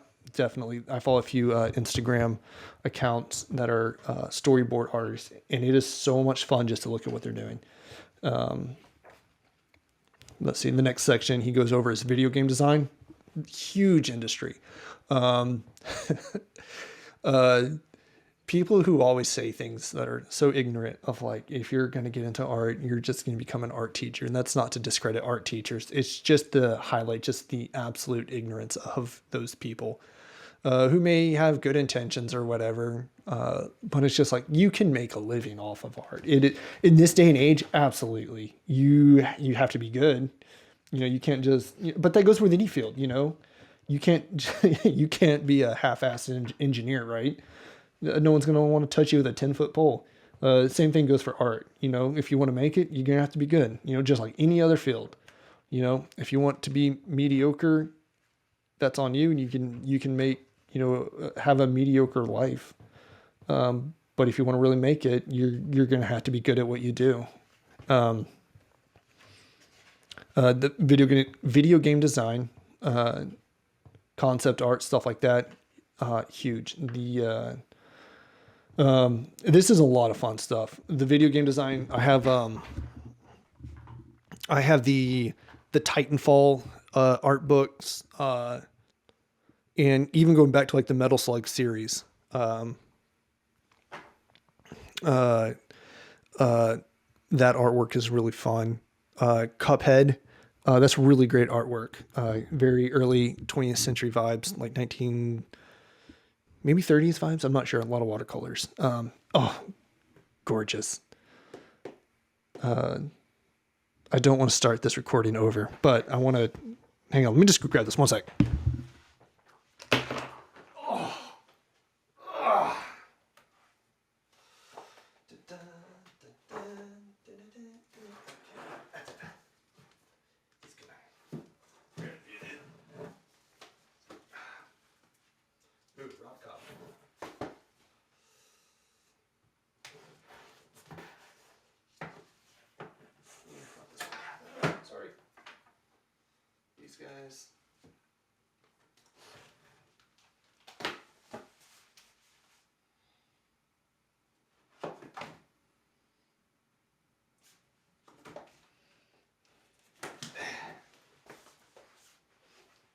Whoops. Okay.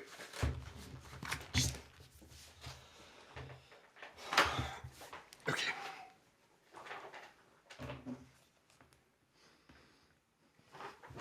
Okay, let's just we'll do a little book review real quick. I need to have the mic closer. So there's okay, here we go. And I know I'm going to kind of backtrack a little bit. What's the next section? All right, so let's do. All right, keep in mind video games, movies. Okay, so this is a fun book on pixel art. Covers a lot of the. Jeez, it's gonna. Sorry, it's gonna cover a lot of artwork from early '90s, late '80s pixel art. So much fun. Great book. Cuphead. Cuphead's a fun book. Video games. Why wouldn't you want to be in a career field that's just visually just, I don't know, stimulating just all the time? You got all these beautiful watercolor backgrounds. I hope the audio's coming through. Thumbnail sketches, that's applicable. Gurney lives and dies by the thumbnail sketch, right? So it applies.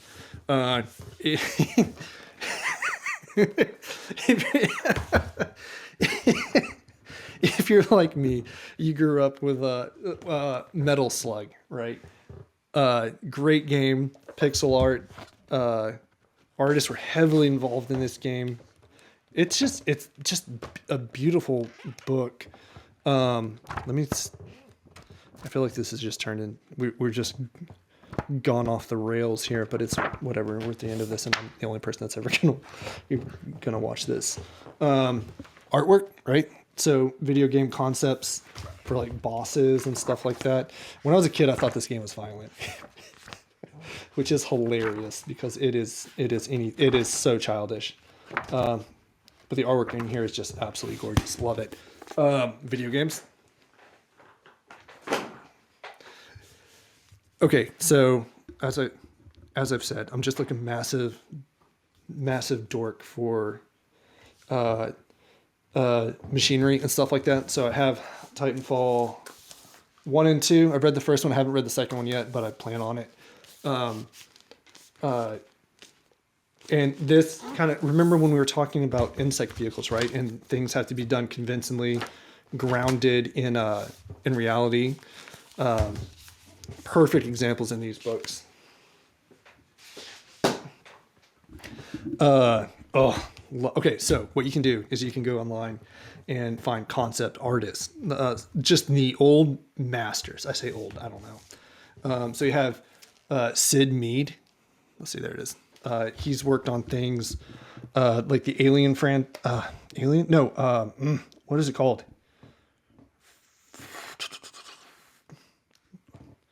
My brain has shut off. What is it called? It's so good. It's 2049. No, yeah. What was that called? Stay with me while my brain buffers. Blade Runner. There it is. Blade Runner. He's done the Blade Runner movies. He's done a few extras, but that's what he's really known for. And freaking look at this. You got that vehicle at the top. Those are some side view, a 3/4 front, 3/4 rear. This is similar to cutaway drawing. It's very informational, schematic type esque. These are absolutely gorgeous books. I recently watched the what did I watch? The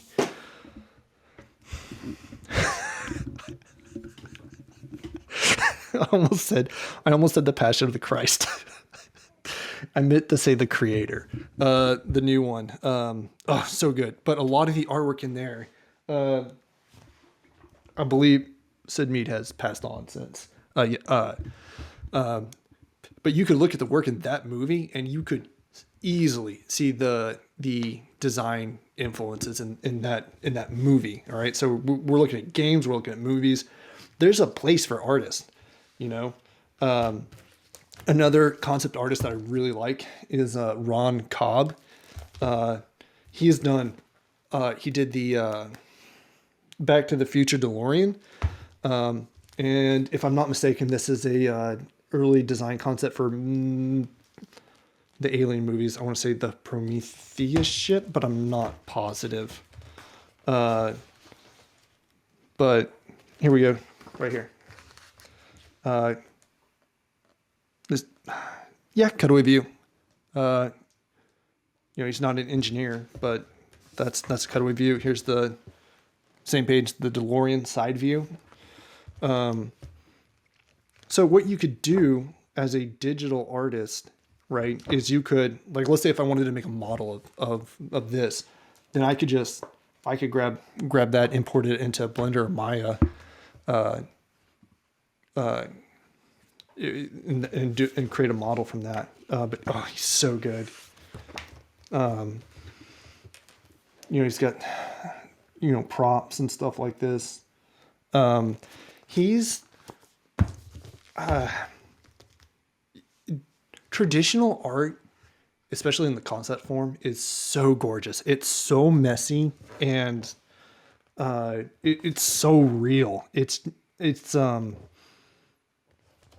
I think that's why I have such like a romantic appreciation for traditional art. And while I can't just deep dive into setting up a studio or something like that, what I could do is I could get good at digital art to make it look like traditional art. Look, there's an example of a vignette. What kind, I couldn't tell you. I'd have to review my notes because I have the memory of a goldfish. So much fun. I just, how could you not have an appreciation for art? Here's the thing. People have an appreciation for art. They don't have an appreciation for artists. And that's the tragedy, really. This is a great book, got off Amazon, called Movie Posters. And it's just, a lot of it's just individual artists' take on different movie posters like that. So that'd be a great exercise for a lot of people. A lot of it's Photoshop. Some of it's kind of traditional-esque digital. But all these principles that Gurney's talking about, let's see, what was that? Was that kind of flagging, the characters on the left side of the page.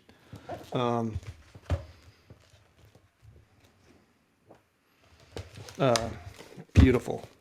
I like that book. Let's see what else. All right. Selling the movie. This is about the movie industry through movie posters. A lot of vintage stuff. Trying to find some of the principles that we talked about.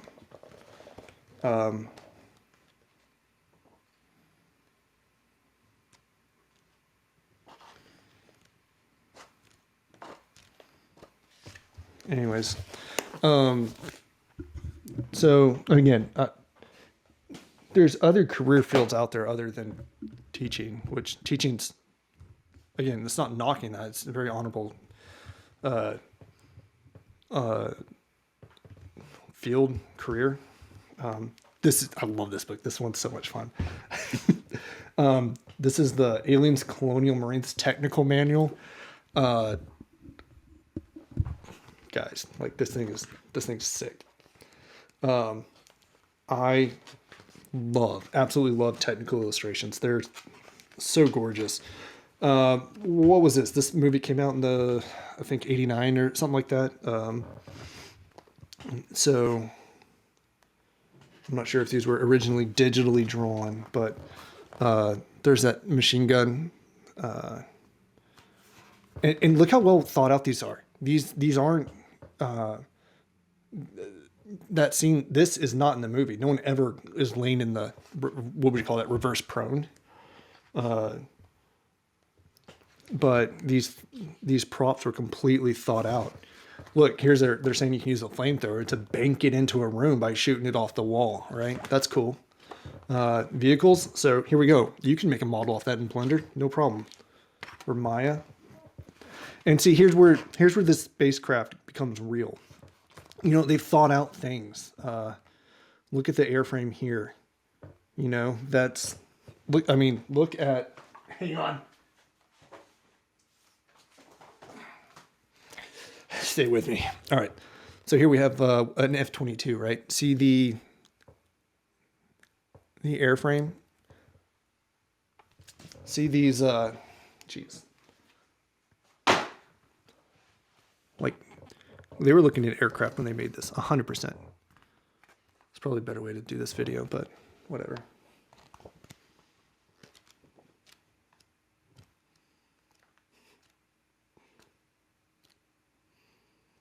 So much fun. This is just an ASMR of me doing like rapid fire book reviews. Concept art, huge one. This one follows. It's a two-parter. 2 books about concept art from a single author, Elliot Lilly, who's been in the industry for a while, doing games and stuff like that, working with Call of Duty. So, get hyped. Absolutely love it. It's so much fun. You can, if art's your passion and that's something that you love, you just full send it. Like, go for it. You can totally make a career out of it. I was supposed to be going over Gurney's books and his thoughts, but I just kind of hijacked it. Toy design. Something that's not in here that I think you should consider if you're interested into art. What's going on? Doing Siri or something? Hang on. Don't know why that's. Give me one sec. Could you try again? Why is Siri listening?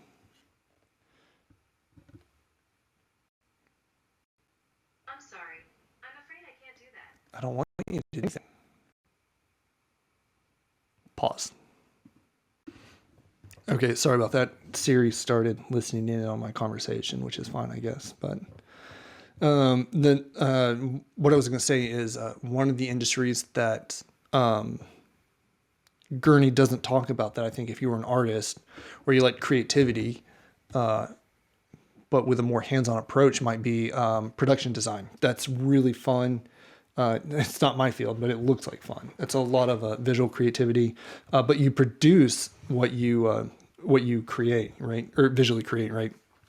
And so what made me think about that was the toy design. So I have a few ideas for like action figurines, whatever, that I would like to make personally with some resin cast. And that creative process would technically fall under production design, I think. So yeah, and then another section that Gourney talks about is the theme park design. Don't know anything about that career field, what it would look like. He's recommending it though. And he knows more than I do. So I guess you can make a living doing that. But yeah, that's it for this chapter. Yeah, if you're interested in art, you can make a living off of it. It could be difficult. And you have to be good at it. You can't just, this isn't something you could just kind of lollygag your way into a comfortable lifestyle, and you might not, I don't know, you're I don't know how to speak into like financials or whatever, but like you're not going to make as much money as like a petroleum engineer or something like that, but you're going to create art and your heart and your soul is going to be happy. And that's, putting a roof over your head and food on the table is very important.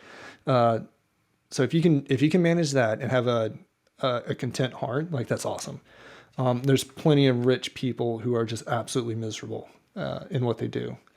But it's a balance between the two. You can't just follow your heart to your own demise, right? We have to stay grounded in reality, right? But yeah, if you worked hard at it, you could. And my background's in like graphic design. And I have friends, I graduated about a year and a half, 2 years ago. And I have friends who just now found their jobs and stuff. So it is cutthroat out there. You have to be good. But what Gurney has showed us is that art's intelligent, right? So what we need to do is arm ourselves with creative intelligence so we can create good pieces that are effective, right? But it's fun. It's worth it. Don't let anyone tell you that you cannot make a career out of this. You absolutely can. People who say that have no creativity, and they rely on people like us who do have creativity. You know, so it's good stuff.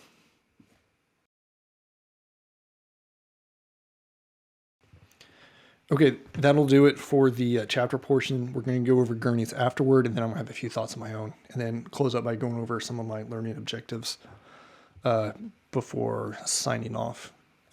Gurney just hits us with a few points of wisdom that I'm just going to go over there in bullet point format. What he says is the planning phase is the secret sauce of making believable work.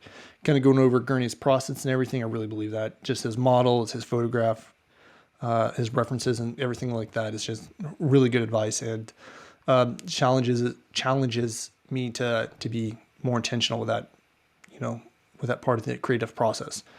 One thing I don't think I ever talked about, Gurney said in the Cumberland section, he talks about the research portion of that piece of work was close to a year.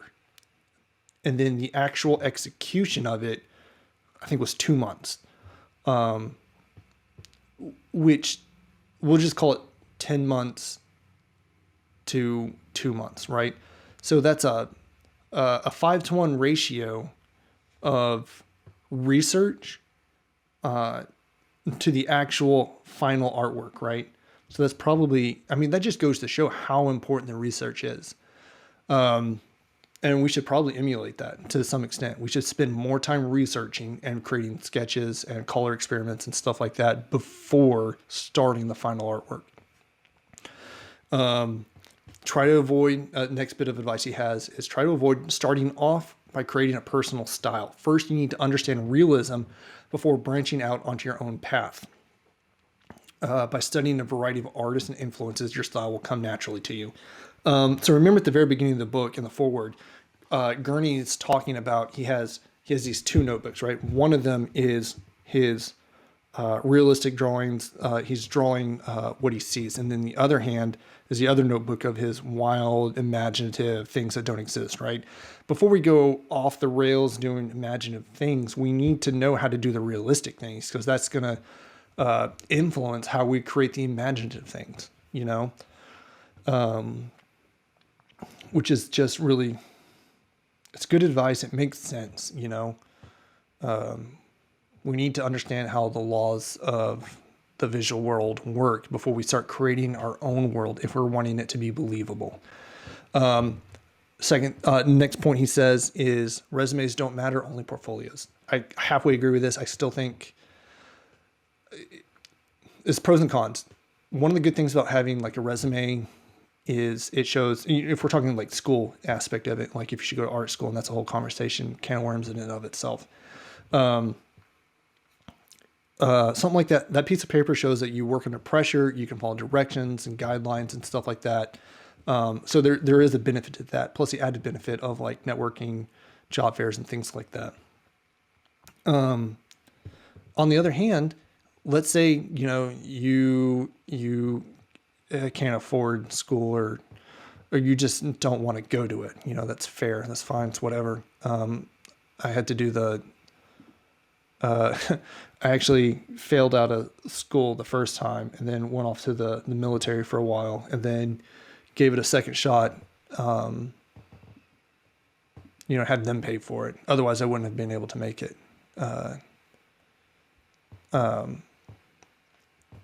So if you can't afford school, if you don't want to go to school or anything like that, it's fine. this gives you an out. You know, you couldn't do that in any other career field. You're not going to be a self-taught engineer working at NASA, right? But you could be a self-taught artist working at, you know, any sort of design studio, game design, or movie company or anything like that. So that's really cool. Very few career fields can have self-taught professionals, and I love that. That's so cool. I just liked the personal discipline to do it myself and needed guidance from other people. Let's see. Final thing he wraps up with is he says, just be curious of the world around you. And I've said this earlier, we are just completely submerged in just beautiful artwork all around us all the time, outside, inside. It's so cool. Just be curious, look at materials more closely. You know, every single day we have just an absolute beautiful sunrise and a beautiful sunset, and just take a moment. The clouds in the midday, you know, the moon at night. It's just take it in. You know, it's beautiful. It's but also like let it influence the way you work, the way you create. Yeah, that'll do it for this book. This is James Gurney's Imaginative Realism: How to Paint What Doesn't Exist. I could not recommend this book enough. It's so good. I read it twice. I read it once, and then immediately the second weekend I started it over again just because it was so good. And the whole point of me doing like this video format of it is I have a really hard time remembering things I've read. It's really difficult. I usually forget books I've read within a couple months. I don't want to forget this book, and I've been meaning to be more intentional with like my information retention. So I thought this might be a really good way to experiment with that to see if it helps. You know, I commute about an hour to an hour and a half a day. So if I could just listen to this or watch it as a recap, like that'd be great. You know, if you gain something from this, if someone happens to stumble across this video, you know, cool. Let me know what you think about it, what your thoughts are. If you have any advice or anything like that, highly recommend this book. So good, so much fun.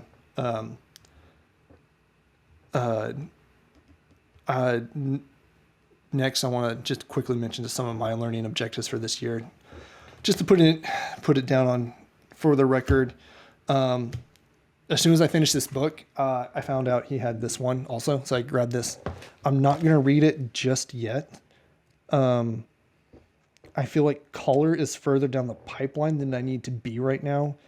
I feel like I mentioned it earlier. I'm struggling with perspective right now, so I have a couple books I'm reading for that. One of them, what I want to get through first. Actually, wait one sec.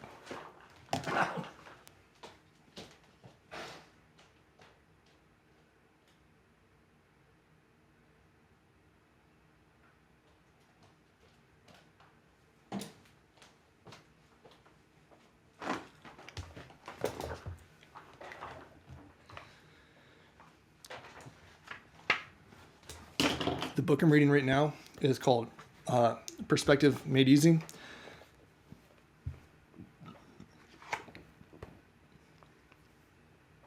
Oh, goodness gracious. By Ernest R. Norling. The cover is honestly atrocious. I get what they're going for, but that typography, whatever. I've heard this is a good book to read to help with perspective. So I'm reading this one. It's a very short read. And then I'd like to do a video recap of that one as well. Then I started reading this one. This one is very academic. It is by Scott Robertson with Thomas Bertling. He's one of my favorite concept artists. He's so good. And just watch any YouTube video involving art. His name is going to be dropped. take a shot every time you hear his name. You'll be dead in minutes. He's so obviously you have to take note of someone like that if they're being referenced that much by the art community. Any successful artist has read this, it seems. But again, love machine art, and he seems to do a lot of machines, a lot of vehicle concept art. But this is a